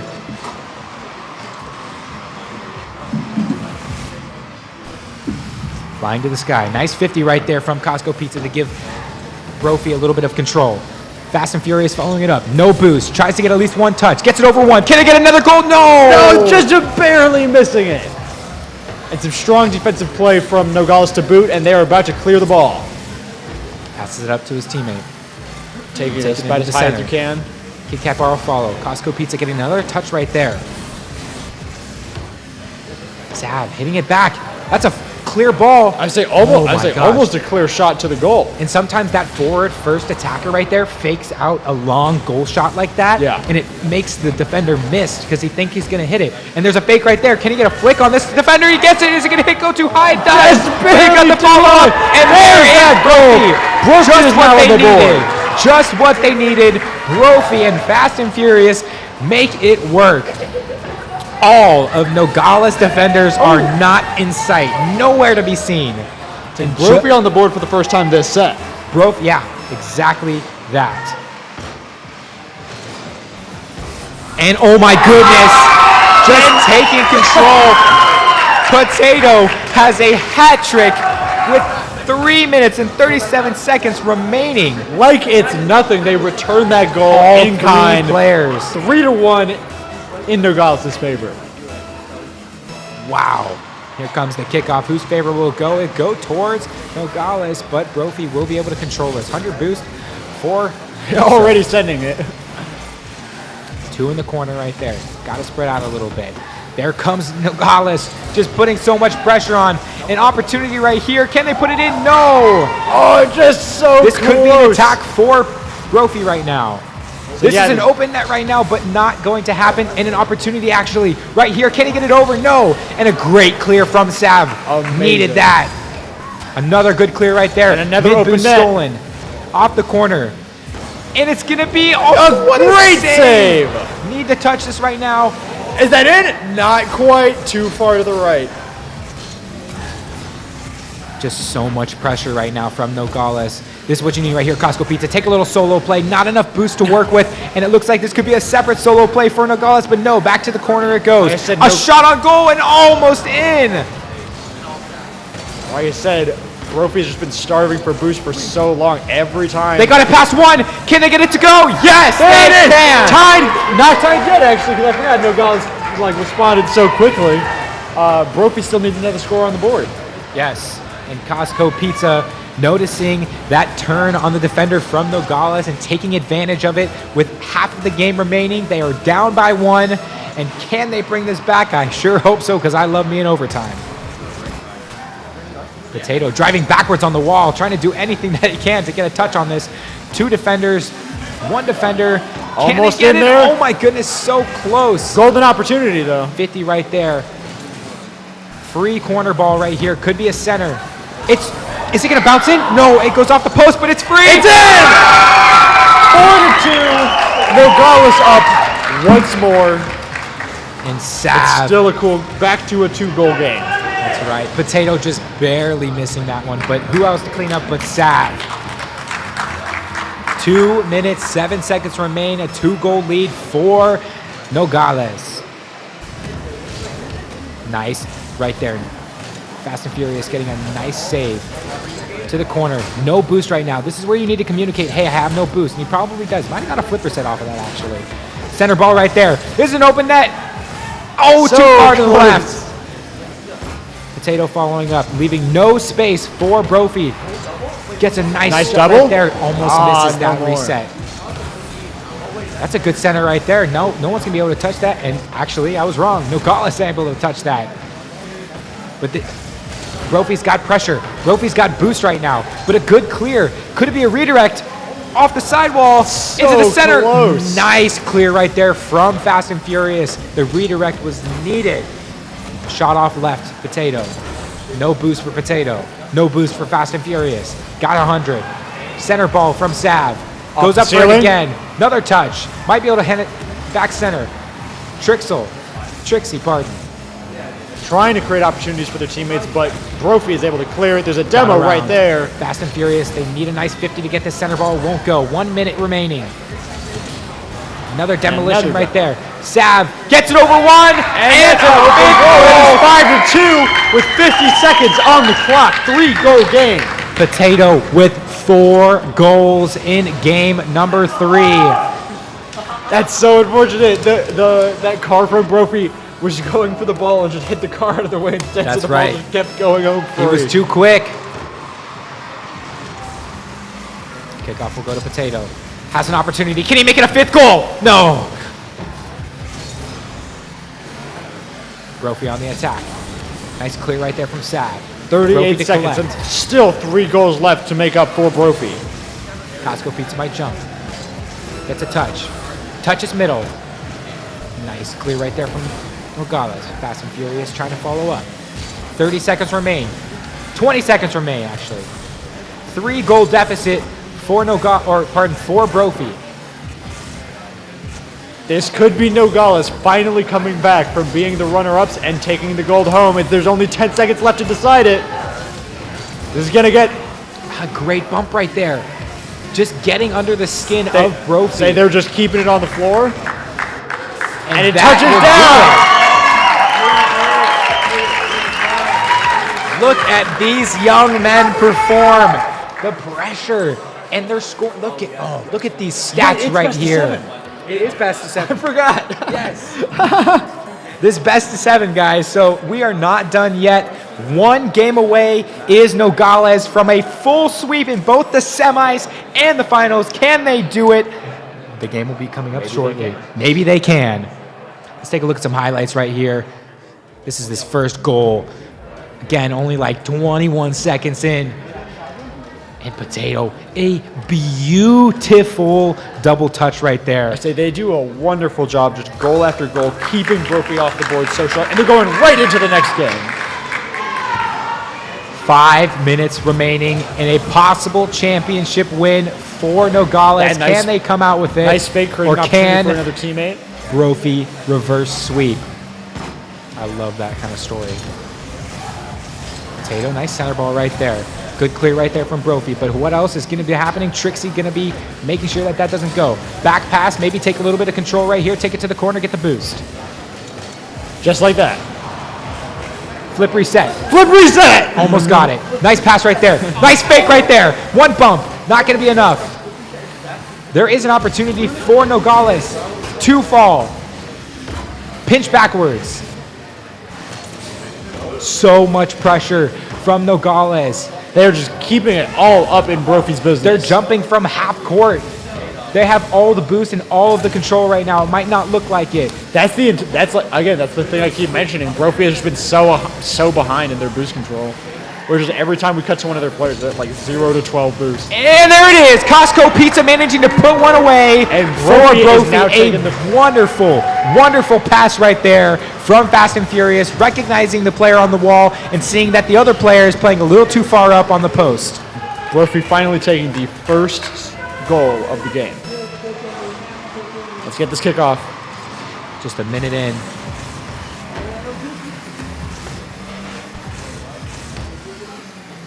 Shot off to the right side. Good save right there. Shot off on the top bar. Gets a bump. Doesn't manage to follow up with that. Brophy trying to take control of this. Looks like they don't have much boost, but neither does Trix right there. Potato. Look at this. So mechanical right now. No boost for Fast and Furious. A center ball comes out, but luckily there's one back for Nogales to make sure that it doesn't go over their heads. There's Trix. Has control. Gets 1. Got 2. Got the 3rd. That's a clear goal. Get that? Yes, they can. And it is now tied game. That is a clear shot. And just Trixie getting 2 defenders on skates. And it gets Potato an open goal. Sometimes you have to sacrifice your own goal to make sure that your teammates can tie the game up with 3 minutes remaining. That's what I say. Perfect alley-oop there. Just bump it up above the defender and just shoot it right in. That's right. 3 minutes remain. Trix on the offense. Might get one off there. Trying to center this in. Oh my goodness, that would have gone in right there. That was an incredible redirect for Potato, but an even better save from Brophy's defense. Fast and Furious trying to do anything that they can to make sure that Brophy does not fall to another deficit late in this game 4. Potato, no boost. Doesn't get the clear. He's gonna have to go all the way back for boost. Nice defense nice right save. there. Back to Nogales. Can he get the double touch? Not No. yet. Gonna take this boost away from Brophy right there, and you need to be able to clear this right now if you're Costco Pizza. It doesn't matter if it's on net, that's exactly what you need. You just need time to let your team recuperate. Good defense right there from Fast and Furious. It'll go to the left side. Nogales following up. One to the center. Available shot! And a goal! Sav is on the board with his first of game number 4. A 1-goal lead, and Costco Pizza just accidentally side flips, allowing the opportunity to be there for Sav. 2 minutes remain, 1-goal lead for Nogales, and possibly the championship. Sav taking to the skies, got to flip reset, isn't going to be able to follow up, but almost got a redirect from his teammate. I don't know who that was, but Potato, it sounded like it could have been him. Tricks. Faking right there. Got one. Got a crossbar hit. Not going to be able to go in. Very close save from Brophy. Potato following again. So mechanical. A great center pass. Not enough again. And they'll just take their time. Nogales has been gain very, control. very strong. Exactly what Brophy needs to learn right here is gain control. And is it a redirecting goal? No. Sav also taking control. No. And it's an opportunity. No. Oh. Brophy is having 2 open net opportunities right there, but not enough boost to make that happen. Like I said, that's the recurring thing. They've just Here comes been Fast and behind the Furious. boost. Whereas Nogales has been just doing really strong in their game of passing back and forth, just setting up their teammate for a goal. Just like 1 minute. 1 minute remains. Over the head pass right there. Off the top. He didn't jump for it. And he got another one. That's 2 goals to make up now for Brophy. They need to do what they did back when they got themselves to finals in the first place. Bringing this game 2 ties to send this to overtime. Otherwise, I don't know how else it might be possible. 1 minute remaining. This is clutch time, folks, for Brophy. Can they clutch this up, tie the game, or even win it? With only a minute remaining. Here comes Sav on the offense. Man is so controlled in the air with the ball. Almost got a nice redirect right there. Brophy needs to take this attack. There it is, a possibility right here. Can they get the double? Can they follow up? No! Still have possession of the ball right now. Cooks are pinched right there. Trix is going to be able to take control, pass back right to his teammate, and play back as the 3rd man. Only 30 seconds on the clock. Nice clear right there. 20 seconds remain.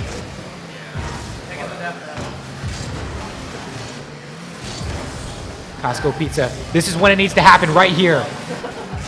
Good center ball right here. Still not 10 seconds not able remaining. to secure that double. 3, 2, and the ball's in the And air. that will do it, folks. And it's your over.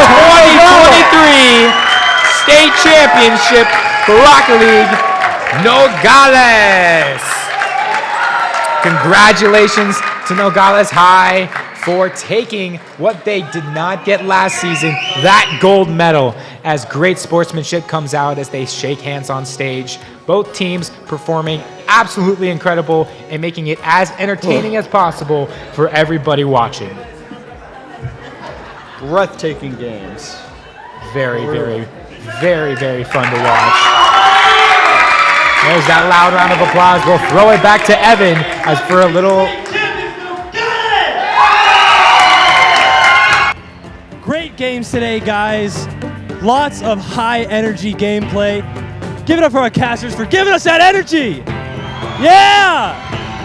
Good job, guys. All right, we have got some of our folks from PVCC to help hand out the awards.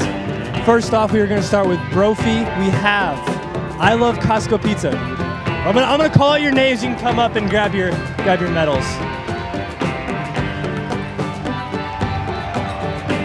We've got Fast and Furious.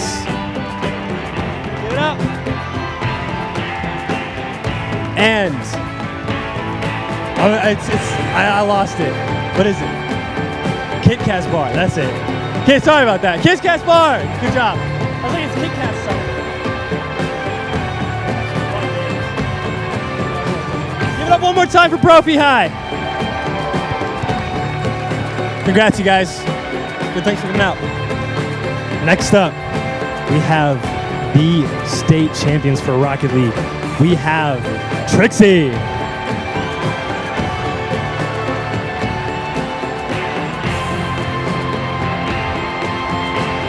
We've got Tato Potato.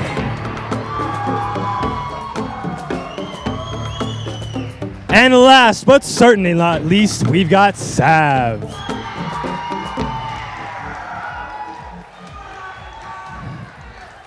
Give it up for your AIA Rocket League state champions! Congratulations, you guys. Now, how does it feel to be state champions? Honestly, it feels amazing. Last year we were runner-up, and now we just proved ourselves, so it's a lot better now. I feel a lot better. Congrats, you guys. I'm gonna have you come up here, and we're gonna get a few pictures with you guys. Don't drop the trophy.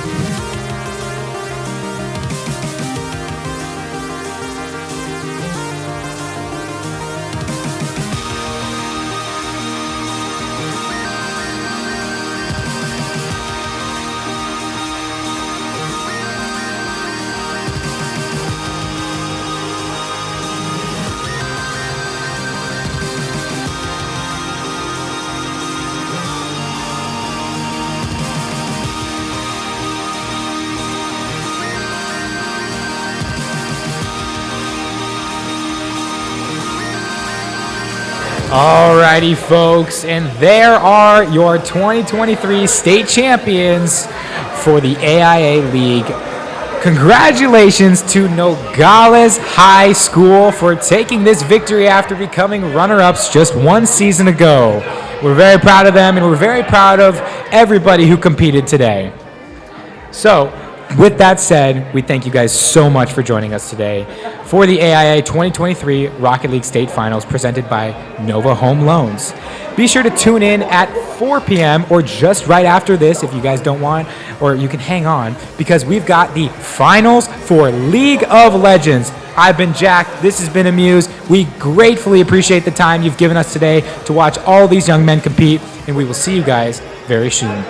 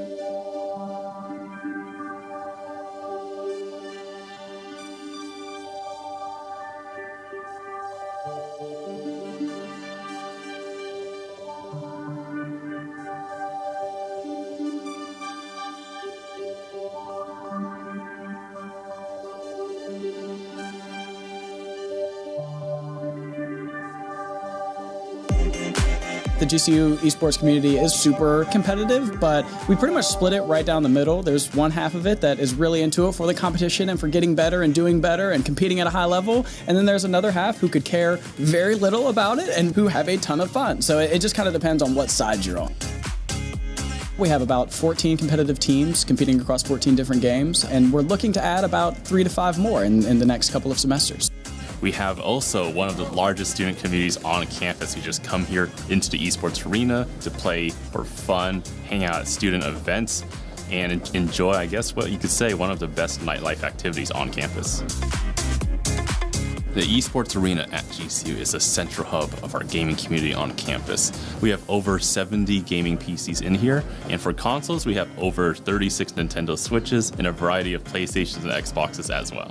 Every kind of gaming community, you can probably find it here at the esports arena at GCU. This place is giving me the opportunity to make friends. Coming into my freshman year, I didn't know anybody, and I'm a little bit introverted, and well, I was like, I know this place exists. I play video games, that's like my biggest passion, and then I got involved with the team, and I started talking to everybody, so like everyone in here I've gone pretty close with and have some pretty good relationships with just because of this place existing.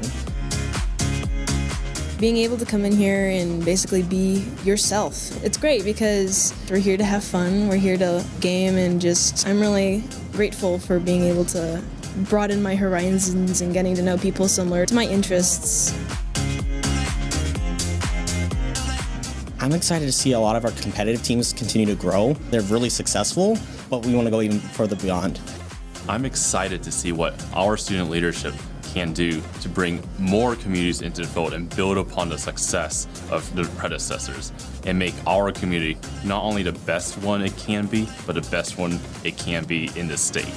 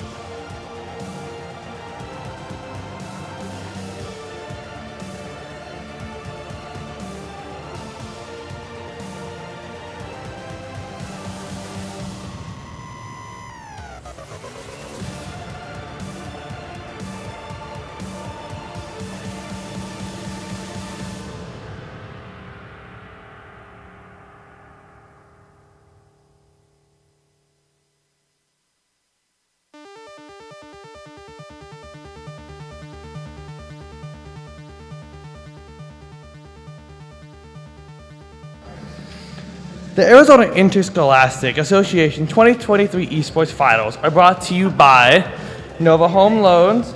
Nova Home Loans will get you your home, and by Paradise Valley Community College, Grand Canyon University Esports, Banner Sports Medicine, and Barrow's Pizza.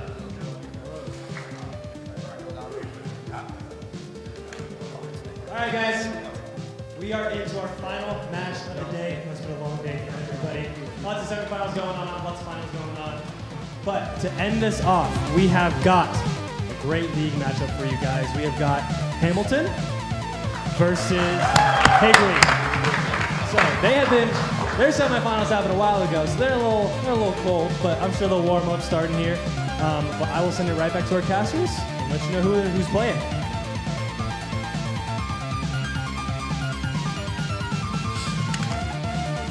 Welcome to the Arizona Interscholastic Association 2023 Esports Finals presented by Nova Home Loans. I'm Michael, with me is Ben, and we're here to bring you the state finals of Arizona High School League of Legends. Let's take a look at the teams today. We have Hamilton and Higley, as Evan just announced. And both of these teams are undefeated so far this season. So we have both of them coming in 12-0. They both just won their semifinals. They both are looking really strong so far. Both of their finals were actually semifinals were 2-0, so the other team did not take a game off of them. So we have the Nightmares versus Hamilton, and some of the lineup actually did change for this final game coming up. One of the players from Hamilton did have to step away, so we are going to be using a sub. It is Tyler the Tyler stepping in for Bone Chill. So that's going to be the support role. We're going to see some of the players moving around. But besides that, they have the rest of their starting roster, and then Higley also has their roster, so it will be Dreamcatching, Sparkly Shark, I Love Kitties, Jeek, Gonti, and then for Hamilton, we have Bappymon, Scion Kip, Catfisher, Jitters, Tyler the Tyler. And I gotta ask you, Ben, how do you feel coming into these finals? What do you think of these players? You watched their semifinals with me. You're a little bit familiar with them. How do you feel coming into this? I am extremely excited for these games, as both semifinals were completely explosive games. I mean, both teams kind of were showing off their own style, their own champion pools, a lot of bands going back and forth. And both games, I feel like all of them were actually much closer than I was initially expecting. I mean, both teams had some hard-fought wins that were going back and forth. And the fact that neither team lost a game is very impressive to me, and showing the stakes that are really coming into these finals. Yeah, I gotta say, we have, for this game, the fundamentals of League of Legends, are really important, because when you look at it, we have a 5v5, and for this 5v5, at its core, we're looking to break the enemy nexus, back to the basics, that's all it comes down to. But when you're looking at the map and you're looking at some of these things, it could get confusing. So if we look at what we have, what to look for, there's players, they have their own champions with special abilities. There's over 150 champions in this game, so there's lots of different characters, lots of different counterplays. We have mages, assassins, tanks, bruisers, all the works. And with these teams, they want to get objectives, they want to take towers, they want to do all that stuff to get their lead. They have gold and items to build, and these are all just little things that build up to them winning the game. And then as we look at the game progressing, it's going to be a little bit slow to start. This game, I think Jack had mentioned it earlier, it's a bit slow to start. When we get into the later mid to late game, it's going to be a lot more fast paced. We're going to have people beating each other up like it's crazy. Possibly a pentakill, that'd be fun to see. It's always super hype when we get quadra kills, pentakills in this level of league. We're in the finals. There was over 100 teams in the AIA league brackets. Both of these teams coming out top of their groups, undefeated to this point, and I'm really excited to see how these finals pan out. We had some really close games in the semifinals that could have, maybe even changed the finalists, but here we are, we have these teams, and I'm really curious to see how this best of three goes. And I'm extremely excited, because with it being, it is a best of three, but it's just 2 games to win. I would love to see it go best of 3, get some fighting, get to that game 3. But I know from a team perspective, as from, competing on some things with League of Legends, competing on some amateur style teams, it feels very good to get that early, to get that 2-0, not have to be worried as much. yeah, I'm sure both of these teams coming in pretty confident. They haven't faced each other thus far. They're undefeated. They both have to have, a little bit of an ego coming into this. And I think we're going to hop into draft here in just a second and start seeing what these teams pick, ban, etc. And I do know that for this series, Hamilton is going to be on the red side and Higley will be on the blue side. So we'll be able to better see how that pans out, what their bans look like. As I know, in the semifinals, both teams just chose the same bans and stuck with them, and it worked for them. So really curious to see how that works out. As we start getting into the game in just a little bit here, we will be on a spectator delay as well, so we will have a bit of a delay getting into the game. That's just how the spectating works in this game, so we'll have a bit of confidence for the players. Can't really get an upper hand in that sense. And I gotta say, as I was looking at these records, I was really impressed. And I'm starting to wonder if maybe, pulling in that sub for the bot lane, I will say Hamilton's bot lane was looking really oppressive for a while there. And I wonder if maybe the support substitute will affect the strength of their bot lane, as, maybe these guys haven't played as much together, they're not as comfortable with each other. But I do gotta say, I'm really curious to see how it pans out.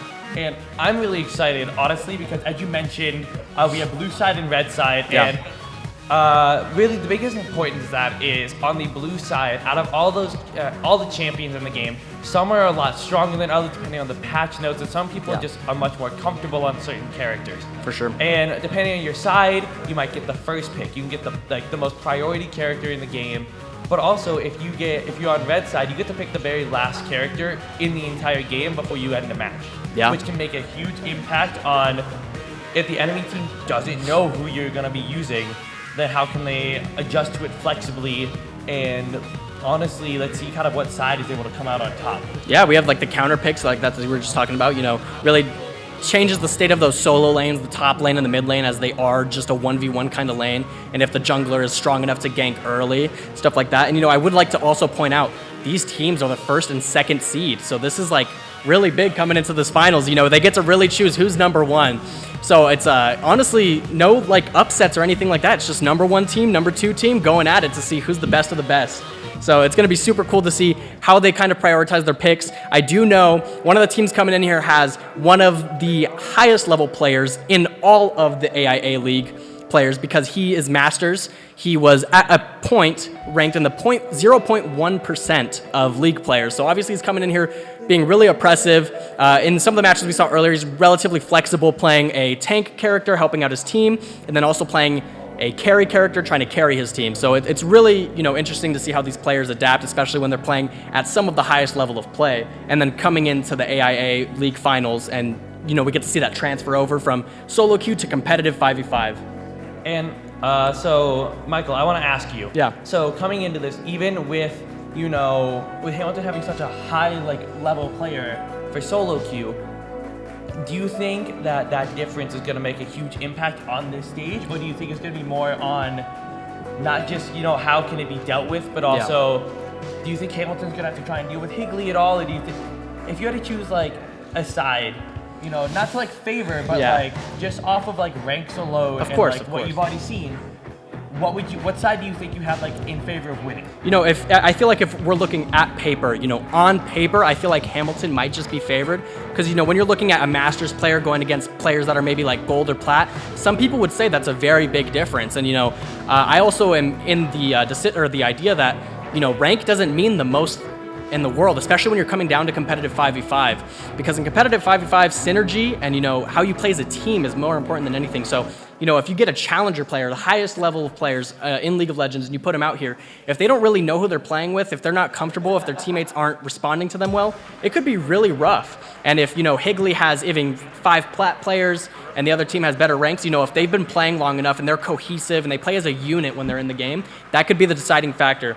And I gotta say, from the semifinals that I watched, both teams looked really impressive. I will say, I think there might have been a closer game with Hamilton, though. So they got me a little shaky, in one of those semifinal games. I really thought it could have went either way. But at the end, they pulled it through, they secured the win, and it didn't look like they broke a sweat. But I will say, on paper, it might look like Hamilton has the upper hand. So I am curious to see. I hope Higley, really shuts me up with that, and they could, bring it back. I would love to see a best of 3 go to 3 games. They both have been 2-0 so far. It would be so fun to have a game 3 banger, Both teams 1 win, and that last game means everything. And as we get into the draft here, we do see that a couple bans already came out. Higley has banned the Kindred away, and that's from their Masters jungler, so that's a character that this jungler plays, and he plays him well, supposedly, so they banned him out, banned Olaf as well. I think that's for the top laner on Hamilton. And if we see Hamilton's banned so far, they have banned out Victor and Caitlyn, a mid laner, and an ADC. And, you know, these bans take a while, so these teams are probably talking about it. I'm sure they've done a bunch of prep, you know, so they probably have a general idea of who they want to get out of this comp. And we see the Seraphine ban actually come through for Higley. So that's going to be 3 bans coming out from both sides, with Lilia as the 3rd ban for Hamilton. I really like that. I really like these bans. bans. Lilia's, a lot of these champs are really oppressive, and you know, I do want to see a really competitive match, so I'm liking what we see here. If we look at the first pick of the game, Higley has a prio pick, and it is Jinx.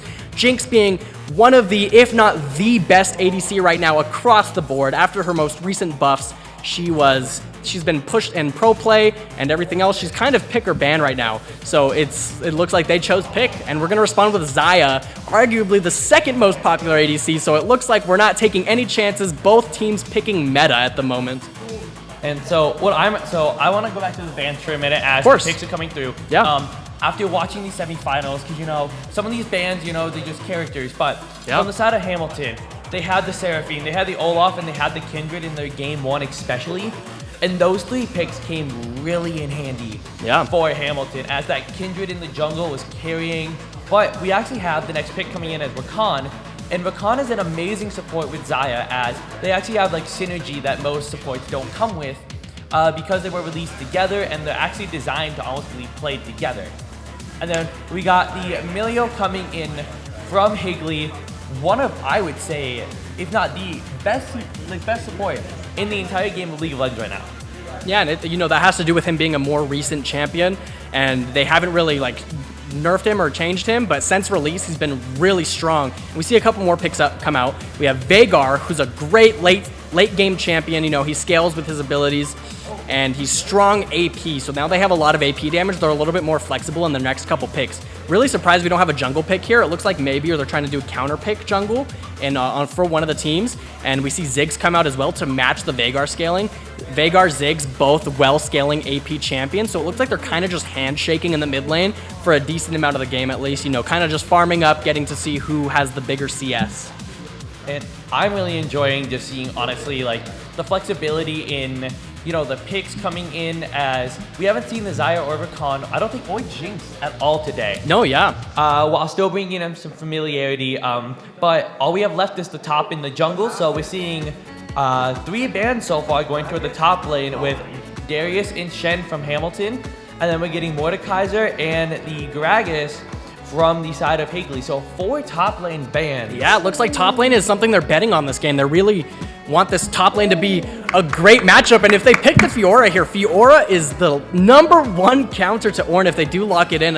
I will say, as an Ornn player, you know, that's scary to see. You know, it really comes down to a skill check, because the Ornn is going to have to, you know, be able to outplay this Fiora, and then vice versa.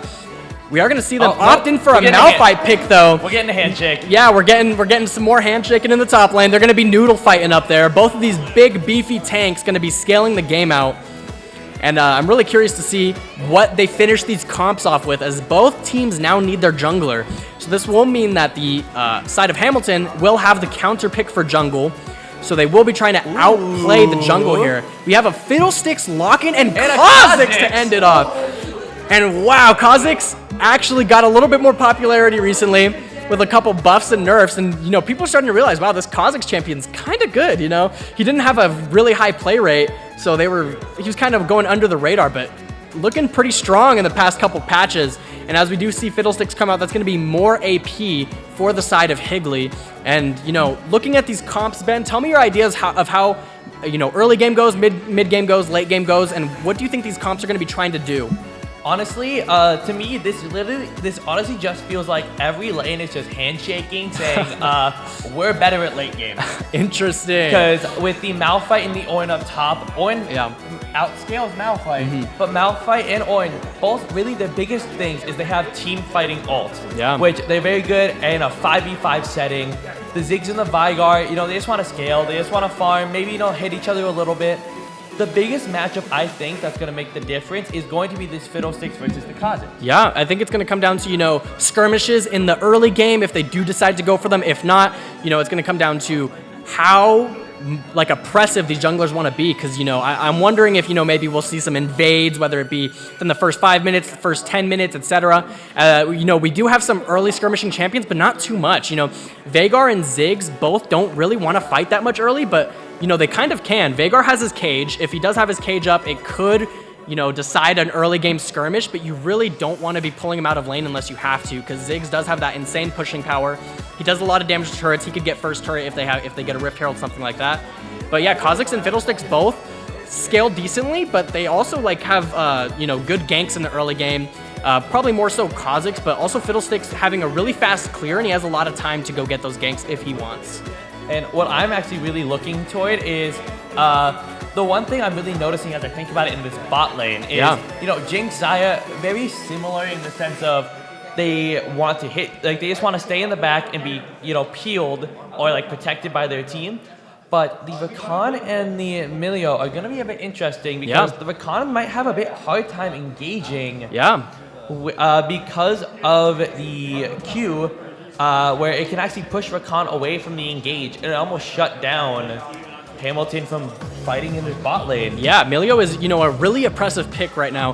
He has complete disengage with one ability that has a relatively low cooldown, so I'm kind of curious to see how that works. I know his W, which heals. His healing is really strong in some of the mid game, even the early game actually. Level 1 trades, he can heal back to full his ADC, almost, just because of how strong he is. And I'm really curious to see how this Emilio affects the game, because he also can, disable or stop a CC from hurting his teammates. So if he's not caught in the CC himself, he can, stop the Rakan taunt if Rakan ults and Emilio responds really well. He can also stop, roots from Xayah if there's a big ultimate from Xayah that roots her teammate or Emilio's teammates. And yeah, I'm just kind of curious to see how that pans out. It will not disable Ornn's ultimate as far as I'm aware.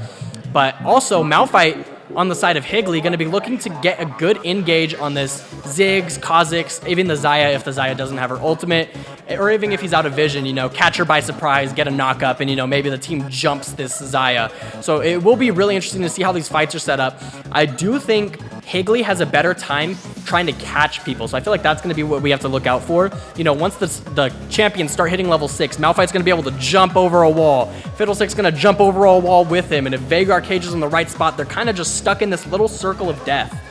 But if we look at the side of Hamilton, they're kind of a little bit better in just a straight front to back, as Ornn is going to be that frontline tank. We have Ziggs to poke from far away, and then Xayah Rakan to kind of defend from engage, but also Rakan being able to engage. So the engage / disengage is good on his end.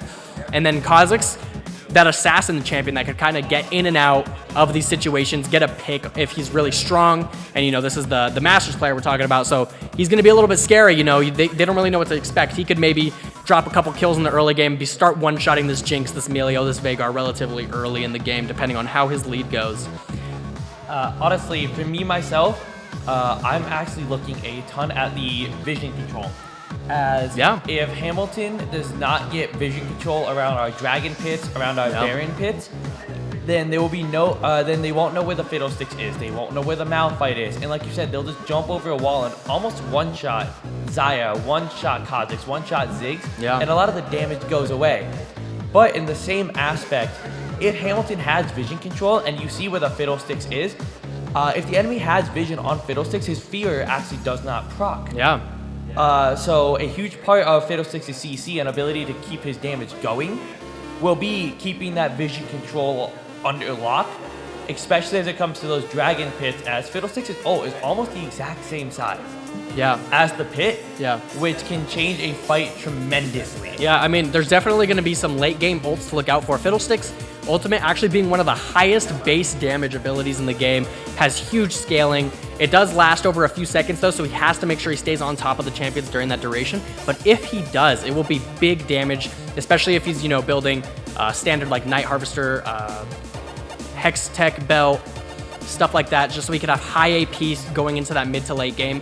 And Fiddlesticks level 16, his ultimate does so much damage. I mean, he'll be able to burn pretty much anybody in it that's not Ornn, unless for some reason, this Kazakh starts building some tank items. I don't think I don't think he'll be able to survive it unless he's super fed and, Fiddlesticks is super behind, which is maybe what he was looking for when he picked the Kha'Zix into the Fiddlesticks. He might be looking to be really oppressive, like I mentioned before. Go into this Fiddlesticks jungle, try to kill him in the early game, and I'm really curious to see how it pans out. So I actually want to ask you. Yeah. So we talked a little bit before about on paper. Yeah. What team we would prefer. Yeah. So looking at how we just had the draft, don't take into account what we've seen of each player. Yeah. Don't take into account anything of the jungler being really amazing on Hamilton's side, or team chemistry maybe on Higley's side. For sure. What draft? If you had to pick a draft for your team to play in comp, what would you choose? I got to go with my gut here. I think it has to be Hamilton's side. And, it's actually not based off of like champions or anything like that. I think it's just more in the play style. And their play style just seems a bit easier to pull off as, having some poke, a little bit of poke with Ziggs, some scaling, especially with Ornn. Ornn Xayah is going to be relatively strong into the late game. I just think it's easier to pull off than the comp that Higley wants to go for. Maybe they're really comfortable on it, but it's just, in this level of play, it's going to be the easiest comp for you to pull off is front to back 5v5. That's just League of Legends, like at its base. That's what you want to have. You want to have a tank, you want to have somebody doing damage, you want to have like a semi-bruiser, Kha'Zix kind of in this case, and then you want to have disengage, which is like Rakan. So I feel like just in that aspect, they're the more natural comp for that. And, even though Higley does have a really scary comp, it's like a little bit harder to pull off because you have to be in areas where there's no vision. You have to have really good vision control, and you just have to know where the enemy team is a lot of the time. Because if you try jumping on a Xayah, don't know where a lot of the enemy team is, and they're behind a wall out of vision, they're just going to jump in and save the Xayah. She has her ultimate to get out. So I just feel like for Hamilton, it will be a bit easier to pull off. I almost actually disagree with you. Wow, really? A lot of it because of the Vigard. Oh, yeah? Because, honestly, with both teams wanting to go for that late game scaling, with both teams wanting those 5v5s, Vigard has infinite scaling. True. Vigard just has to hit his abilities, hit a cage, and on the Xayah, if the Xayah is inside the cage, and if she's already burned her ultimate, or he catches the Rakan almost even, with how much damage he will start doing, it's going to be impossible to build enough resistances, except on the Ornn, to not be one-shot. And the Kha'Zix, if he tries to jump in, the cage almost completely denies it, in my opinion. And I really think this is going to come down to the execution of Kha'Zix getting onto the Vigard. For sure. And the Fiddlesticks getting onto almost the Rakan. To stop the Rakan from engaging at all, to follow up with the Ornn. Yeah, I do think it'll be rough getting on Xayah. I feel like that's why we might see when Xayah starts hitting 6, a little bit more resources put towards the bot side. I feel like they will want to burn that ultimate a minute before Drake, 30 seconds before Drake if possible. So or any objective for that matter, where they could start setting it up. They know Xayah doesn't have a cooldown, and then, they have either Fiddlesticks or Malphite ult up, so they could jump on her, and, that would either burn a flash or something like that so she could get away. So I think a lot of this game will come down to cooldown timings, because, if you do, even if Xayah, is doing really well, lots of farm, high CS, a lot of kills, she will be caught with no flash, no ult at times, because that just happens. And then Malphite jumps on her and she's off the screen. It's gray screen simulator, so it will really come down to small skirmishes like that, cooldowns, whether flash is up or not. And it's really fun to actually track the timers themselves, as flash is actually a 5-minute timer. 5 minutes, I know, and that's there's no way that somebody's not, Malphite should be ulting on repeat mid to late game, right, on this Xayah, so there's no way they're not going to know whether she has flash or not.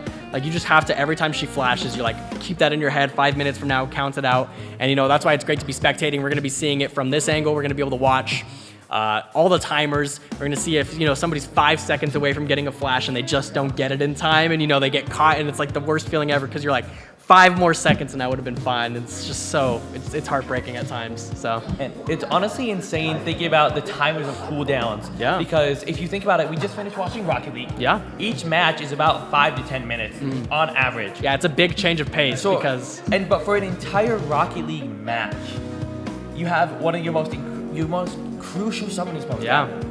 And then alongside with the top laners, teleport flanks from Malphite. Yeah. Teleport can be 4 to 6 minutes on cooldown.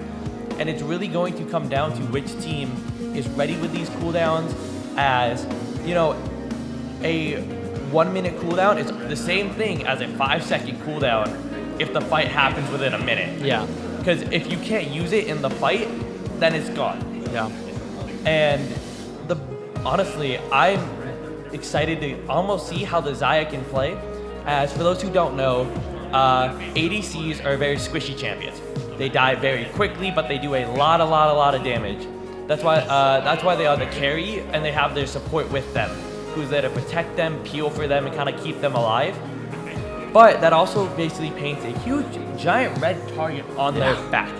Of if you can kill the enemy carry, usually it's the ADC and mid laner, the enemy team runs out of damage. And they can't really do anything to kill your carry if they're out of damage. Yeah.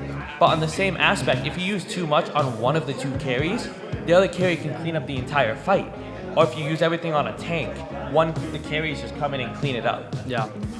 That's why I think it's gonna, be pretty important in this early game. Even though both teams aren't like looking to 2v2 in any of the lanes necessarily, it's they will probably gank bot. It's essential.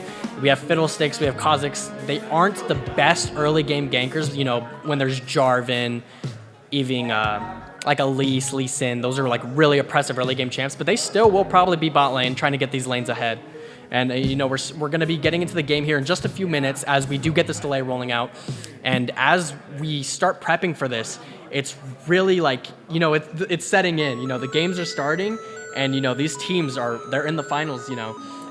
It's getting high stakes. High stakes. It's gonna be high risk, high reward every play. I'm getting nerves for them. Yeah, like just sitting here, just seeing them set up, I'm getting nerves for them. Yeah. Just trying to understand just the amount of pressure that honestly might be on a player. Yeah. To just be performing, because and I think what'll also come down is their ability, if they make a mistake, to roll with the punches. If you get caught out, okay, cool, you got caught out, oh well.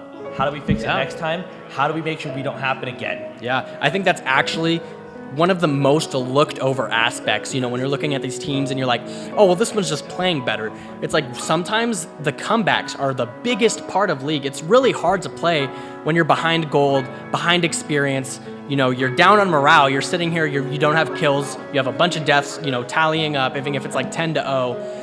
And we see that, these teams do have to come back from this. So they have a lot of kills like against them, and they have to try to farm up, get a good team fight, catch somebody out of position, and that they have to act upon it. They have to be able to come back, and that's a big part of it, is because you're not always going to win every game. You're going to be outplayed by an enemy laner, by an enemy jungler, etc., and you're going to have to learn how to come back from it. So I do really want to see how the team that's actually falling behind starts to play, as will they let the moment get to them, or will they, start performing under pressure? Performing under pressure is really essential, and especially, when all the odds are against you, it's really important when you get these comeback plays. It's super hype as well. It's great to cast.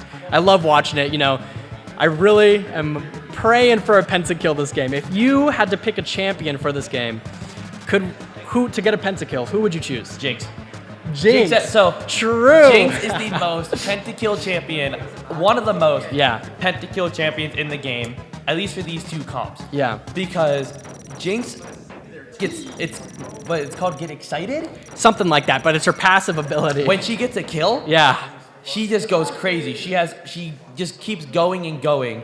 And it's one of the scariest champions, and it's why one of the strongest carries in the game. Yeah. Is because if you can protect your Jinx and Jinx can pump out damage, Jinx will win the fight. Yeah, it's gonna be scary. Even if the Xayah as well, if Xayah or Jinx are ever free hitting in a fight, they're just auto attacking with like no response. It's gonna be really scary for your team, and it's gonna set in really quick that we're getting beat up. Yeah. I think we're gonna hop into game here in just a second. It's fun to see all the fans out here, supporting the team. Let's get some noise from the fans. Super excited to have everybody here tonight. We have a bunch of fans here tonight supporting their schools. Great to see. And as we start getting into the game, in just a second, we will be seeing how this early game sets out. I'm expecting a standard 5-point. It's finals. I feel like it would be so risky to invade. But, I also wouldn't be surprised. I will say, though, the support... It is game one. It is game one, so, maybe they're just, like, sending it. You have all lost. Yeah, I mean, I wouldn't be surprised to see someone send it, but probably just going to be standard 5-point. as we load in here, we get to see the beautiful skins roll out from all these awesome players. We have Melio on the default skin, Rakan on the default skin. The supports, they got it rough, but it's okay. If we look, we got Mecha Kha'Zix, Elderwood Ornn, Bziggs, one of my favorite skins. I love the beeline. We got Star Guardian Xayah, and then we have Arcane Jinx from Arcane. Don't you love that show? I love the show. Okay, it actually was a really good show. It's a really good show. I love it. Then we have Elderwood Veigar. We have Dark Candy Fiddlesticks. And then we have Malphite in the top lane. And here we go. We're getting in the game. Looks like game is loading up right now. Looks like we might be paused. Yeah, it may be paused. Oh, I think it might be spectator bug. We might have to actually... Do we have the spectator bug? We might have a spectator bug. We might have to close client and reopen by spectating one of the players. Which is so we'll fix that really quickly. It's not an issue at all. Honestly, it happens. Unfortunately, that's not even under our control. Oh, it's Riot. Riot Games. We love you. You make an amazing game. We absolutely love you. Yeah. Can you give us access to the spectator feature that you use for pro play? Yeah, it happens. It's actually really rough because there's no way to know if it's going to happen. You just kind of have to spectate a game and then hope it works. It's really rough, but luckily you could just go find one of the players, click spectate. You'll get back into the game shortly. And it'll fix the bug. But yeah, nobody knows why the bug really happens. It just happens on occasion. We already spectated semifinals today. So we did 4 matches, didn't run into it. Get to the finals and it happens on the first game. It's whatever. We get through it. We move past it. And then we'll get into this match and see what goes on. And I completely agree with you. Back on the skin lines. Yeah. The B skins. Oh my goodness. The best puns. I think it's BMO. Yeah, BMO. Bziggs. Bziggs. We have Nunu and B-Lump. Is that what it is? Nunu and B-Lump. That one's great. Anna. Oh, and then Yubi. I think it's Yubi. Yubi for Yumi. Man, I love the beeline. They do so much creative stuff with these characters. For a game with 150 plus characters, giving each of them a number of skins. We get to see some of them have 12 skins, some of them have 3 or 4, but still, it's gotta be fun being on that creative team. It's gotta be fun. Yeah, that was definitely on purpose. Didn't do that on accident. We do have so much creative output in this game, and it's so fun to see some of them come to life with some of these champions, like Fiddlesticks being a scarecrow. You get to play on that with like a pinata type skin with his birthday party. Yeah, and then there's also scary ones with the pumpkin Fiddlesticks, stuff like that. So it's really cool to have these characters that you really get to in a sense, even care for. With the show Arcane as well coming out, you get to meet these characters and you get to see the stories for them, and you actually start having to favor it, and then you actually care about them a little bit, especially in the show. And then it's you go to check out the game, and it's even though it's nothing like the show, it's still fun to play, and you find a character you love and you just play them until they're done for. For me, that's got to be probably Shen and Ornn. Those are my favorite players. I'm a good top lane player. He is too. Ben is. What's your main character again? Usually it is Jax or Kled. I absolutely love playing Kled mostly. Yeah. He's a lot of fun. He's not really played a ton. Yeah. And I enjoy playing my tanks. I do. Yeah. I love being a great team player, but sometimes it's really fun to just go and wreak havoc whether you're winning or losing. Just cause chaos in a match. It's these little quirks about the champion, right? So it's this Kled guy just rides a little dinosaur kind of, and you run around with your little dinosaur and start beating stuff up. But he runs away. He's immortal, but he just runs away. Yeah, it's so funny. And then for somebody like Ornn, it's he's the forge god, and he does all this cool stuff. He builds items for his teammates as ornaments, and he calls the ram. It's the call of the ram when he summons it and then sends it at the enemy team. And it's those cool things that make the character who they are. And they keep making these new characters with new quirks and new personalities, and it just gives the game so much character in that way. And I think that's what draws a lot of people in. And then people stay for the grind and the ranked, and they start getting competitive about it. The ranked grind. We won't talk about that one. We won't talk about the ranked grind. I gotta say, so much props, to Hamilton's Jungler for getting to Masters. It is such a process, especially when they just added, increased LP gains and losses.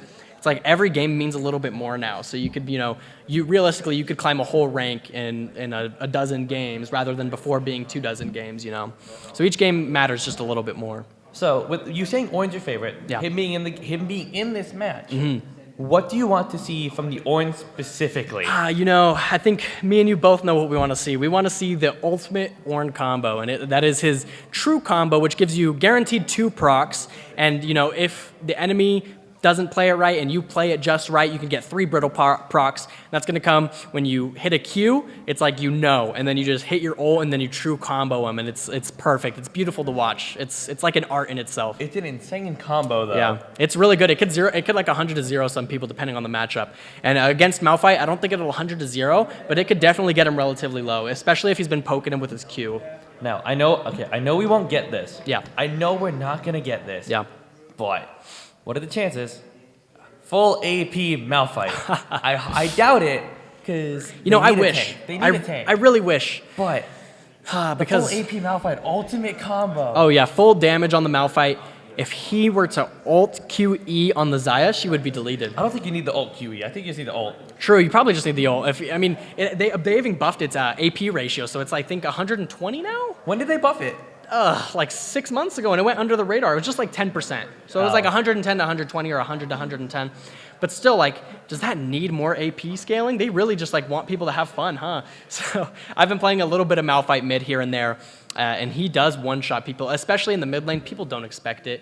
You're building full AP. You hit level 6, you could just delete probably 70% of mid laners, maybe more. Honestly, 70% of the entire enemy team. True. The only one that survives is a tank. My favorite thing on AP Malphite is you hit level 6, you have Predator boots, you just walk bot lane as fast as you can, you just run at them, you do your little rock, you wobble on over, and then you just ult right at their head, and it usually one-shots them. And it's terrifying. Oh, it's scary, especially out of vision. I will say, if I was playing in this match on the side of Hamilton, and I was like Xayah, or I was even the Kha'Zix, honestly, like you're just terrified. Anytime Malphite, you can't see. Like you don't know where Malphite or Fiddlesticks is.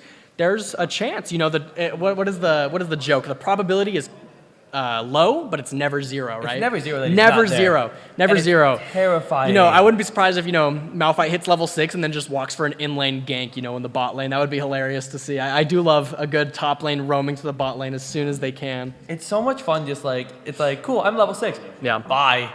Yeah, you just leave. I mean, especially in this matchup, I think Ornn versus Malphite, neither of them really have to worry that much about, their tower getting destroyed. Because especially if you're playing against Jax, Yorick, Tryndamere, even Set sometimes with Bork, it's like, if you leave lane for about, 30 seconds?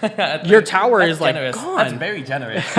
Yeah, I mean, it just depends on the state of the game and some of these champions, but they can destroy your tower and give their team a lead as well as themselves. But with Ornn and Malphite, they're good at clearing waves, especially if, Malphite has his W or his E at 2 points in him. He could clear the wave kind of fast, and then Ornn, maxing his W, can clear waves really fast. But they don't have too much tower damage.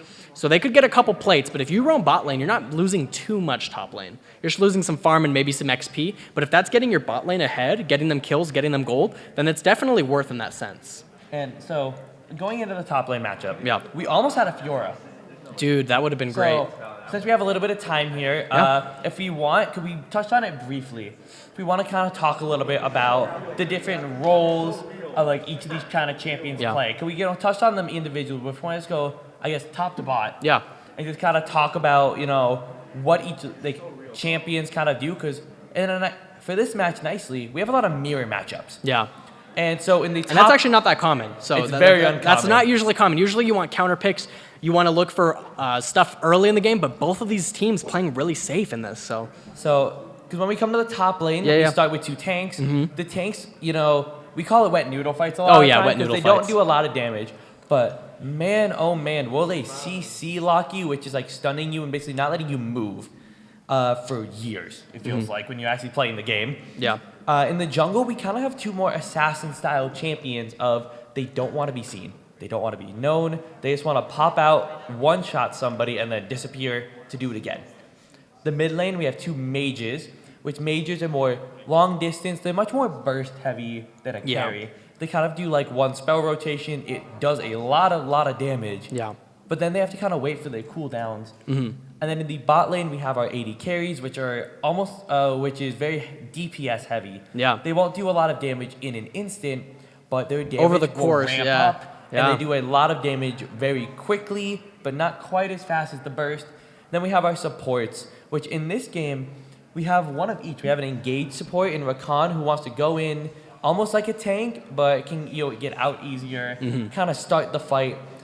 And then Milio, who is a lot more of protecting his AD carry in the sense of buffing them, healing them, and kind of keeping them more alive. Yeah, they're both like enabling their team in a different way, and that's why support is actually like one of the more versatile roles in this game, as there's just like so many different styles of supports. There's like the engages, the enchanters, and then when you get to enchanters, there's different kinds. Like there's Lulu, who can turn an enemy into a frog, and that champion can't do anything for a couple seconds. Or you could have someone like Karma, where they're shielding their team, putting out some poke damage. Or you could even have Soraka, where she has a silence, but most of the time she's just healing. Like that's like her main job, is just sit there and heal. Then you have Yuumi, who's like the special case. Yuumi gets to sit on... We don't like Yuumi. Yuumi gets to sit on any champion she wants. She's untouchable. She clicks a few buttons, but Yuumi is a special case for sure. We don't, so personally, I do not like Yuumi. As a top lane player, you I may think also feel this. A lot of people don't like Yuumi. A lot of people don't. So what will happen is the enemy champions will get ahead, and it's not like you can target the Yuumi. Yeah. So Yuumi just goes on whoever's really far ahead, and they're already hard to kill. Yeah. They're already behind. They're already hard to kill. And then Yuumi is just existing and making it worse. Yeah, it's an untargetable champion that's just going to sit there and make that person that's really fed more fed. So that's just never fun to play against. Really hard to kill. Yeah. And, that's... I actually know Yuumi did get, kind of nerfed pretty bad recently, and due to that, her play rate has gone down. But they did actually put in, a rework for her. She did get a little spike, but not as much as she used to get played. She used to be, pick ban every game, especially in some games like with Zeri and stuff, where she was played a ton. And it's really interesting to see, like I said, how these supports ended up. Melio looking to disengage, heal his teammates. Rakan looking to set up some big plays for his Xayah and such. I'm really curious to see how their feathers are positioned. Xayah throws her feathers out in these games, and she gets to, set them up in positions where if she uses her other ability, it'll pull them back through and stun the enemies. And honestly, so when it comes to each of these roles, usually it's actually defined. But we did get to see a Fiora hover. We did get to see some bans of different top laners. A lot of top laners were banned this game. Lots of top laners were banned. And when it comes to those, Fiora is known as a duelist. Yeah. Where while the tanks want a 5v5, and they don't do a ton of damage, and they're kind of just trying to scale up so their team can help win and then enable their team, duelists are the complete opposite. Mm-hmm. Duelists say, I will 1v1 you, I will beat you 1v1, and then I will 1v1 you for the rest of the game, and then 1v2 you, and then 1v3 you, and then I beat your Nexus. Yeah, Fiora is one of those scarier top laners where, if you have enough experience and skill on the champion, you can 1,000,000% 1v9 a game. You don't even need your teammates, right? You kill everybody, especially with Fiora's kit. She has vital procs, which do true damage. She can heal herself with her ultimate. She has a CC immune ability that actually puts your CC back on you and stuns you. She's just terrifying. She's one of the most terrifying. She's my permaban. Oh, yeah. She's a permaban for me. She's somebody, especially as a tank player, you never really want to see. She's real scary, does a lot of damage in a short amount of time, and it's really hard to counterplay if the enemy players, good enough. So I wonder what maybe the thought process was. Maybe they were just looking to have Malphite. They kind of wanted a more traditional team fight. They kind of needed some beefiness in the top lane, and they thought, Malphite might just be the answer we're looking for instead of Fiora. So I'm really glad they went with the Malphite, because looking at their team composition, they would have been forced into a tank jungle. True. And with Hamilton already having shown that they can do bruiser jungle, that they can do carry junglers, I think it was a lot safer to go, hey, let's make sure our jungler has the ability to be comfortable so that they will not fall super far behind. Yeah. And right now, we're working with the spectator bug to get the gameplay up as soon as possible. Our players are in-game. They're playing really well. And honestly, just even being up here and being able to kind of watch them, it's actually already kind of just the anticipation of what is going on. Oh yeah, it's eating me alive, man. It's driving up. The top lane is not driving me up. I'm gonna be honest. Oh yeah, I'm sure. I know what is happening. I'm sure the top lane, they're smacking each other. The other guy's smacking them back. Then they walk away. Doing a little back and forth, but it will be interesting to see, because I also think top lane might be pretty gankable, just because, even though Malphite does have his Q to try and run away, if he's really far up in the lane, it's relatively easy to catch him. I will say Kha'Zix is not the best for CC, but Ornn has the CC. Kha'Zix has the damage. They could get some early kills in that top lane against Malphite.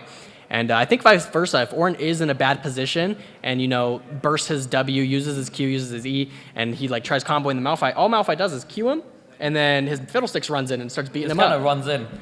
Well, and honestly, one of the most important parts, I think, is those vision control. Because Fiddlesticks can literally jump over a wall with his ultimate. Yeah. So if Owen is out of position, Fiddle can just pop out of nowhere and just gone.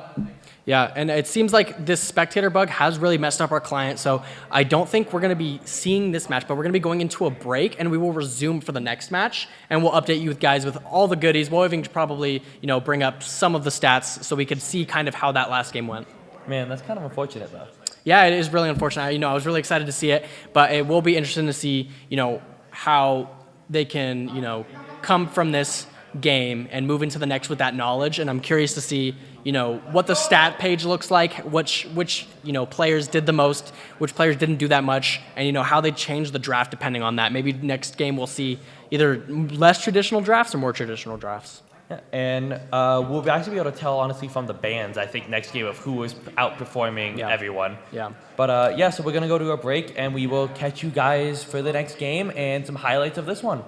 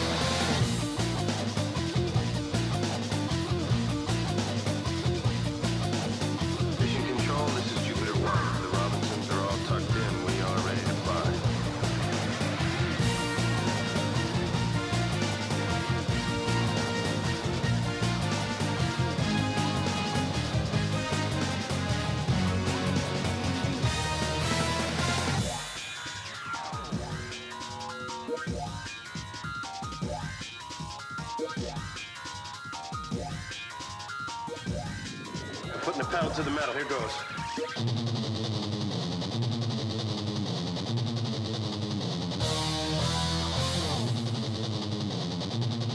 This Cold War just got hot.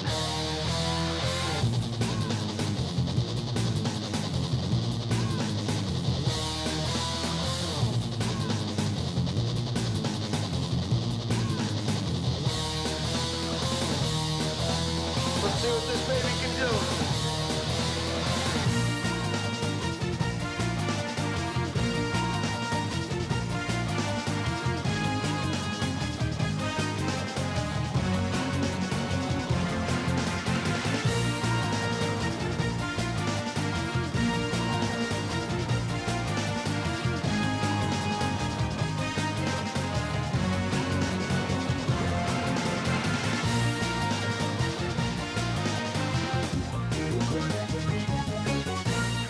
Okay, last one to kill a bad guy buys the beer.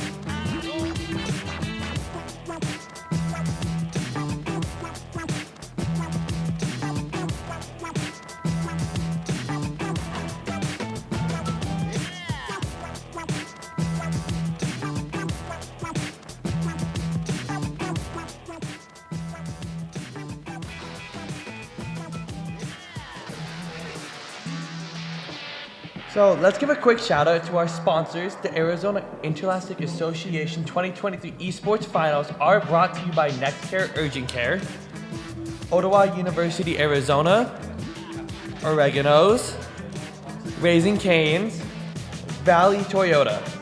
A big thank you to all of them for making this event possible for all of us.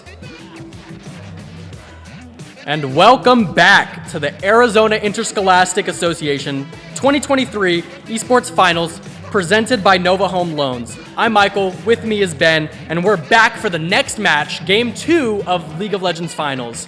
And Game 1 we did have some technical difficulties, so we did have to, we tried getting the replay for the match as well. We're having some issues. So we're just gonna be getting into Game 2 here. We do have the stats page. Me and Ben watched some of the games. So we do have a little bit of information for you guys when we get into the spectator delay. We will discuss that a bit. But for now, I think we're just going to be getting into the draft for Game 2. And as the result of Game 1, Hamilton did win. So it is 1-0. Hamilton has the upper hand at the moment. And we're going to be hopping into Game 2 draft here momentarily. And yeah, that's pretty much it. I mean, what can you say about that first game as far as, let's see. From what we saw, what did you like and dislike from some of the play? It's really hard because we were so far into it at times. For sure. But I really like that both teams were honestly just going at it. Mm-hmm. Like from what we got to see, it was a close. Oh, we pull up the stats page. It was a close game. Yeah. So as we look at the stats page here, actually pulled up, we do see that this Jeek actually for Higley was pretty big. He's ending the game 7-1-6. So that means that, he had a bunch of kills and he was looking to carry this game, and it's a low kill game. This is 14 kills to 13 of Hamilton. So this game wasn't a fiesta. It was a slow, methodical game. And if we look at I watched some of the team fights later in the game. I didn't get to see about the first 20, 25 minutes. We do know that both teams were looking a little bit scary in that end game, and it came down to like 1 or 2 fights. Unfortunately, we probably will not get the replay for it, but just, based off of what we saw, I could say for sure that, Jeek was looking like he was, kind of carrying Higley throughout some of these fights. And if we look at Hamilton, on the other hand, you actually see that this Ornn is 4-1. He was doing some damage, getting some kills, it looks like. And then also Kha'Zix being Cyan Kip. He is the Masters player we talked so much about. He's 5-2-8 in this game, so it looks like he also was kind of a carry this game. But it's actually kind of funny because you see Ziggs and Xayah are not that many kills. They each have 2 kills. But for Ziggs, he doesn't need those kills to do all that damage. He's 2-0-10. He didn't die. He was just farming up. He has 275 CS. He's doing damage no matter what. And if you look at some of this gold distribution, we do see that he actually was up gold. Compared to the Veigar having 12,000 gold endgame, him having 14,000. That could have been decided in the last couple fights. But if we just look at CS numbers, he was CSing a little bit better. And, this kind of goes for different roles as well, because also it looks like Cyan Kip did kind of run the jungle in this game. Dreamcatching, playing Fiddlesticks, has 169 CS, while he has 290 on Kha'Zix. That means that he was farming a lot. This was a 35 minute game, so that means that he was getting close to 10 CS per minute, and closer to the end game, it's like he's getting close to full build. He doesn't really care about the CS that much, so I'm sure he was more focused on getting picks, getting kills, and some certain angle stuff like that. But yeah, I mean, it's from what I saw, it was really coming down to these team fights, with Malphite and Ornn being the front line, and they actually played a little bit of a better traditional 5v5 than I thought they would. I thought it would be a bit more difficult, for Higley to play with, this kind of comp, and it actually turned out pretty decent just because, this Jinx was so ahead. She was kind of like free hitting in some fights, and you never want Jinx to free hit. So this Jinx was, putting out tons of damage, and it looks like this Malphite was kind of just walking around waiting for Kha'Zix to show up so they could pop him, because, they do not want Kha'Zix taking out their Jinx. And, just looking off some of the stats page, what's something that, maybe stands out to you or that you'd like to take note of, Ben? So what actually really stands out to me is, especially from what we got to see, I think what made this game hard was the fact of, in a sense, of what Dragon Soul it also was. Because with Kha'Zix being an assassin, he is squishier, yes. But honestly, that Kha'Zix build isn't like a full, I'm going to one-shot everything in the world build. Yeah. As well as though those dragons were the mountain dragons, which gave Kha'Zix a bit of a buffer almost of like, the Malphite engage didn't fully get to one shot. Yeah. Because that's what I got to see a little bit of. And you can kind of see, like, because of, like, the kills, of low kills, a lot of it seems to have just been who had the control, like who was there ahead of time and who was ready for it. And I do want to take note of, as far as I'm aware, Higley was up at the beginning of this game. They were leading this game relatively confidently, before we had our technical issues, and we had to use a good bit of our pause timer actually just for some of that. And due to that, that might have hurt their momentum a little bit. And, I'm sure, that game is like after coming off with that lead, it is a bit upsetting. So I'm really curious to see if they change draft. I wonder if maybe they're happy with how they performed that game. Because, realistically, that late in the game, with the time that was going on and with how many kills the teams had, it was one team fight that really decided this game. So, maybe they're just like, realistically, a few of our players just like they misplayed. And, I don't think besides that, the game had anything wrong with it, especially when they were leading in the early. So I wonder if maybe they're just making some micro adjustments, or if they're actually going to try to work around their draft, maybe switch up some of the champions on the team, stuff like that. Curious to see if any bans come out from results of last game, because, we did see this Kha'Zix was annoying to deal with. Don't know if that's a very much played champ from Cyan Kip, but it definitely was obnoxious for them to deal with. He could go invisible, he could do a lot of damage, and he could get out with his E. And especially with this Ornn pick, the Ornn was like really tanky. He has his Radiant Virtue for team fights. We can look at that build, and I think that Radiant Virtue probably played a huge part in the Kha'Zix. Oh yeah. As if the Kha'Zix isn't one shot instantly, that Radiant Virtue is going to help heal Kha'Zix up to kind of let him jump back in. Yeah, I mean, Radiant Virtue, for anybody who doesn't know, that is an item that when he uses his ultimate will heal him and his teammates around him for a duration. And when you're looking at having a team with Xayah, Ziggs, Kha'Zix, where they're relatively like squishy, it does help because it's going to heal him back up. If Kha'Zix goes in, steps out, he's going to heal back up a little bit, get some of that health back so he could go back in, do more damage. And, that's something that you always want to have. I think I do prefer it to Jaxo, that game. Jaxo being more of like I'm in a solo front line kind of thing, because I think he realized, when they have a Malphite, a Veigar, a Jinx, a Fiddlesticks, they're not going to try to one-shot me. They're just going to walk past me and try to hit my teammates. So he was trying to kind of mitigate that when he took this Radiant Virtue. He has the Force of Nature, so he doesn't take as much slow. He stacks up Magic Resist. He has the Merc Treads. He has the Sunfire, and he has the Stone Plates, so he could be the tankiest Ornn you've ever seen. And just looking at some more of those stats, I do think it's interesting to note that Veigar, despite scaling so well, it looks like 2, 2, and 6 was his final scoreline. But I think we're actually already in draft. Oh, I see. So we're going to be in draft right now. And if we look right here, we see Higley and Hamilton on the same side. So Higley's going to be blue side, Hamilton red side. And as far as bans go, it looks like they kind of ran him back. We have Kindred, Kha'Zix, and Olaf banned by Higley, taking that away from Hamilton. Hamilton banning out the Victor, Caitlyn, Lilia. They're taking the same bans back. They're curious to see if teams want to run back a similar comp or something of the same nature, and they're going to lock in the Jinx. This means that we are going to see a game of Jinx by Jeek. And, after last game, people behind us saying Jeek is peak, I'm really starting to wonder if this guy is 1v9 as much as they say he is. I mean, last game, he was doing very well. Yeah. Looks like the Senna and the Ornn are actually going to be instantly picked. Nice. I'm glad the Ornn is being run back. Yeah, what do you think about those picks? I like this. So we saw the Senna during semis. And it's interesting that they didn't pick it. Ooh, wait. Hold on, I have to see this one. So, this is the same thing with the Senna pick. Hamilton, during the semis, was running the Senna Seraphine bot lane. But in the Ornn, we have the Fiora. We see some confidence coming out from Higley. Last game it looks like they kind of wanted to be into a more safe area, but they took Fiora this game. This top laner, he's kind of sick of the wet noodle fight. He wants to make a play and he wants to, show that he wants to win. This is the ego check. He wants to prove it. This is when it comes down to the top lane mental. I know you and me understand this a lot.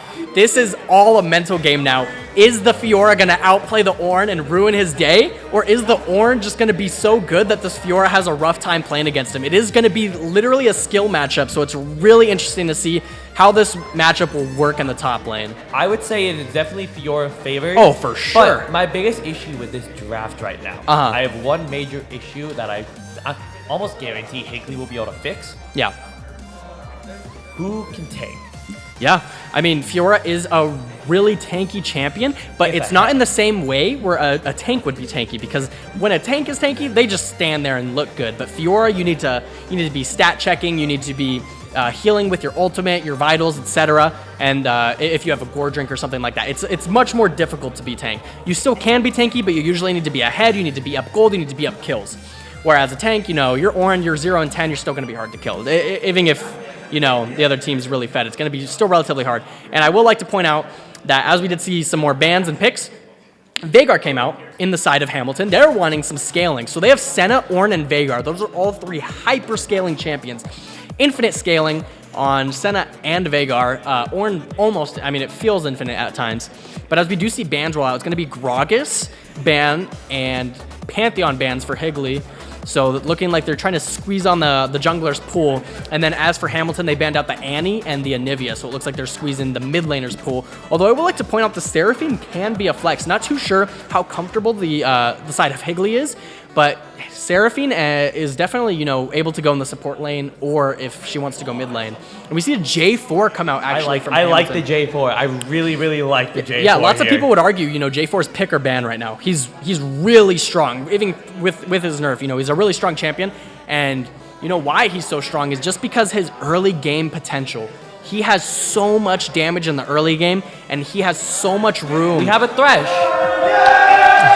So that seems to be a Seraphine mid lane. Seraphine mid lane, Thresh support. We see some hype in the audience as we have Jinx, what will Thresh. the jungle be? The jungle is gonna, this is gonna be the big pack. As we get to the final 10 seconds, we get to see what jungle will be picked for the side of Higley, finishing off the draft. Finishing with and it's gonna be a Mumu. Now, Everybody loves a Mumu, our sad mummy, sad, lonely Amumu. I like this. This is a composition of Fiora wins top and Jinx wins We bottom. have officially switched comps drastically from last game. Last game, we were kind of handshaking in every lane. And although you could argue Seraphine Veigar is semi-handshake, this game is going to go so much differently than we thought. And we see a Cho'Gath ADC get locked in, I believe. I think that's what this is. And it's going to be Senna Cho'Gath, which is an unconventional bot lane, but it has grown in popularity recently. And this is just such a fiesta of a game panning out. I'm really curious to see how we, go on this. I will say J4, Cho'Gath, Senna, they have so much CC in the bot lane that Jinx and Seraphine's positioning and the way they play is going to have to be near perfect. Thresh, I think Seraphine. Oh, sorry, sorry. I forget that we have a Thresh on the board. I would hope it's not Thresh mid. But yes, it does help a little bit because Thresh can pull the Jinx, with his Lantern if he has good positioning. But either way, I think with so much CC, Thresh and Jinx are going to have to position themselves in a good spot, make sure they have good vision. They are blue side, so they have that tri-bush against them. And then for, Higley's draft, they now have a supporting jungler, which is like kind of taking out all of the top lane from last game because it's no longer going to be wet noodle fight. It's going to be Fiora and Ornn in a battle of wits and will. And it's going to be really interesting to see how that pans out, especially with these kind of early game junglers. Amumu and J4 both having really strong early game potential. Amumu more so in his CC than his damage, but Jarvan pumping out some damage. And, I got to say, if this game goes too long, I think Higley's in trouble. I think Higley's in deep trouble if this goes long, but I think Higley has that level 6. Yeah. If we look at that level 6, if they go bot lane, say we go bot lane 3v3, yeah, we have an Amumu ulti with a Thresh box. Yeah. They are not moving anything. Senna and Cho'Gath, while yes, they have CC of their own, they have no escape. They have no escape. Yeah. And as the crowd starts chanting, It's getting hype. It's getting hype. We're in game 2. We're getting in game 2. This is going to be a bloodbath. Higley coming off a rough loss, but Hamilton has the momentum with them. And I'm really curious to see how they do it because we hear a lot of hype for Jeek. It seems like Jeek is getting a lot of love from his side over here, and I'm curious to see how this game pans out, especially with Cho'Gath, Senna, bot lane. They're looking to infinitely scale, and Jinx, Thresh are looking to get some early kills. They're ready to smack some people up. And so, what I want to see, this is so in my ideal world, yeah, I see a Seraphine ult, followed by an Amumu ulti, followed by a Seraphine ulti with a Thresh hook boxing them in. Fiora sliding into the backline, being able to slide over to the Senna, to even the Cho'Gath, because she can melt the tanks. Yeah, true damage. While I mean, Jinx is just sitting behind her Thresh with the Lantern and the Amumu, just firing rockets. But if they cannot secure an early lead, I don't know what Higley can do. Yeah, I mean, it's a scary matchup, especially when you think about this. With Cho'Gath. Cho'Gath, if he gets to a point in the game where his ultimate is near one-shotting Jinx, outplay is going to be coming. It's going to get thinner and thinner for them to outplay because Jinx's positioning is going to have to be near perfect where Jarvan can't get on her. You know, Cho'Gath can't flash R her and take out her whole health bar. It's going to be like really difficult to outplay some of these fights, but also if they can Wombo combo, the Wombo combo is near undefeatable. I mean, we have Amumu, we have Thresh, we have Seraphine, we have Jinx Rocket. That's going to be like half of everyone's health bar, no matter who you are. And then guess what? If Ornn or Cho'Gath are really tanky, you know, it's getting hard for Jinx to fight him. She has an LDR. It doesn't look like it's doing the most damage in the world. We have Fiora. We have true damage. We have her ultimate. She can Vital proc all 4 procs on Ornn or Cho'Gath and chunk them out. So I think it's going to be really like, oh man, I just don't know how to expect these fights to go. I think in a team fight as well. Well, yes, they have the Ornn ulti. They have the Cho'Gath ulti. They have CC of their own. But if Fiora can get a good to the post, I like that side. I like that side. This game is gonna be. I think top lane is gonna matter so much more than this game than last game, and I love that. I love top lane mattering. We know top lane usually doesn't mean anything. The island? So now we're gonna, dude. Listen, man. I know I love top lane and I like being important, but we got to be honest. ADC, jungle, support, all such important roles. Top lane kind of falls in the background. So I'm curious to see how this top lane pans out. You know, Fiora is such a good Ornn counter, but I don't know, you know, how this is going to pan up. These top laners have only played once against each other ever. You know, especially when you're like in a league and stuff like that, you're playing against top laners multiple times.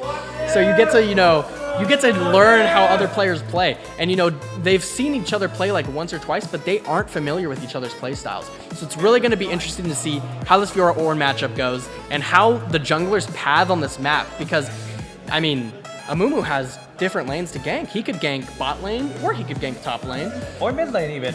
Yeah, I mean, it's Amumu, right? If he gets a good angle, he could gank anybody. And, you know, he could get some kills pushing those leads and accelerating them into the mid game. And I think even though late game it's really difficult for Higley to play, I feel like the mid game is what makes that most important, right? Because in the mid game, Higley's going to have to accelerate leads, get gold on the right players, whether that be Jinx, Fiora, etc. And it's going to be really interesting to see how they do that, whether it's setting up objectives, whether it's actually sacking objectives, taking towers. Fiora's a really strong split pusher. So I wonder if maybe like first, second drag, they actually just leave Fiora out of the drag, see if Ornn walks to Drake, and then, you know, they just take 2 or 3 towers, depending on how strong she is at the time.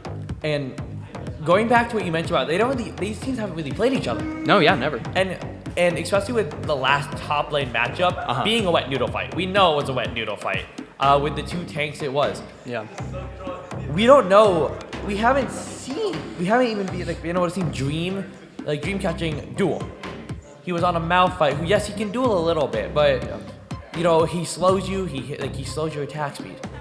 We haven't seen him duel. We don't know if he's gonna. We haven't seen him on a character that's mechanically taxing. Yeah, he's been, you know, mostly on tank duty, which is what some people get subjected to, myself included. So it's going to be really interesting to see how these guys, you know, shift away from that. I'm not too sure, you know, how comfortable he is playing Fiora, but obviously something happened in between those matches where he was like, I think I'm confident enough, you know, to beat these guys up. We see the players seeing themselves. They're ready to get into this game. We're going to be getting in just a little bit here. This time, we're ready. We got everything set up. The spectator mode will work this time. Then we get some hype for our Higley team. So many spirits. So many spirits high in the audience today. Really excited. And I'm so glad the spirits are so high today. Oh yeah. There's our audience. Beautiful audience. Thanks to everybody coming out. It's awesome here. The environment in here is great. audience being so excited too. Yeah. Like after the pause, after some of the issues we did have. Yeah. Morale can drop. You know, it's like hard to always be like fully focused. But I'm so glad this crowd is here. Yeah. They're getting excited, and they're making me feel really excited for this game too. It's great having these great people behind us. You know, we're ready to watch these high schools get at it. Higley and Hamilton. You know, battle of the 1 seed and 2 seed. It's really a battle of legends at this level. You know, the AIA, there was I read over 100 teams starting in these groups, over 100, and it consisted of hundreds of players. You know, and that's just so many people. And to go both of these teams now 12-0 coming into this final, it's just, you know, they haven't really faced adversity before, and you know, whether they've dealt with it or not, they have to face it now. You know, these are the best of the best, and they're ready, you know, coming in here. They've locked in their drafts. They're changing things around. I think they're honestly moving off comfort, because it looks like last game they were trying to be like meta as possible. Now they're trying to switch things up, see what they could do this game, and I'm really curious to see how they pan out as we start getting into game here in just a few seconds, I believe, here. And our spectator mode will work this time. I feel it in my heart of hearts, and we'll be able to check out what happens in this early game. I don't expect anything big in the first couple levels. If anything, I think a level 3 bot or top is what I'm looking at. And I'm curious to see how the pathing works for that, just because, you know, jungle pathing has become more and more important as, you know, people are getting better at the game. And especially with a Masters jungler, it's like this guy's one of the best players. You know, you really got to be worried about what he's doing at all times, focusing on that. And so here we are loading in. Loading in, we get to see our beautiful skins once again. Looking at our Cho'Gath and Senna on the regular skins, but we got Leprechaun Vhagar, a fan favorite.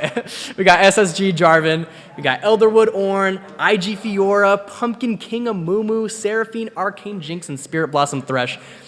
So exciting getting into this game. Now, once again, Hamilton up a game, so this is big for them as well as Higley as they need to come back. Now, as we get into the starter list, I want to notice something.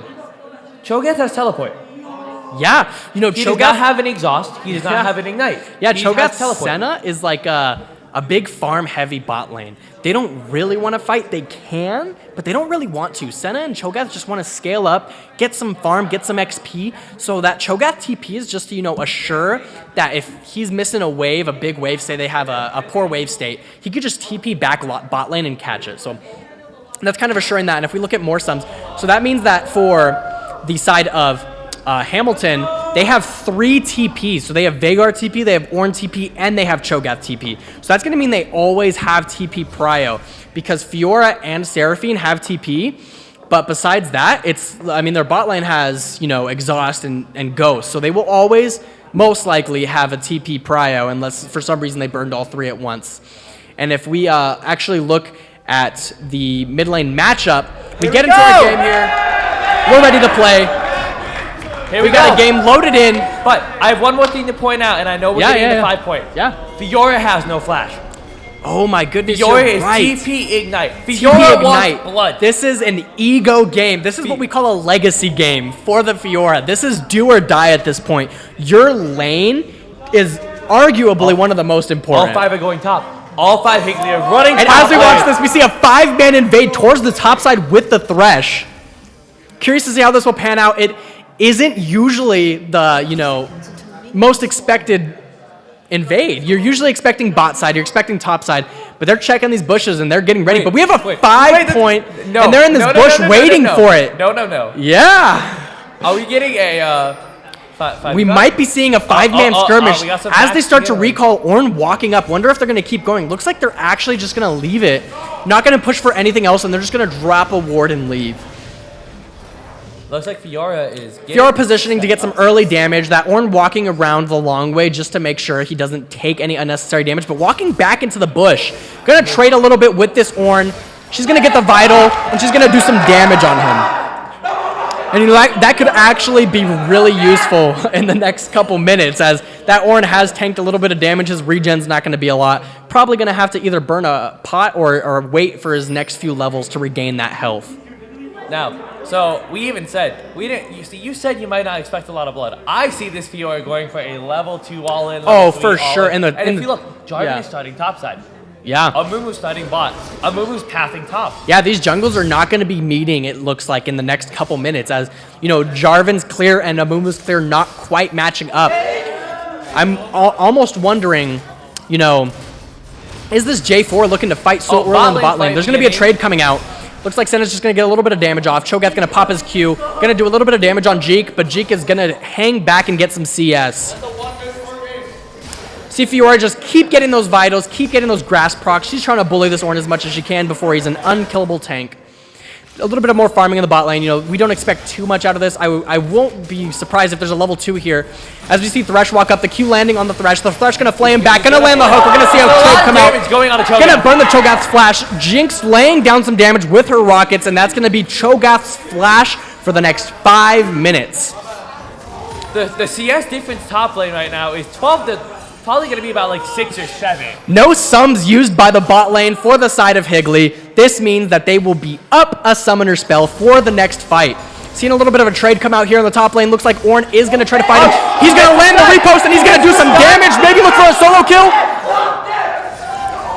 Not quite going to kill, but he is going to back off for now. Looks like Ornn is in a dangerous spot, though, as he keeps walking up while that Vital is right in front of Fiora's face, just hanging it there, trying to get her trade a tower shot, possibly. He's actually going in. He's going to look for a fight, as we do see a Mumu posturing for a gank here, sitting in this bush. Are they going? He's going to shove this wave, though. Ornn doing a little bit of dancing on him, maybe doing a little bit of BM there, it might be.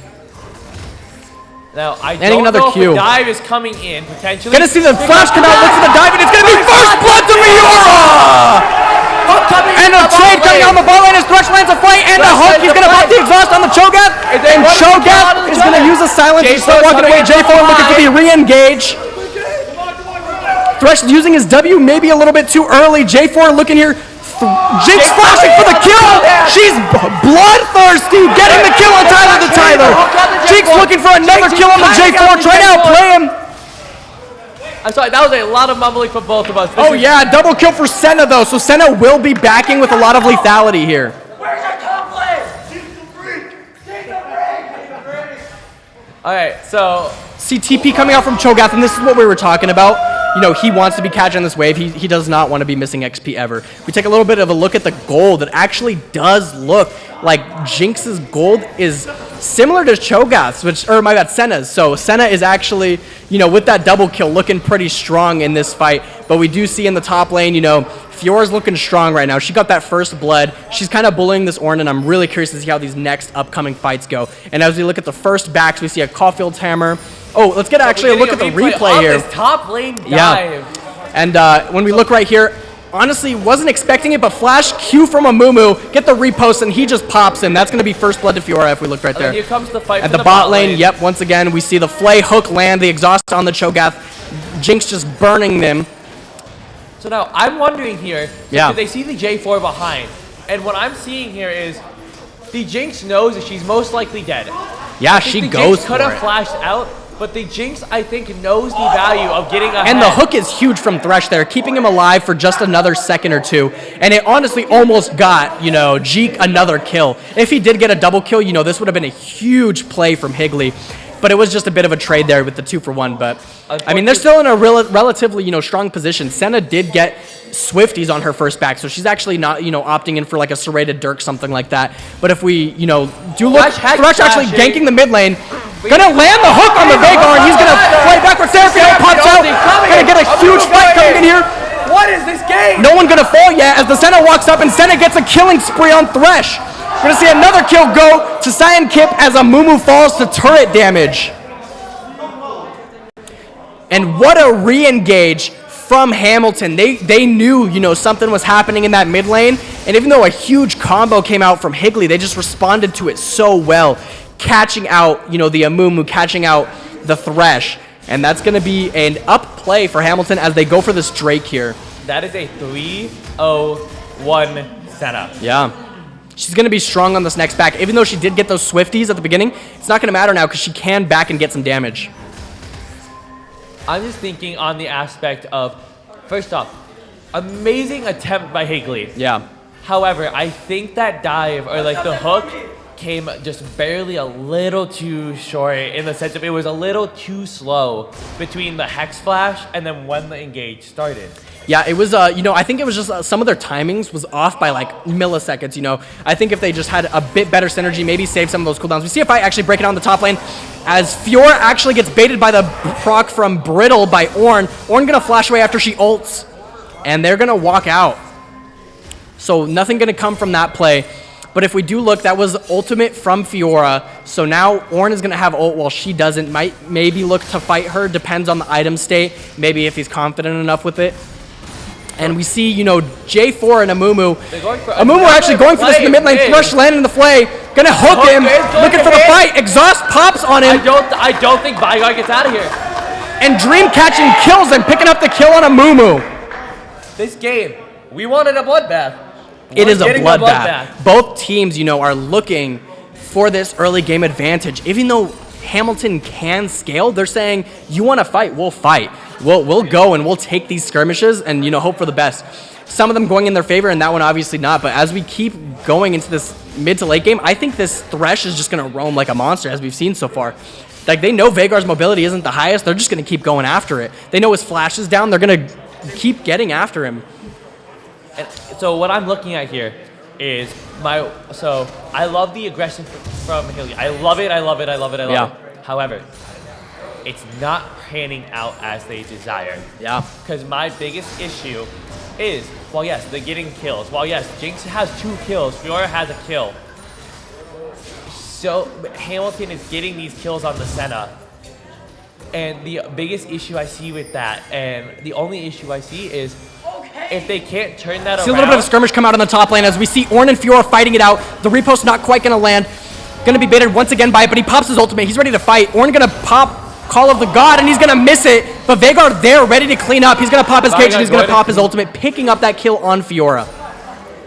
So, like I was saying, I love the aggressive plays. However, if they do not work out for the side of Higley, if they accelerate this Hamilton draft to late game or to mid game with a late game build, I think the game is going to be very, very unplayable. Yeah, I will say, in the favor of Higley, they have a lot of CC where even if they have a fed Senna, with the right combo, they don't have the escape that, Jinx does with Thresh, with a Mumu CC. It's just actually really scary. As we see them positioning for a dive on the bot lane tower here. I don't know about this dive. It could go really well. They're going to dive on top of the Senna. They're going to pop her. Shut down to Jeek. Jeek is peak.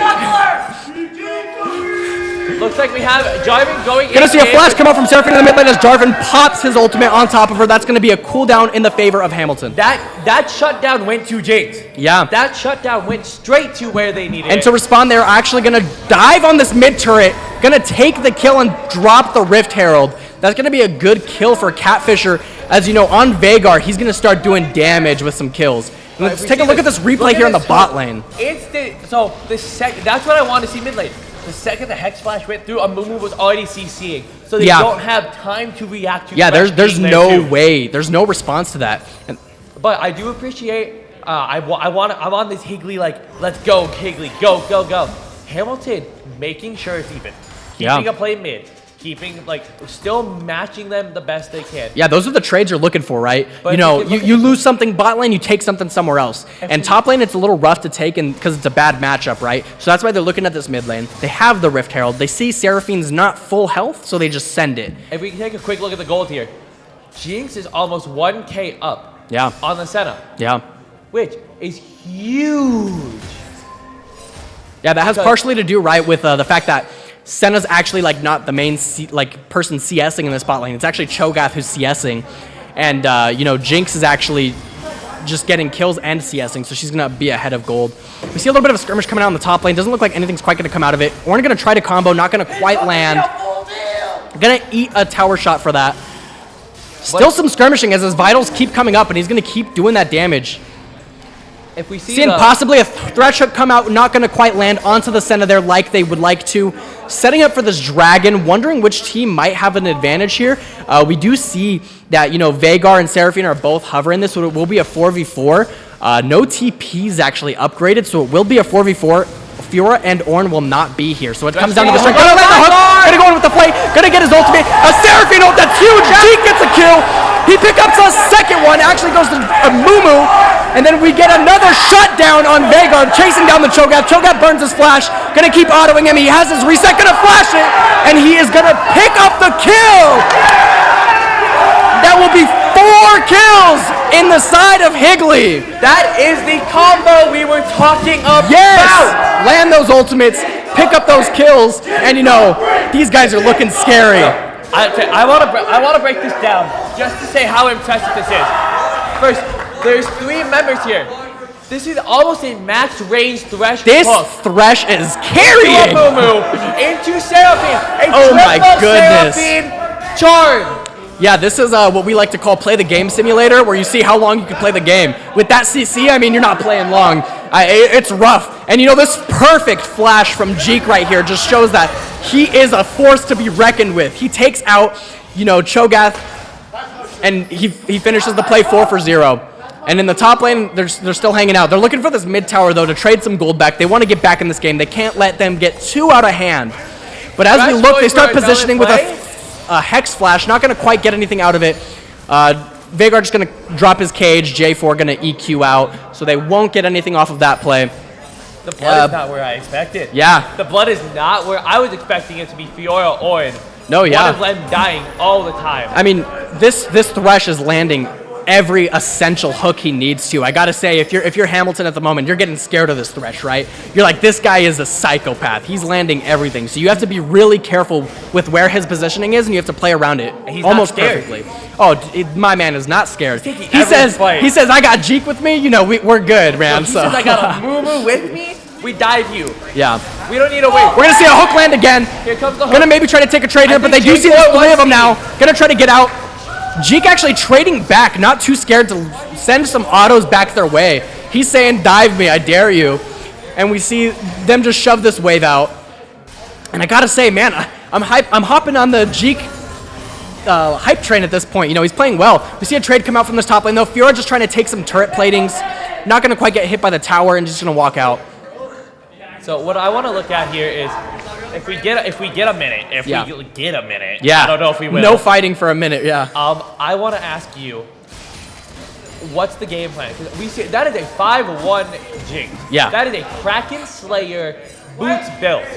See a little bit of a skirmish maybe come out on the top lane. Not going to quite land the Mumu Q, so they will just walk out for now. But yeah, upon what you were saying, I will say that I think for Higley, they're sitting here and they're saying, protect Mr. President. Mr. President, get down. We have Thresh W. We have everything else. Top lane's just going to keep smacking each other. Don't know if they're going to quite look for a kill.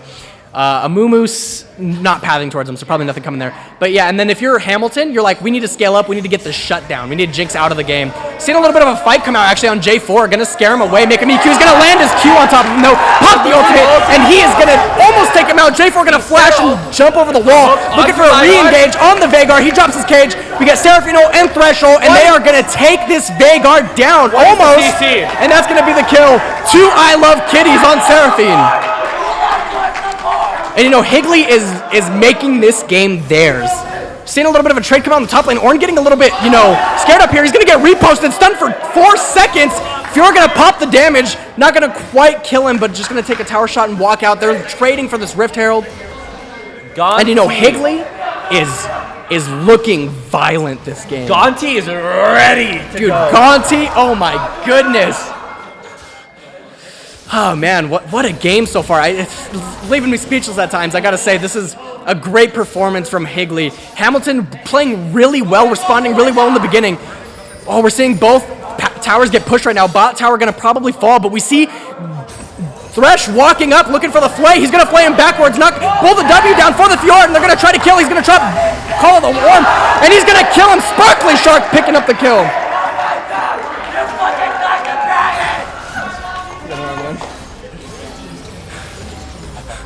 It's all right. Sparkly Shark picking up that kill, finally getting a kill under his belt. You know, he's been hitting so many hooks, playing so well that he wanted some gold. He said, give me a little bit of gold. I want this kill. I am the carry now. Yeah, I'm the carry now. But, you know, we got to respect the objectives on the side of Hamilton. They are trading objectives relatively well, taking that bot tower in response to the top tower. And this mid tower actually looking really low. Don't know if they're going to be able to defend it. Jeek's by himself. He's got a Mumu walking up, but they are outnumbered at the moment. Gonna drop the mid turret, the tier 1. Amumu gonna land the Q, but gonna fall into the cage, so not quite the best Q to land. Get his health bar chunked, and he's gonna walk out. And as we start moving into this mid game, you know, both teams sitting on mythics now, it's gonna get real scary because this combo from Higley is terrifying. But if they burn their combo and don't kill everybody, then they're out of combo, you know? We see them setting up for this Drake. Gonna be a Cloud Drake that Hamilton starts hitting. Gonna pull it out though. Try to bait Higley into a fight, it looks like. Gonna land the cage on top of the Fiora. She's not quite gonna fall. They're gonna go for a re-engage. And Seraphine's gonna pick up the kill on center. J4 looking for the ult. They're gonna flash out. Looking for the Thresh drops his ultimate. Amumu with the re-engage. And Jeek is getting a reset. Veigar drops the cage, but the fight is still going. Gonna see Dreamcatching pick up the kill on the Veigar, and this dragon is looking like it has Higley's name written on it. Jeek still chasing down this Cho'Gath. He's saying, you're not getting away with this. Gonna keep following him. And we actually see J4 looking for the steal. He's gonna go for it, and he's not gonna get it. Probably gonna fall here. Trying to stop the stacking, and Jeek with the snipe!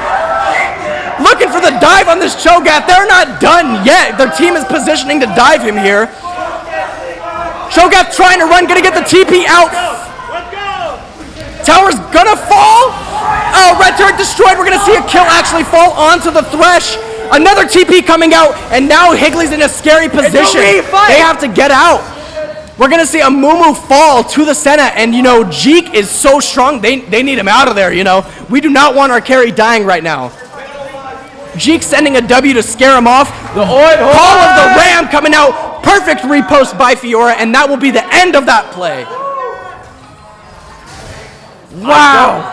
I haven't had a minute to see what's going on. I love it. Anytime I try talking about items, these guys are like, watch, let me build 4 more after I get kills. I know. I'm sitting here like, all right, I'm like, okay, let me and say man, something. what a change of pace from our last game. You know, last game it was a 35-minute game, total of 30 kills coming out.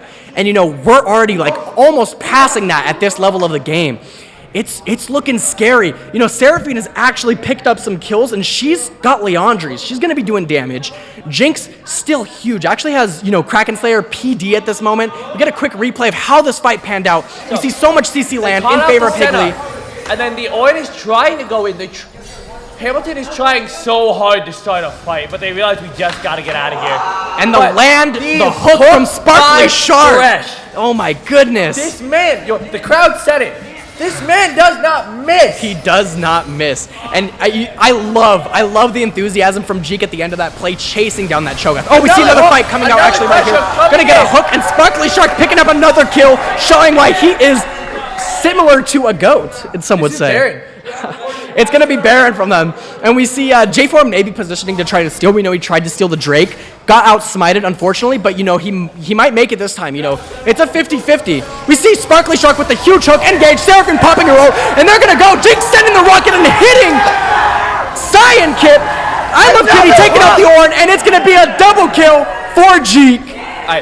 I need a replay after this match. I need to know how many hooks has been hit. Guys, can we get a Thresh hook counter in the chat? Somebody's got to be counting these. This is an insane amount. Sparkly Shark looking deadly, lethal on the Thresh. This Thresh is gone next game. Oh my goodness. I don't even know if they could ban Thresh. They got to ban every champ with a hook. We need Nautilus gone. We need Blitzcrank gone. We need, you know, even Renata gone. Even though it's a really bad hook, it's still a hook. We got to keep them off the hook, champs.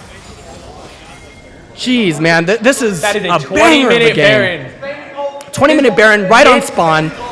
Mid-turret has not been broken, and Baron has been taken. I gotta say, this is a huge game. Sparkly Shark taking the tower shots, diving for the kill. Sparkly, calm down, dude. He's about it. He's saying, I don't care if they kill me. You guys kill this guy, and we're good. And now they're taking that mid-turret. Cho'Gath trying to maybe defend it. Doesn't look like he's quite going to be able to. Vigor kind of poking him off, and that will be tier 1 in the mid lane gone. Sparkly is putting Senna in the lantern. This is a Thresh accurate. This is a lore accurate Thresh. Lore accurate Thresh, that's right. See Jeek picking up the red buff. He's got double buffs. He's got Baron. He's getting a reset for some items, and he is ready to run this game. He is on his hero arc right now. Him and Sparkly Shark are really running this bot lane. So they might Fiora maybe getting caught out right here.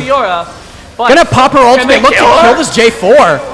Not gonna quite land the riposte. Gonna get knocked up by the Ornn, and it. The healing coming in. Oh my goodness, still alive somehow. How is Fiora alive? And even though it's a rough death, you gotta be saying J4 used his ultimate, right?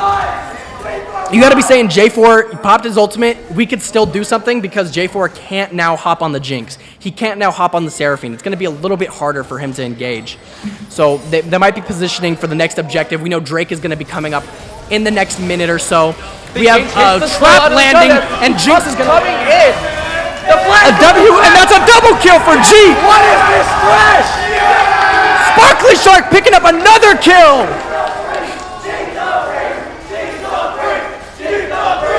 And we hear more chanting from the crowd as they are loving Jeek right now. That's going to be another turret down in the mid lane. 11-1 on the hype. We said it game 1. The most hyper of the hyper carries. Hyper carry the game.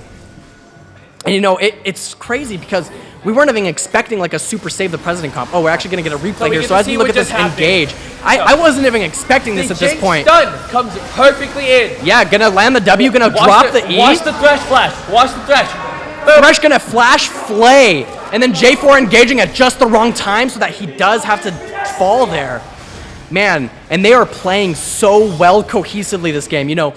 Higley was looking good in the first game, but now they're looking like they are on the same wavelength. Like everybody is in sync, dude. I feel like I'm watching Power Rangers right now. They're in the giant robot and they are beating up the villain. It's crazy. And if we get it as we get into closer to the late game, we do see that Higley has 3 Drakes. They're 1 off of Soul. It is going to be Cloud Soul. So that's going to mean they're going to have slow resistance. Looking for an engage actually onto the Thresh here. They want this guy out of the game. They're sick of him. He's going to walk away, flay him away. So tanky. Yeah, they're not going to be able to kill him at this point. He's got 3 kills, 18 assists. 18. That's a lot of assist gold. That is 21 out of the 23. 21 out of the 23 kills. That's like, I'm no mathematician, but that's got to be 90%, right? 90% kill participation. This guy is doing everything. Landing another hook onto the Cho'Gath. Gonna play him backward.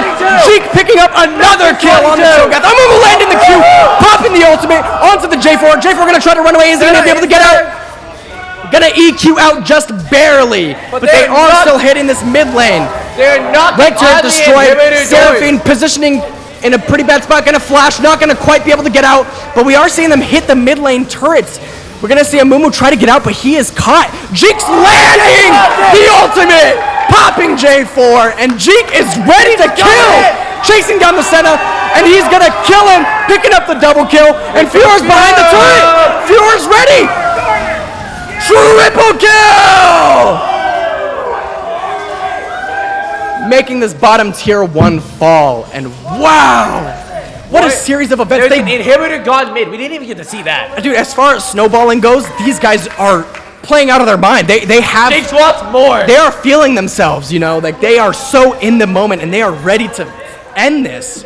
So, this is over a 10k gold lead about. It's so not a surely, 10K gold lead. let's take a quick break before everybody starts dying again. We're looking at this. They're 10k gold up. 10k gold up.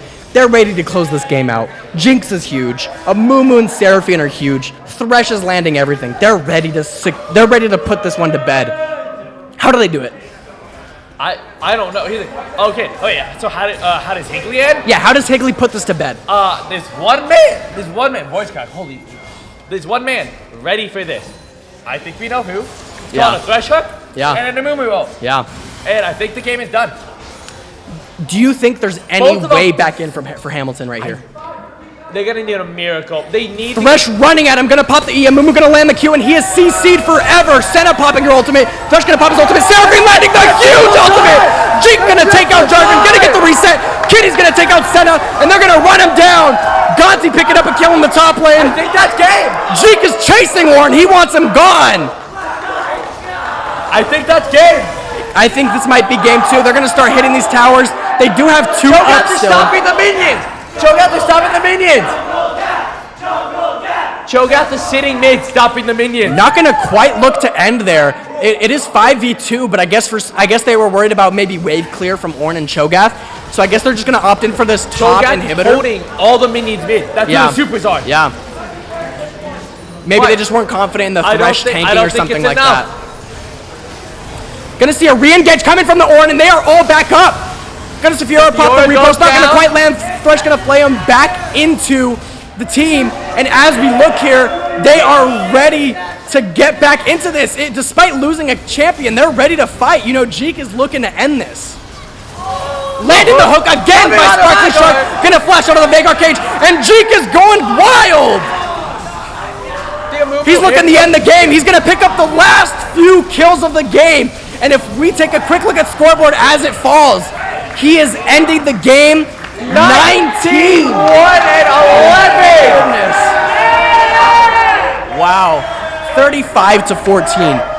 What words do you have for this game? Okay. I have 2. 1. The crowd was right that game. Jeek carried. Jeek had 30 kill participation. Jeek is those ults were sniping. I have a bit of a wild statement to make. I think Jeek might be a freak. Crowd, what do you think? Is Jeek a freak? I don't even think they could hear us at the moment, but it's okay. They're going crazy in their own way. That's 1-1. We are now in a game 3, sudden death. None of the past 2 games mattered. This last game is where all of the glory lies. This is for the AIA State Championship Final.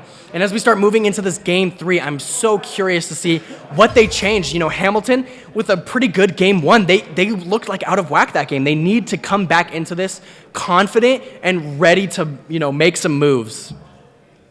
And so what I think is Hamilton needs to slow that game down. Yeah. I think we said it. Yeah. Higley needs to explode. And they did. And my goodness, did Thresh explode. Yeah. Really impressive performance that game. I mean, if you're Sparkly Shark at the end of that game, like you're sitting there and you're really confident with how you're playing. He's got to be, you know, playing to his ADC's best ability. Because when you're a support, you know, realistically, if you're playing the best in the world, it sometimes doesn't matter. You know, support is an important role, but you can't carry on support. But that game, he made it look like you can carry on support. I think he you know, did. he really I honestly don't remember him missing a hook. Maybe I'm just crowded by adrenaline, but I don't remember him missing a hook. Maybe in the early game, but the rest of that game, he was just so confident with it, and it landed every time. And he's like, I think it was maybe, and he's like, it didn't matter if he hit the hook. Yeah. And I think one of the reasons he hit so many hooks, he flayed. Yeah. His The flays were perfect. beautiful. As seeing so many Thresh players. Yeah. That was some beautiful hooks. Yeah. And I think my biggest fear for Hamilton is the momentum. Yeah, for sure. Because that was not a nail-biter game as No. much. That was not like game 1, but it was more of a nail-biter. That's going to be a game that, you know, stings, and you need to come back from it. That's a game I think you find where it started to go wrong, Yeah. and after Jinx was getting like so far ahead, you said, okay, we messed up here, we fix this. Yeah. We cannot fix the ending. They need to get back into it, and let's fix where we were wrong. Yeah, and Early when we game. look at some of the highlights from that game, like when we pull them up, we get to see how this team made it happen. Because remember in that early game, you know, Hamilton was responding really well to some of those early game plays. They were, you know, countering, getting stuff on the other side of the map. But there was just a certain point where Higley just kept hitting him. Sometimes, you know, if you're a team like Higley where you're getting that momentum, you want to like maybe be like, oh, they're trading stuff. Maybe we slow down. They were like, no, we send it. We keep going, and we keep hitting them harder than last time. And, you know, it worked out for them. You know, Hamilton was trying to respond, but there was a point where it was overwhelming. They couldn't deal with it anymore. And the Jinx was just unkillable. And that's why, you know, the combo from Higley was just so scary, because even if J4 ults on the Jinx, I don't think they could kill her. It's hard for them to kill her, which is huge, right? I think it all came down to, I think it was the second dragon, I think, when that Thresh hooked onto Vigar. That Thresh hooked onto Vigar. Yeah. Starting that, was it a triple kill, I think, almost? Yeah, for it was Jinx? huge. I mean, that's the Thresh hook into the Thresh ult, Seraphine ult, Amumu ult. I don't even know. I don't think there was a Amumu. I don't even think there was an Amumu ult. Dang. Amumu off. Okay, we're giving so much credit to Thresh. Yeah. Amumu was hitting those bandage tosses too. Amumu was hitting crazy bandage tosses Amumu as well. was terrifying. Yeah, I gotta say, I mean, there was even a point in the game where we saw, Amumu solo kill, almost solo kill. J4 had to flash, jump over a blast cone. But I mean, if he didn't have flash, I think Amumu just kills him there. He almost one-shot him full combo. It was a little scary. I thought he was for sure goner. That's a tank, by the way. Yeah, that's a demonic tank, embrace. by the way. Demonic embrace is, that's the AP tank item, and it's gonna be doing all that for you. And I'm excited to see. I know it is loser's choice for red or blue side. So Hamilton's sitting here. They're wondering, do we choose red or blue? Which one do we feel more confident on? Maybe they have a strong blue side early pick, and I'd like to see if maybe they do have a B1 pick that they're really confident on and they really want to get. But also maybe they don't think red or blue was the problem. They think it was just like maybe the draft. So they're like, we like red side still, but maybe we messed up on like one or two of the picks and we just fixed those. I think the biggest issue with Hamilton's draft. Yeah. I think they put too much into that late game. Yeah. And then drafted Jarvan. And I don't mean to misspeak because I know there was like an LCK game recently where I watched a video on it, and it was how, especially in pro play, meta for so long has been scaling. Because guess what? In pro play, you're expecting the best of the best players. And if you just don't misplay and you guys scale, you should win, right? But there was recently a game where they opted into full early game. It was Akali, Elise, like Draven in the bot lane. They were full early game. And, obviously the other team's like, whatever, we pick scaling, Sivir,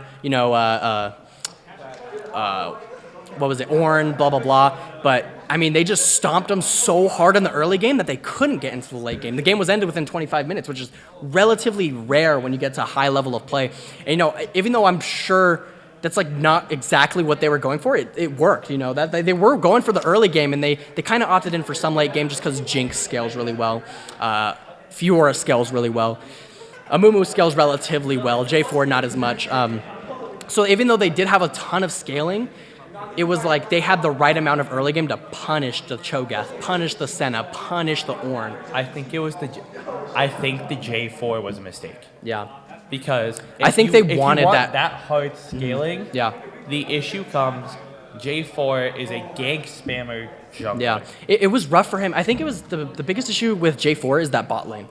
You can gank as J4 against a Jinx Thresh, but it's difficult. So hard. Yeah. Because you can get filleted out of your... And as we hop into Game 3 draft, we see some bans coming out fresh. Looks like Hamilton did choose blue side. They have a B1 cooked. They are ready to first pick something, and I'm so curious to see what it is. And if we look, they're taking Jeek off Jinx. They're scared, That Jinx was unkillable. And, I'm wondering if maybe they think, if he's not on Jinx, if he's on any other ADC, we could deal with it, right? I'm not too sure all of Jeek's pool, but they must think, whatever else he has cooked, it can't be nearly as deadly as this Jinx, right? They also have the Caitlyn gone as well. So they're making him play something that he's obviously not super comfortable on. We have a Victor ban coming out, and they're going to first pick Lilia as, red side, they banned Kha'Zix, Kindred, and Seraphine. The Lilia is up this game. And it looks like they're taking the Lilia, assuming it's going to be a jungle. I've seen Lilia top, but I'm not expecting it. I'm expecting Lilia jungle, and that will probably be, the jungler for Hamilton on the Lilia. So, and as we get into the Amumu, it's a run back Amumu. Do we get the Thresh? The Amumu run back, he was feeling confident on that Amumu. Missing. He hit, I think, as many bandage tosses. And Amumu kind of got a nerf a while back that took him a little bit out of meta more than he would, I think he should. But that doesn't mean Amumu's gone, Just because he's not as good doesn't mean he's gone. And that's like a thing that happens a lot, especially in the higher level of play. And we see Misfortune get locked in. I actually was just talking about this earlier with you. Misfortune, I think, is slept on. Xayah and Jinx are so oppressive, right? Instantly. But Misfortune is scary in the late game. I like the Zaya. Zaya Rakan, you know, they're trying to match the Mumu, you know, ultimate. They want Zaya to be able to avoid CC. I think that's kind of what was annoying them last game, is we have no way to avoid the CC. If we eat the CC, we eat it. And, you know, in that game 1, they chose the Zaya to get out of CC, so I guess they're just, you know, trying to do that again. They'll probably pick support here. Oh my goodness, a Mumu support, and it's J4 jungle actually for Higley. I mean, you were right. They picked support. We just thought wrong numbers. Yeah, I mean, and as we see, you know, that's going to be the bot lane and the jungle is picked for both teams. We're going to see some mid laners get banned. We have Ziggs banned for the side of Higley. Curious to see how Hamilton responds. They could ban out mid lane, but they also could ban out top lane. Maybe if they want to pick Ornn here and they want to like ban out the Fiora. I don't know exactly what they want to do. It does look like that's what they're opting in for. So I guess they're not going to ban out the mid laner. Maybe not too scared of what he has in his champ pool or his counter pick, something like that. It is a lot harder getting counter picked in the top lane, so I don't blame him for that. Now, what's confusing me is the Seraphine ban by Higley, because the charms were landing. The ults were landing by Higley last game. Yeah, Higley, I think, banned Seraphine just because they didn't want Hamilton to first pick it. I assumed one of their players plays it, and they just didn't want to see it. They actually ban out the Ornn as well. You know, I don't blame him. Ornn is just a tank, but that's the thing, is everybody just says, you know, Ornn's just a tank. That doesn't mean he's not super annoying. His kit is so overloaded at times, it gets so obnoxious to deal with. Seeing an Annie ban come out from Hamilton, Higley will now respond with their blind pick. Is it going to be mid lane or top lane? I really start to wonder, because top lane, I think the counter pick could be more obnoxious, but, you know, mid lane, if it's, sometimes the mid lane picks, depending on the pools, could just be really obnoxious. We're going to see Malzahar pick, so it looks like they will be counter picking top. Curious to see what Hamilton does, as, you know, they are going to have a few champs up that I think their top laner plays. Going to see a Veigar hovered for the side of Hamilton, and it's going to get locked in. I don't know about the Veigar run back. And Olaf, that's going to be the top laner that, you know, Hamilton has had banned for the past 2 games. And, you know, it's finally in. This guy likes playing Olaf. We saw it in semifinals. He got Olaf both games. One of the games, he did get a pentakill. So, you know, keep an eye out for Ziz Oh No. He is going to be, on Olaf this game. A little bit scary. And we're going to see Darius locked in. Oh, Hamilton, sorry. Bappimon is going to be on Olaf.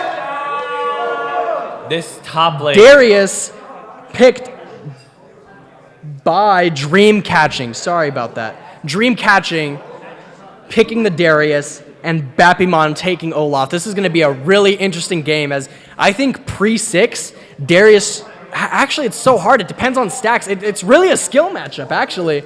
It's going to be... It's a really weird It's skill a really matchup. weird skill matchup because, you know, Olaf avoids CC, but Darius just loves beating people up. They both love beating each other up, so I'm curious to see on how the matchup goes. I think it comes down to if Darius could get his Qs right, if Olaf lands his axes right. And as we start loading into this game, these drafts are looking so interesting. I will ask you, Game 3.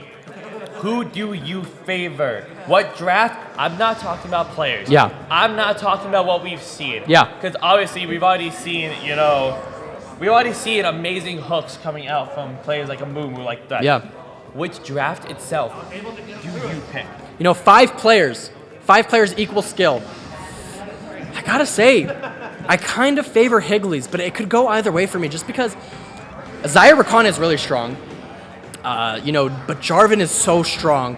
Jarvan and Mumu, I mean, with the synergy we saw last, I guess it's hard to say, but Jarvan and Mumu, their synergy can work really well. And even though I don't mean to play on bias, last game the synergy was going great.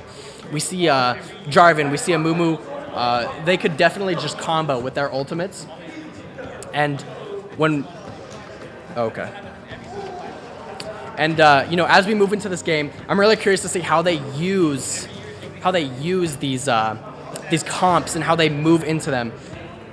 And it's really interesting as we just really want to get these comps in and see how they pan out.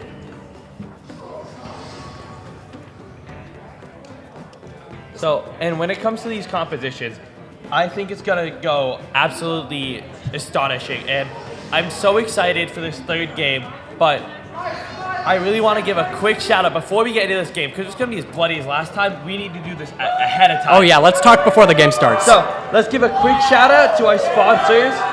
The Arizona Interscholastic Association 2023 Esports Finals are brought to you by BYPVCC's Music Industry Study Program, Union 32 Entertainment, Playfly Esports, Generation Esports, and a big thank you to all of them for sponsoring this so we can have an amazing Game 3 for our final match.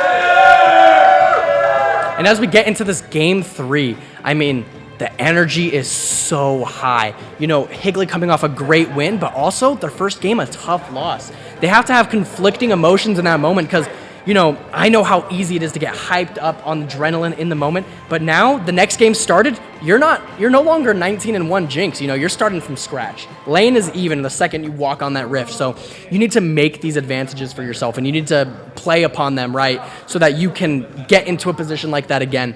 And I think their comp actually complements that relatively well, as we do see our audience hyping up Jeek. We've got some bot diff signs. Looks like we have a lot of Higley supporters out here today. Great to have them. And you know, I just think it's such a scary situation to be in right now. And I'm looking at these drafts. I saw those drafts. Yeah. We saw the Amumu. We see the Amumu coming back on a different player though. But we said it is a hook character. And we saw the hooks last time. Are they consistent though? That's what we gotta find out. Yeah, Amumu, you know, his hooks are gonna be a little bit different from Thresh. You know, I'm sure more than anyone, Sparkly Shark understands hooks. So I'm really curious to see how he utilizes the Amumu hooks this game. He's gonna have 2 hooks. They're gonna be on cooldown. He's gonna have 2 cooldowns, I mean. So he's gonna be able to use 2 hooks relatively quickly, but then they're gonna have a long cooldown after that. So I'm curious to see how he utilizes them this game. He can't really buffer the hooks like you can on Thresh. On Thresh, you can do a really big brain play where you throw it this way and then end up throwing it that way. Amumu, it's just quick succession. You just throw the bandage and you aim for it. And I'm really curious to see how it works because, you know, as deadly as he was last game, he's looking like he could be deadly this game, especially with a champion like Amumu. His ultimate's being really scary, especially when you have a Xayah. Xayah, it's kind of like similar to first game. You know, if Xayah doesn't have her ultimate, if she doesn't have her cooldowns for her flash, if Amumu gets on her, he can ultimate. Even if Amumu actually gets on her, he could bait the ultimate, you know? Like, kind of like how in the top lane we saw Ornn baiting the repost from Fiora. They could do something like that. And if we look at the highlight reel actually from last game, we can look at some of the first kills in just a second. We do see Jeek the Freak behind me. They're really excited to see how he works this game. And I think first kill from last game was actually for the top lane.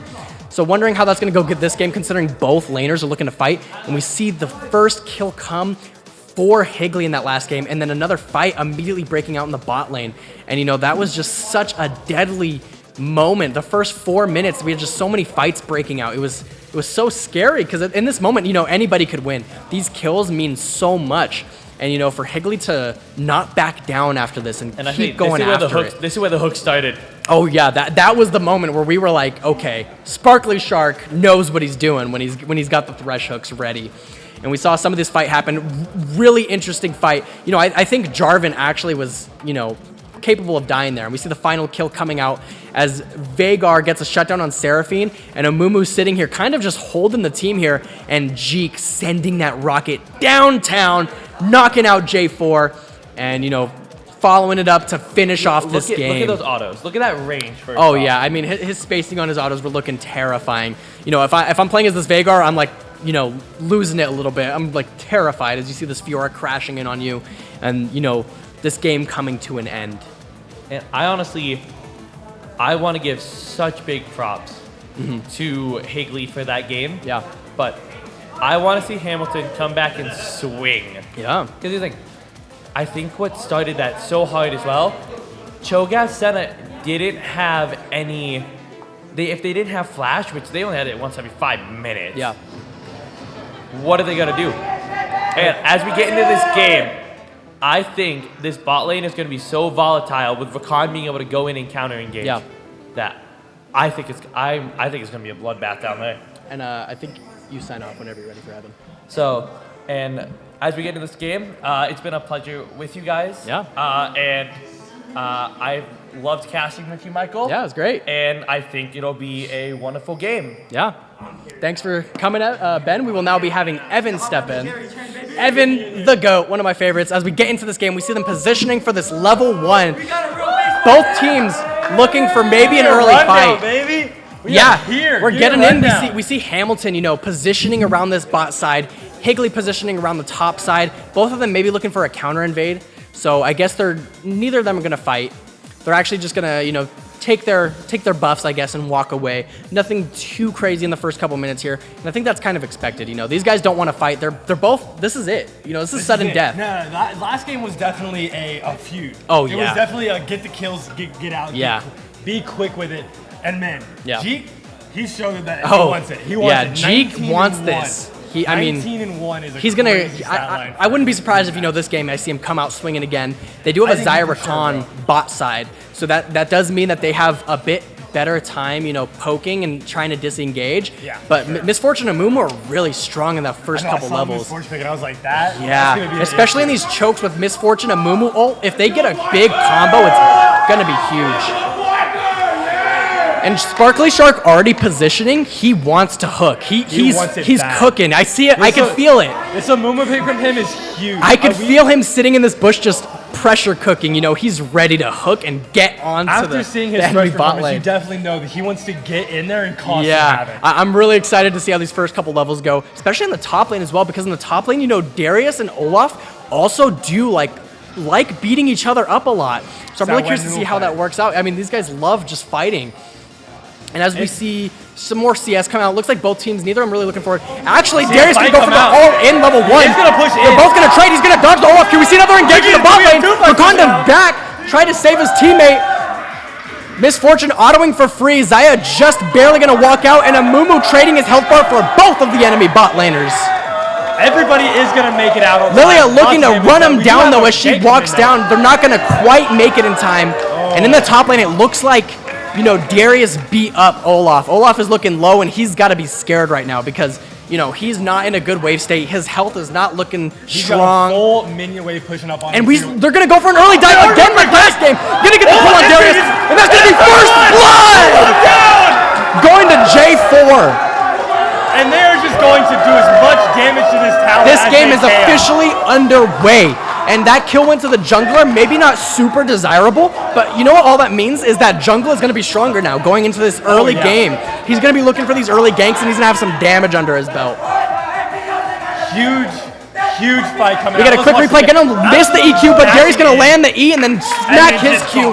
And then Jarvan's just going to Olaf's auto. already low enough from that fight with Darius early And on. I feel All those bad. damage. This is 2 games in a row. You get first blooded by an early game dive. It's just so rough. I got to say, as a top laner, that's the worst feeling in the world. I know it, man. And you got to be trying to recover from that. And, I'm sure they're going to be looking for it maybe in the spot lane, maybe in the mid lane as they start reversing their clears.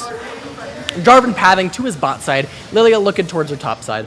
We see bot lane just pushing in standard as Zyra Khan start walking back. We see Malzahar and Veigar kind of farming it out in the mid lane. Kind of expected from them. We saw it last game. Veigar likes farming. Malzahar, we haven't seen him yet, but he also likes farming, let me tell you.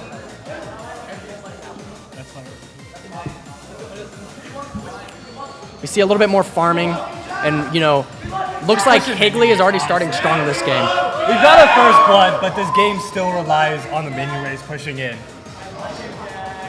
We see Olaf pushing the wave into Darius. It looks like Darius maybe wants that, as I think, once he hits level 4, he might try to look for something, not guaranteed, but it definitely is lookable with the way he's been playing, dodging the Olaf axes really well.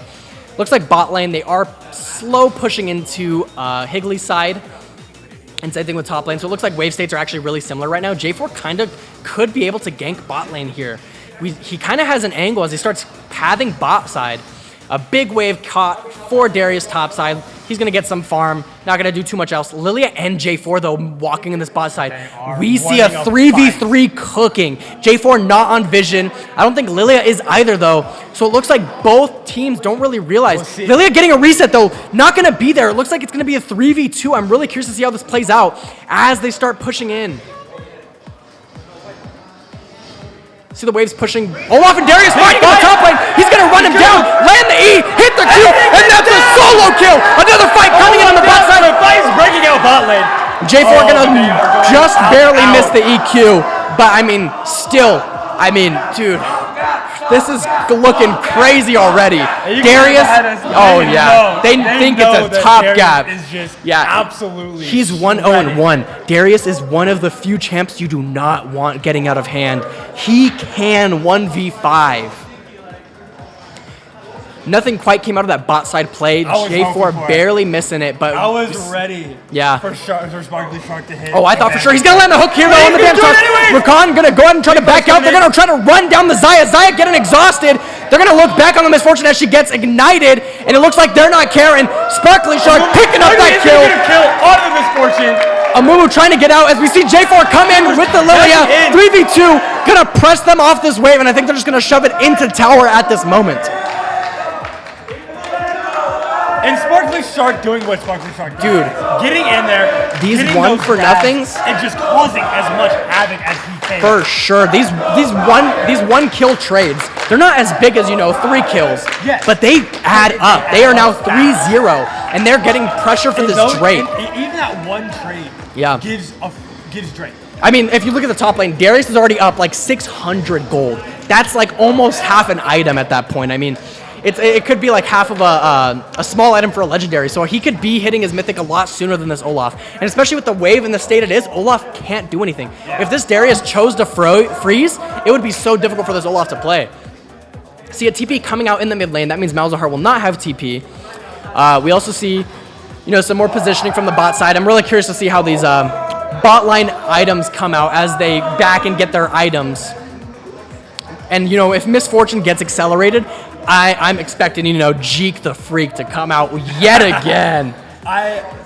We haven't seen him a whole lot yet. No, yeah, he's kind of just playing his role, right? He's playing his role. Yeah. He's definitely just down there doing his take damage. You see Misfortune, she's not going to be as, kill hungry as Jinx. No. She's not going to have her resets after she gets a kill with insane movement speed and attack speed, but she has a slow, she does some good burst damage, and she'll let her teammates get the kills for now. But I think definitely with the way this game's panning out, the bot lane is going to be looking stronger for now until Hamilton responds with something big. They need an Olaf solo kill in the top lane.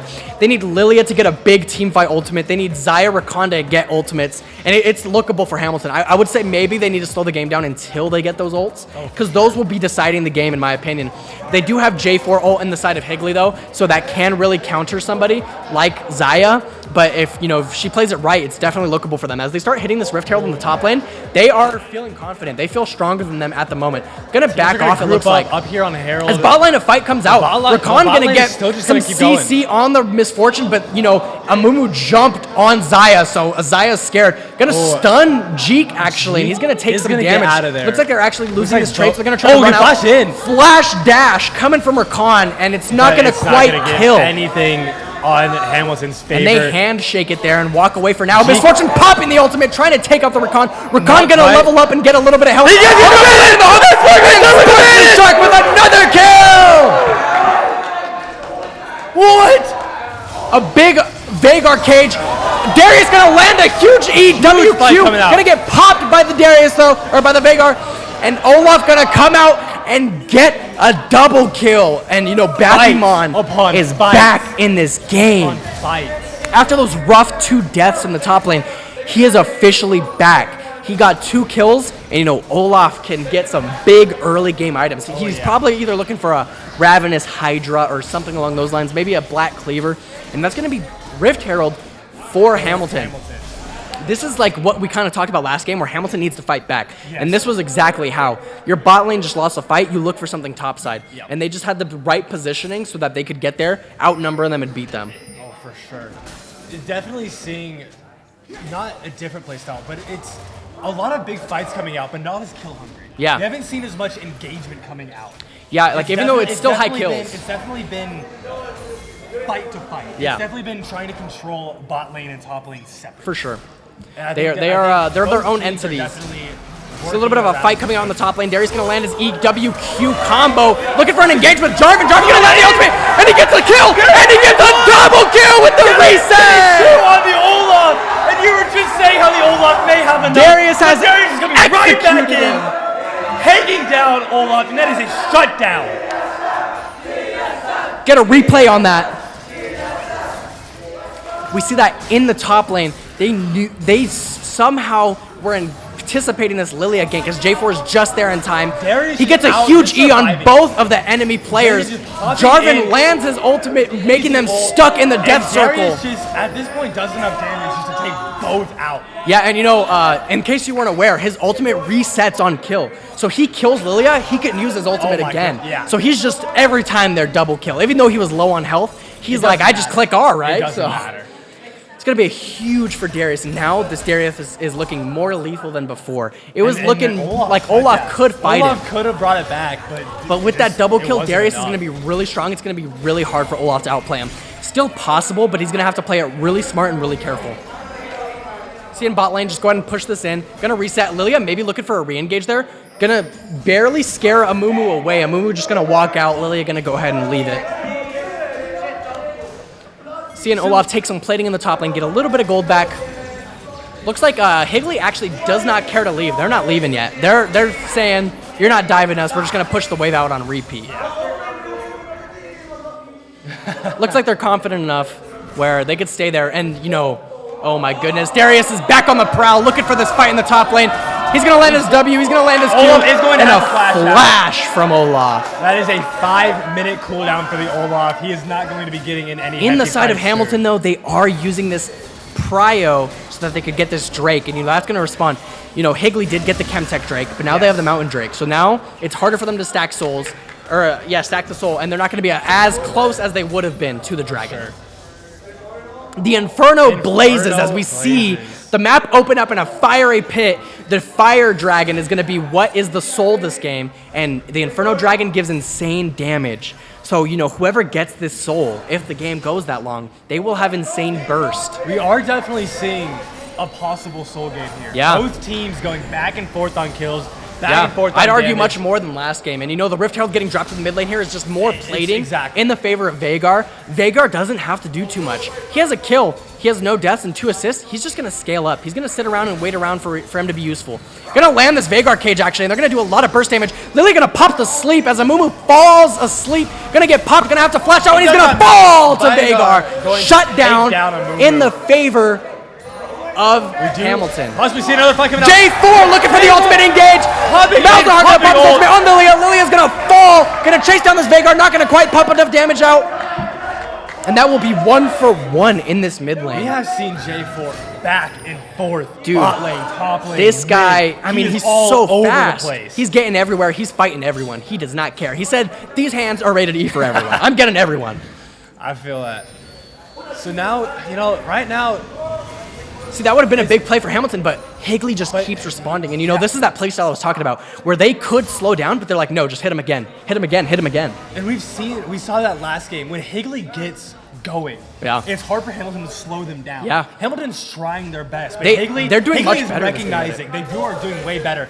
Higley is trying to speed this up as fast as they can, though. And you know, when they see Amumu leave that bot lane, they have to respond to it in some way. They have this vision actually on this tri-bush that Amumu just cleared because, you know, Sparkly Shark likes walking around. He likes going for little strolls down the river, seeing what he can pick up. Good old Amumu stress, just walking back and forth. Yeah, he goes on his little strolls, his lonely strolls, as he could go find his teammates and save them. And, you know, popping his ultimate on an enemy player usually means they're dead, unless it's Olaf, because Olaf does not like CC. And Darius We see Darius just go ahead and finish off knock this down this turret in the top lane. That's going to be first turret for the side of Higley.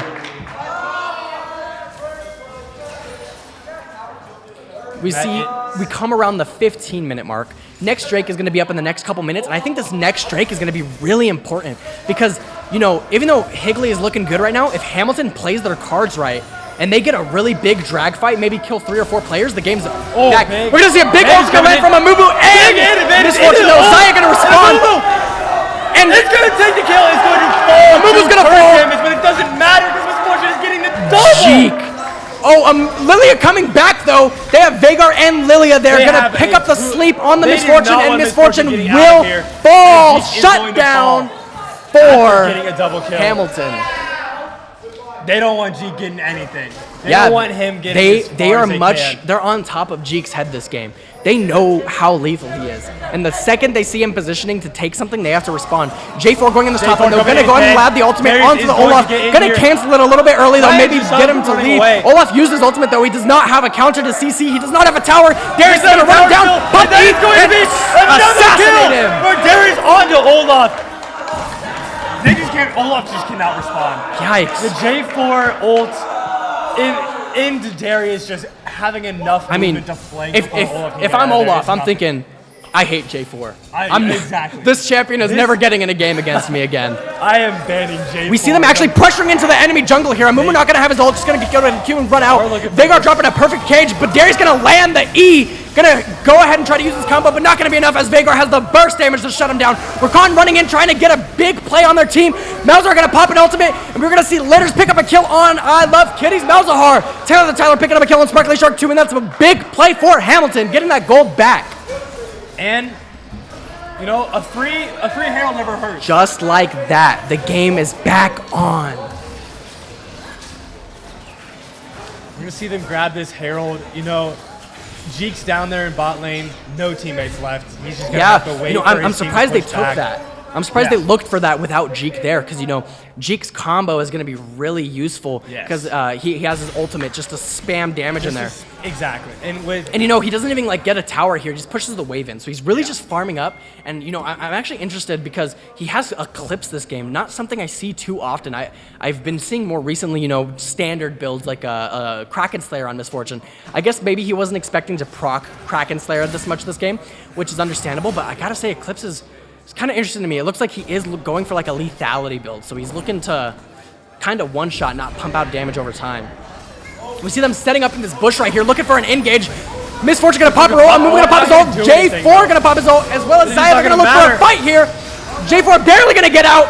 Olaf looking to kill, and Darius will fall along with Sparkly Shark. Amumu also falling. They were just out of position. Great play. And this game is back on Hamilton, looking like they could be in the lead. And for the second team fight in a row, Hamilton just gets a free objective. Hamilton back up on kills. If off a team fight and right back into it, they're going on another team fight into Drake. And if we look here, if you look what's wrong, Malzahar's not there. They're looking, Malzahar's not there. They don't have their whole team there. They need everyone there for this combo.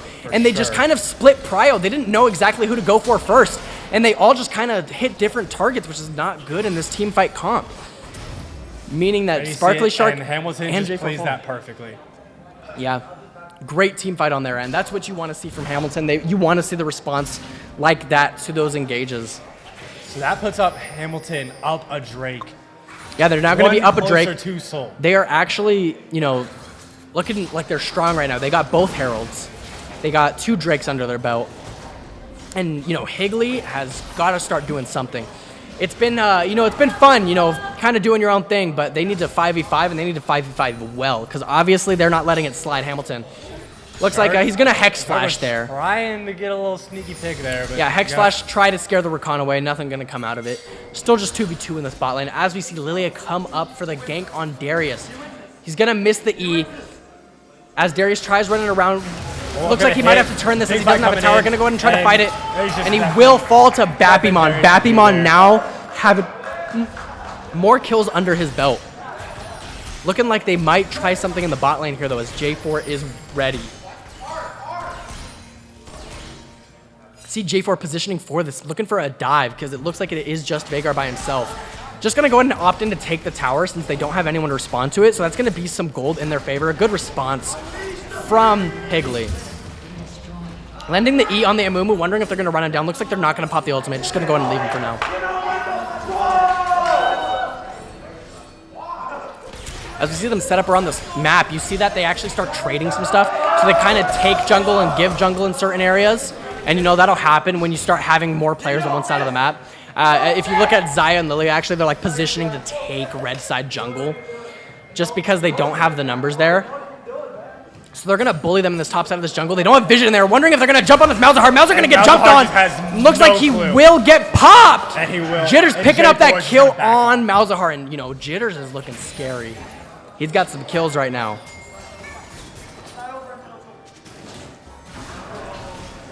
And they're going to start hitting Baron. They're saying they don't have Malzahar. We could look. We're strong right now. Looks like Higley knows they're on it, though, and they're positioning to get a big misfortune ult. Looking for a big team fight here. J4 possibly ulting over this wall. Trying to maybe get a steal. Amumu going to go in, going to hit the Veigar ult wall, though. Not going to get the best ult. J4 jumping in, though, and he is healing. Olaf is misfortune looking to clean up. Flashes in, but nothing to come from it. Nothing. And Hamilton going to take that. Hamilton in a very oppressive stance right now. And they just took the Baron. They picked up 4 kills, counting Malzahar falling before the Baron. And they need a big fight to come back from this. They're just not playing like the unit I saw last game. Yeah, Higley needs a mirror. I think they know that, last game they were playing perfect together, and I kind of think they just expected it to work that way this game.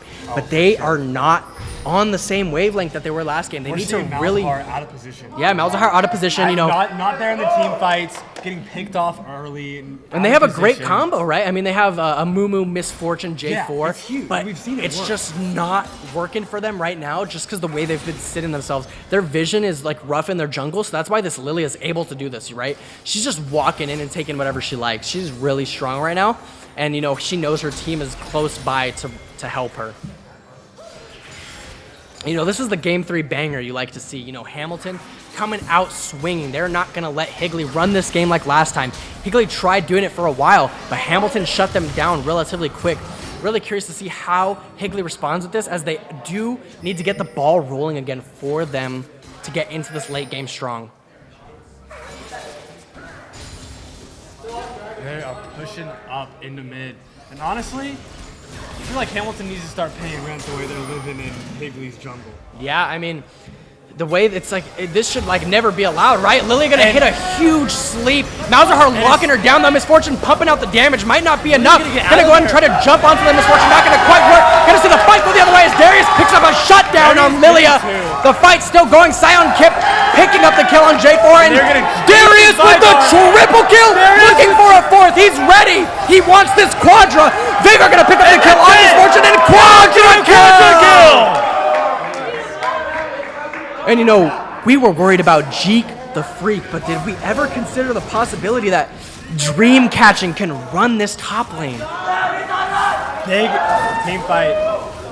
You saw Lilia pop ult, and then just that Mumu bandage into the Misfortune ult is just big. Yeah, and this That's fight, just a lot of damage. I could argue this fight wasn't even played perfect by Higley, and it went really well for them. No, it could have gone either way. Oh, that yeah, fight, for sure. The way they've sat in this choke and waited for it was huge. And, this does mean that Darius has used his whole combo, but he popped him using that combo. And that is a quad kill for Higley. Huge for them. They needed that. They needed that bat. They needed that team fight. They needed that aggression back into their play style. And I think it definitely has got them feeling confident. Yeah. That's definitely gonna, put a smile on their face. Oh, that's gonna get them back in this game. They needed that lift me up, that pick me up, right? After the last 3 team fights not going their way, finally getting one to go their way. Yeah, that's gonna be big for you on underdog arc. You're ready to take this game back. And Hamilton is still in a pretty good position. They're up some gold, and they need to put Higley down before they get back in this game. Because that fight is definitely putting you on edge. You're like, we didn't play that right. We need to fix that, and now, we got to fix that quick. So I'm really curious to see how this next fight pans out, as, Darius now going to be huge. He has Force of Nature. He has Death Dance. He has, Stride Breaker. He's ready to go. Looks like they're taking back some vision in their jungle. They're ready to push Hamilton off, say, hey, you were stepping all over us, back up, And I'm really curious to see how Hamilton responds to this, because I think they still do want that jungle pressure. They want the ability to sit there. Look, they're walking in. They're walking in. They want to keep going. They're like, we want this jungle. Get away from me. Lily gonna get caught. Misfortune popping her ultimate, and she will fall to Gonti. Gonti dropping the gauntlet on just him. leaving. Olaf is like, I don't want any of this. Oh, yeah. That's a whole lot of damage that I don't want to take. Olaf has seen what Gonti can do on Darius. He's like, leave me alone. Leave me out of this. You have beef with my jungler, not me. Get out of there. We're going to see them go ahead and hit this tower for free in the mid lane. And it does look like Hamilton's junglers, his positioning's been a little bit off in these past few fights, and that's kind of what's been costing him. Yeah, for sure. So I'm really curious to see. I don't think Hamilton can contest that vision anymore in the jungle. They kind of have to give back to the halfway point of the map. They're going to be even now. You know, not in the same ways, because a lot of the gold is going to be on Gonti, on Darius.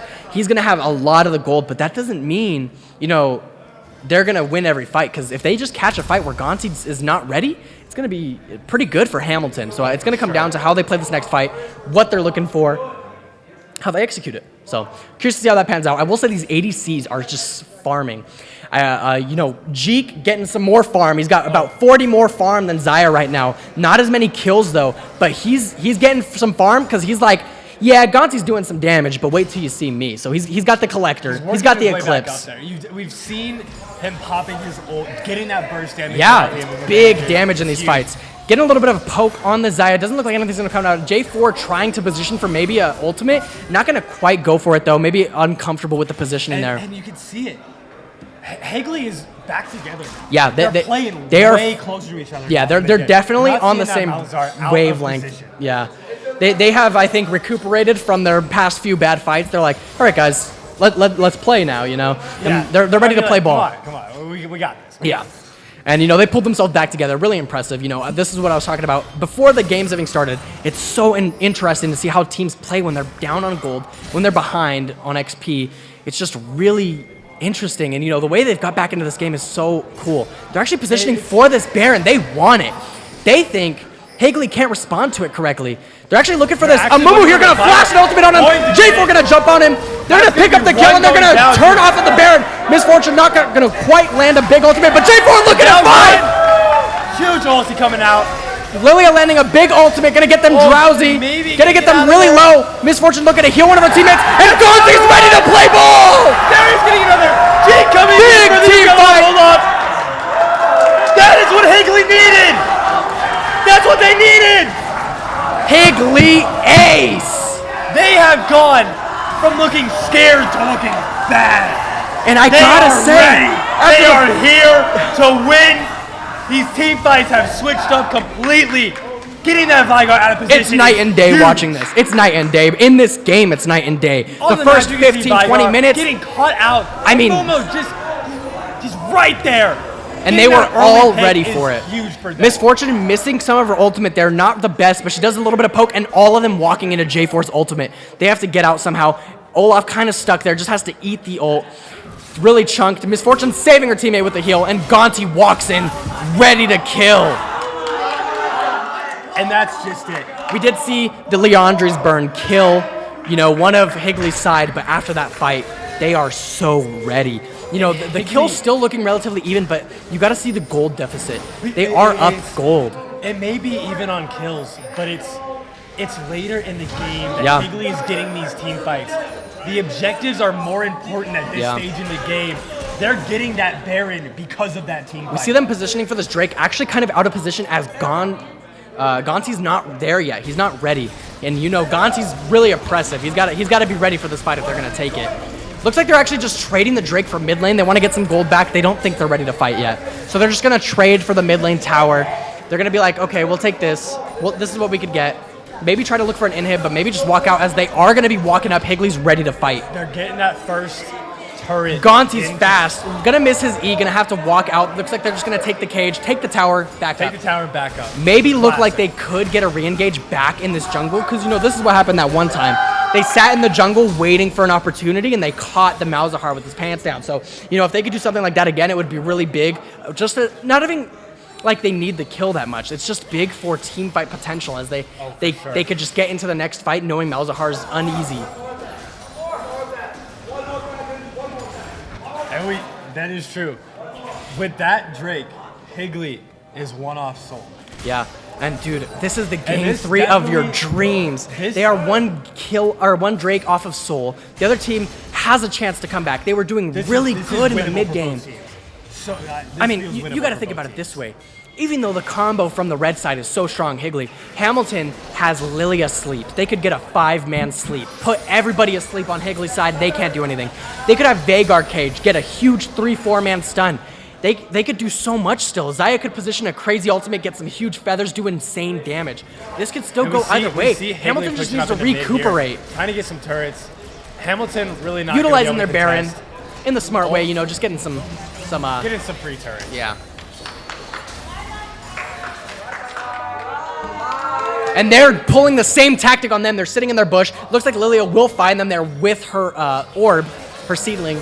And they're just going to push this mid wave out. They're sick of fighting. They're like, we're just going to shove mid until you respond to us. Because they want to be in a position where they have to come into them.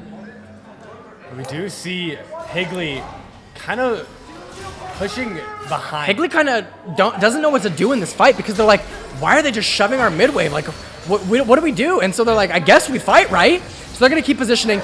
Lily gonna land and eat. Gonna take out the Nexus actually, looking for something. Gonna land and Q ult, but it's not gonna quite do anything. Big Amumu roll, big Misfortune roll, shut down on the Lilia. And Zion's gonna try to run down the Misfortune. Bakimon gonna pick up the kill on Malzahar, and Vagar landing a huge cage. Rakan gonna knock them up as well while he's at it. Double kill for Jeek. Jeek's ready to go. Gonti gonna die. Triple kill for Jeek. And can he clean this up? We see kills for both and shut down to Vagar, and that's a guy you don't want to mess with. Now a 2v2, that's an even fight for them. Huge triple kill from Jeek. We And- saw. oh my goodness. Hamilton pushed up, got an inhibitor, but Higley's just there to. At the end of the day, Higley's just there. At the end of the day, Hamilton's happy with that, They took an even trade. After 2 fights where they've been losing drastically, that's a big fight to say we actually came out even. And, they got the shutdown on Vagar. Even though Jeek was scary that game, or that fight, they got rid of Gonti, and they got a shutdown on Vagar, and that should be a lot of gold in his favor. A lot of gold to Vagar, for sure. And with one inhibitor down, I mean, you're getting enhanced minions coming out. Yeah. I mean, those even cause a problem in and of Those are themselves. oppressive, but you got to be remembering with the big minions coming out, super minions are going to be giving more XP, more gold to red side. So they're not quite at level 18 yet. They're going to get more gold and more XP from those super minions. So I would even argue that Hamilton kind of helped them out in that way by breaking the Nexus, or the inhibitor, because it kind of helps them get back into this game. As we see the Drake coming up in a minute 20. We could see a soul point here. I think this Drake might be it. I have a sneaking suspicion this might decide the game. Both teams feeling strong right now. Vagar with a big shutdown. Hamilton in a comfortable position, and this Drake could definitely give them an even better one, make them feel even more comfortable. Yeah, 'cause I mean, even but we so- see Higley, that Drake is their soul point. Yeah, That puts they them want the into soul, soul. and then you have to be thinking for both teams. They could also trade for the Baron. They're gonna be 10 seconds apart, and if one team does really win at the drag, then they're just gonna walk to Baron, get Baron and Drake. So that could be really big for either team. So you got to be kind of nervous about, do we take this fight? Is it worth it? Because think, if we win, what do we gain? And if we lose, what do we lose? Because you got to be thinking, if you're either team right now, you're like, if we lose this could be game. This is potentially the last major team fight that we see on this Drake. And it's really up to Hamilton to contest. If Higley wants it, Hamilton has to be there. Yeah, I definitely, it's so rough because on both teams, you can't be by yourself this whole game now. You have to be 5v5 the whole time. We see Higley definitely taking that to heart. And They're I think all this Lilia right sleep, here. I really think this Lilia's ultimate could be essential in this next fight. If you put Misfortune to sleep, if you put Darius to sleep, your All of team that can major follow up damage that so is well. gone in an instant. Looks like they're going to back off of this Drake. Probably just give it here as Yeah, Hamilton they're starts just to giving hit. it. Not worth the risk that it is to potentially get in there and lose that team fight. Saw Higley opting to head back. And Hamilton is just, like you said, just pushing, grab that Drake, go straight They're actually up going to to hit this Baron again. Remember last time, though, this did not go in favor of Hamilton, so I'm really Higley, curious you see, they to are see how pushing this back. works. You may see a J4 old pop here. We do Blue see team slaying the Baron, but a huge ultimate coming out in favor of Jeek. Barely gonna live, but then fall to Malzahar Q, and they're gonna run him down. Gonti is ready to chase. Ultimate coming out from Malzahar. They are trying to stop it, but he can't. Almost not done. Sparky Shark is running it down. Gonti slays Bappymon. And Higley's back. Higley is back. Hamilton got Drake. They got Baron.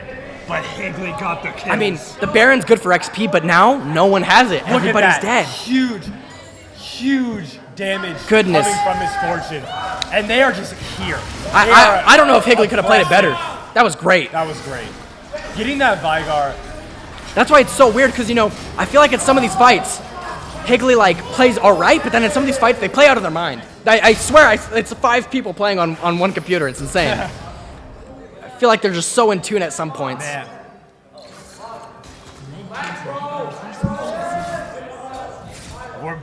See them just trading some stuff in the top and mid lane now. And, you know, at this point of the game... Both teams are still we're 35 minutes into this game. Yeah, both and teams are still here to win. Yeah, both teams are not giving up. They are not going down without a fight. Hamilton responding perfectly to Higley's oppression, and then Higley also keeping it on. Yeah, they're keeping it on, you know. Keeping that pressure. They're not letting Hamilton get anything for free. Yeah. They're going to either cause some damage, or they're going to make you waste whatever you got. And as we're looking, as this game gets closer and closer to ending, this is the last dragon. Seeing an engage almost come out, Jarvan gonna have to flash. He will not have that now for the next fight. Because the next fight's definitely Drake, right? I mean, unless they take some random fight, Drake is up in 2 minutes and 32 seconds. That's gonna be essential for the end game.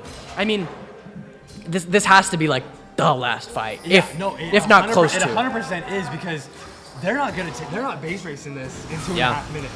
That Drake is showing up. Seeking an engage, come out from Amumu. Amumu gonna land it, Veigar gonna jump the cake. He's barely gonna live. That's 2 ultimates away from them. J4 gonna use his ultimate as well. No ultimate from Amumu though. Malzahar gonna drop it. With another kill on Vygar. And Jeek picking that up. But you know, this is still scary. Drake's not ready yet, and they just burned 4 cooldowns.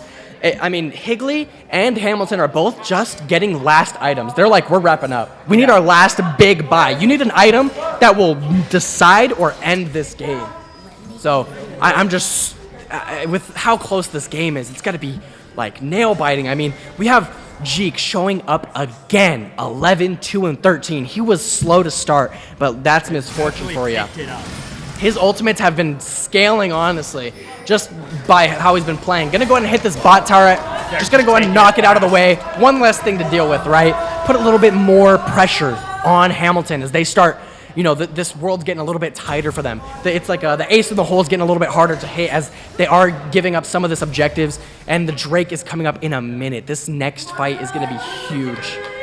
And we will probably see both teams here kind of fading towards that bot side, trying to gain control of mid, trying to gain control of bot. They can take that Drake, and whoever gets it gets that soul, gets that increase. And this soul is, yeah, tons of damage. I mean, you have to imagine, if you're Lilia, if you're Veigar, if you're Malzahar, if you're Misfortune, that first ability doing like 100, 200 AP damage is huge. Amumu, the first miss I've seen in a while, and that's gonna be essential. But they're gonna land the E, gonna hit the Q, they're gonna pick up the kill on Rakan. And Hitty finally. And I think they have to give the drag. They have to give the drag, I think. I mean, they don't have the Rakan now. They don't have an engage.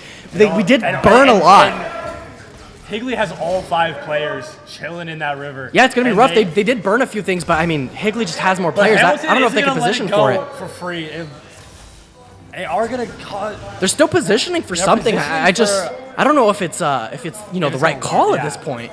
I'm curious to see. I feel like they might just opt in, you know, what they've been doing before, shove mid lane. Just shove mid lane, make somebody respond. You see that happening now. Hamilton is just trying to get as far. And Hamilton's doing that smart, you know, because they can't contest the Drake. They're like, we got to do something else. And so they're pushing in this mid lane. There it is.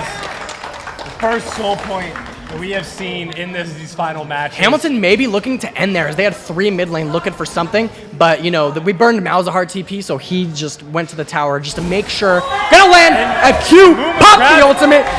Darius is there to follow up. Both gonna fall drowsy, fall asleep, and Hamilton is there to follow up.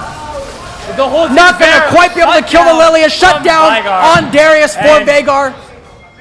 Maybe not the best choice there. Wow, yeah, I think... You knew they had 3 pushing up mid lane. You knew they were coming back. You know, I gotta say, I think Higley thought they were gone. I think Higley was like, oh, there's no way they're still there, right? There's no way they're pushing and it just was the wrong call in that moment. And you know, that's another play that keeps Hamilton in this game.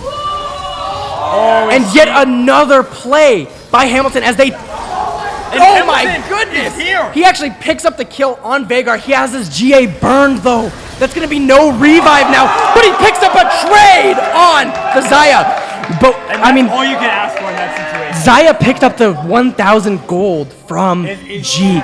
But in that situation, a trade is all you can ask. No, yeah, I mean, His fortune is in a terrible position. Yeah. She has 4 Hamilton players. looking go for a last- play, re-engage back on the top lane. Not gonna quite make anything of it. J4 kind of stuck there. He's gonna be He is killed going to by fall, Cyan Lilia. Kip, and that's gonna be a Mumu- turret down. Mumu trying to land something, not gonna quite land it. And Hamilton is here. Hamilton They're still here. is still they fighting. are not going to take anything. They are finding these solo picks across the map. They're not letting any mistake go. I'll say that No. much, and it's working really well for Higley them. may have felt a little too comfortable after getting that soul point. For sure. They were like, oh, we have Fire Drake. We're doing all this damage. Yeah. But you can't out damage 3 players. Yeah. And Hamilton knows that, and they're taking full advantage of it. I mean, yeah, you catch Jeek out of position, it's like we need that. And We are need him still- gone and we now. Are now 40 minutes into this game. Both teams just showing that they are And here. once They again, are here Hamilton to win. taking advantage of their blue side, hitting this Baron. They know that J4 is not up in time. And, you know, they have Jeek, but they have to try to slow down this Baron. They don't have any vision on it at the moment. Amumu going to look for a pick on the Veigar. Veigar going to drop his cage, not going to quite land it on Jeek, but Amumu going to be caught out. Rakan, and both ults coming out from Amumu and Xayah. Amumu going to fall, though. But you have to think they got him off of Baron. It's still, you know, not that bad. You know, Sparkly Shark's like, I got them off of Baron. It's not that bad because they did use ultimates. And as we see Hamilton position for this, they're pressuring the Nexus, making it really difficult. Gonna land the Lilia ult, gonna put them to sleep. Darius gonna get caught. Hamilton is pushing heavy into Darius not quite gonna fall. Higley's J4 gonna hop area. back in, gonna try to pick up the kill. Gonzi getting a kill on Ult is gonna Bapimon. fall. Shut down on Malzahar by And Hamilton, Johnny this Kip. could be it. Hamilton is here. That's 1 turret down. Veigar's breaking these turrets, but they're low. They have to back up. You know, Jeek is back and he does damage. Hamilton backing out, but they are looking hot. They have one of those main Nexus turrets down. They're looking good. They're And looking it's like still they're ready anyone's to end game. the I mean, It is. we have seen time and time again, nobody's gotten an ace in a while. If you No. kill all enemy 5 players, That's it's that it. could be it. That with And this the- far into the game, with respawns being upwards of 45 Yeah, yeah. seconds. And that's why we're talking just about these all it can be. ultimates. These ultimates are so essential. You got to land everything. You have to play near perfect for some of these fights. And it's getting rough because, you know, as the room for error grows, it's like that error can be life or death.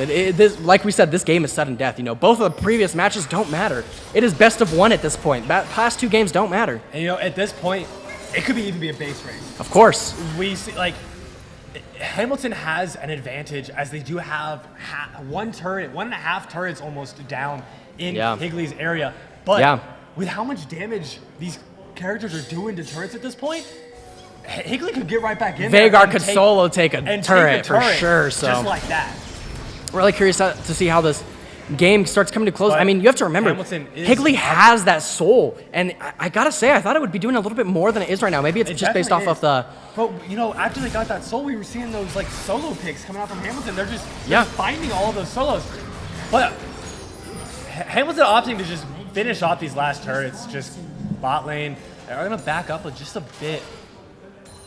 And as we start coming to the close of this game, I would assume we have, you know, the Elder Drake is spawning in a minute, and surely the Elder Drake is the fight, right? This Drake lets you execute enemy champions. So if you get this Drake, you can execute an enemy champion under 25-30% health. And that's quite a bit. That could be quite a bit. Yeah. Especially for some of these tankier characters, like when they have that much health, 25%. Oh yeah. I mean, how many of these fights? Yeah, how many of these fights have you seen him walk out with no health? Yeah. Seen a big fight come out, Big Mumu gonna get fight the coming engage. out. Jeek gonna pick up the shutdown on Lily as we see a huge fight come out. Big Xayah ultimate. Veigar getting run down by Jeek.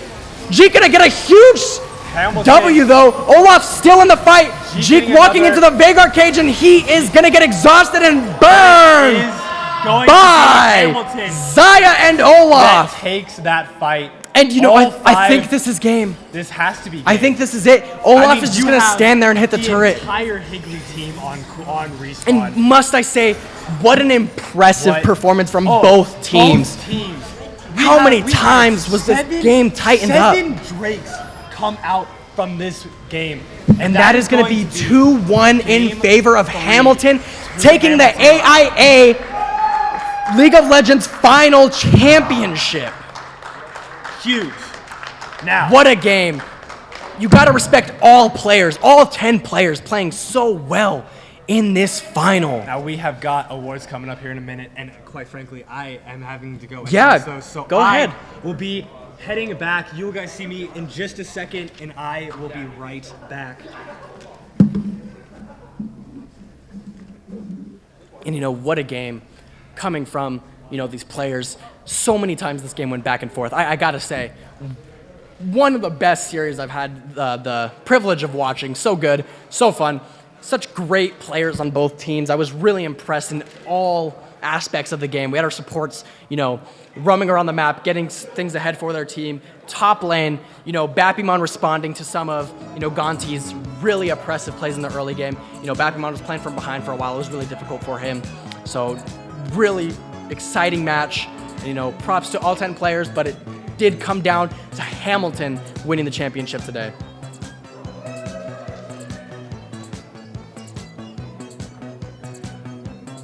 All right, ladies and gentlemen, I'm back. You just heard me on casting for that last game, but I am back here for the awards ceremony for the finals of League of Legends. Let's give it up for your 2023 AIA League of Legends State Champions, Higley! And your whole crew is gone.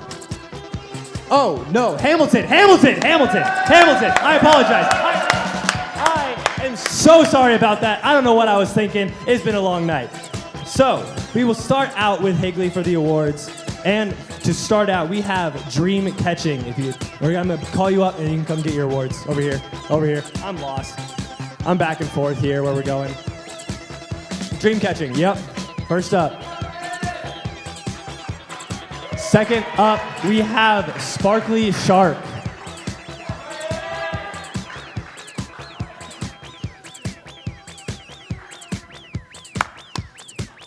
Third, we have I Love Kitties.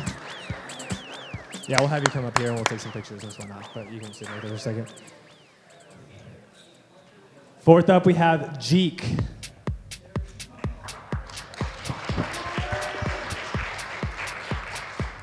And last, we have Gonti, I believe. Or was Gonti?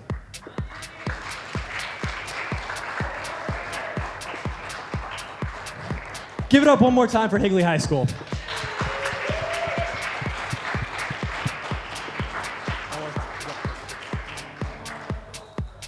So sorry, guys. They're running back and forth. Yeah, you'll have plenty of stuff to carry after this.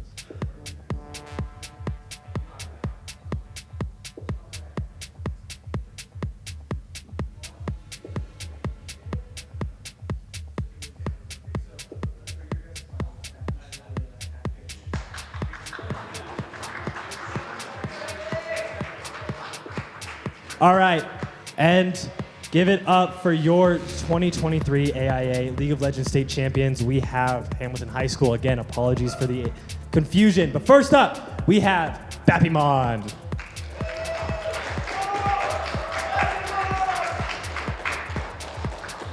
Next up, we have Cyan Kip.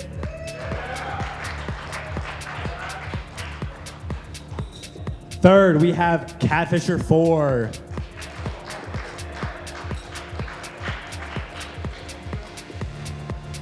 Fourth, we have Jitters. And last but not least, Tyler the Tyler.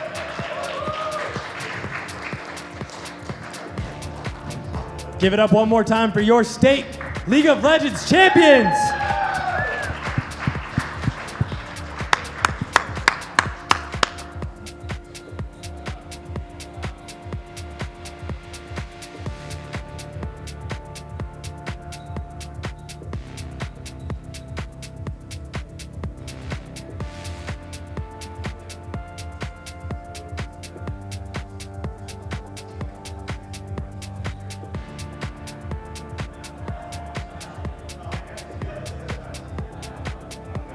All right, thank you guys, and congratulations to both teams for making it to the main stage and to Hamilton for winning it all. And I will send it back to Michael to close us out for the night. It has been great to have you all here, and we'll see you next year. Thank you so much to everyone for coming out to the AIA 2023 League of Legends Finals, State Finals, presented by Nova Home Loans. Congratulations to all of today's winners, Hamilton and Higley getting second place. And I am Michael. I was accompanied by Ben and Evan. It was great casting for you guys, and have a great evening.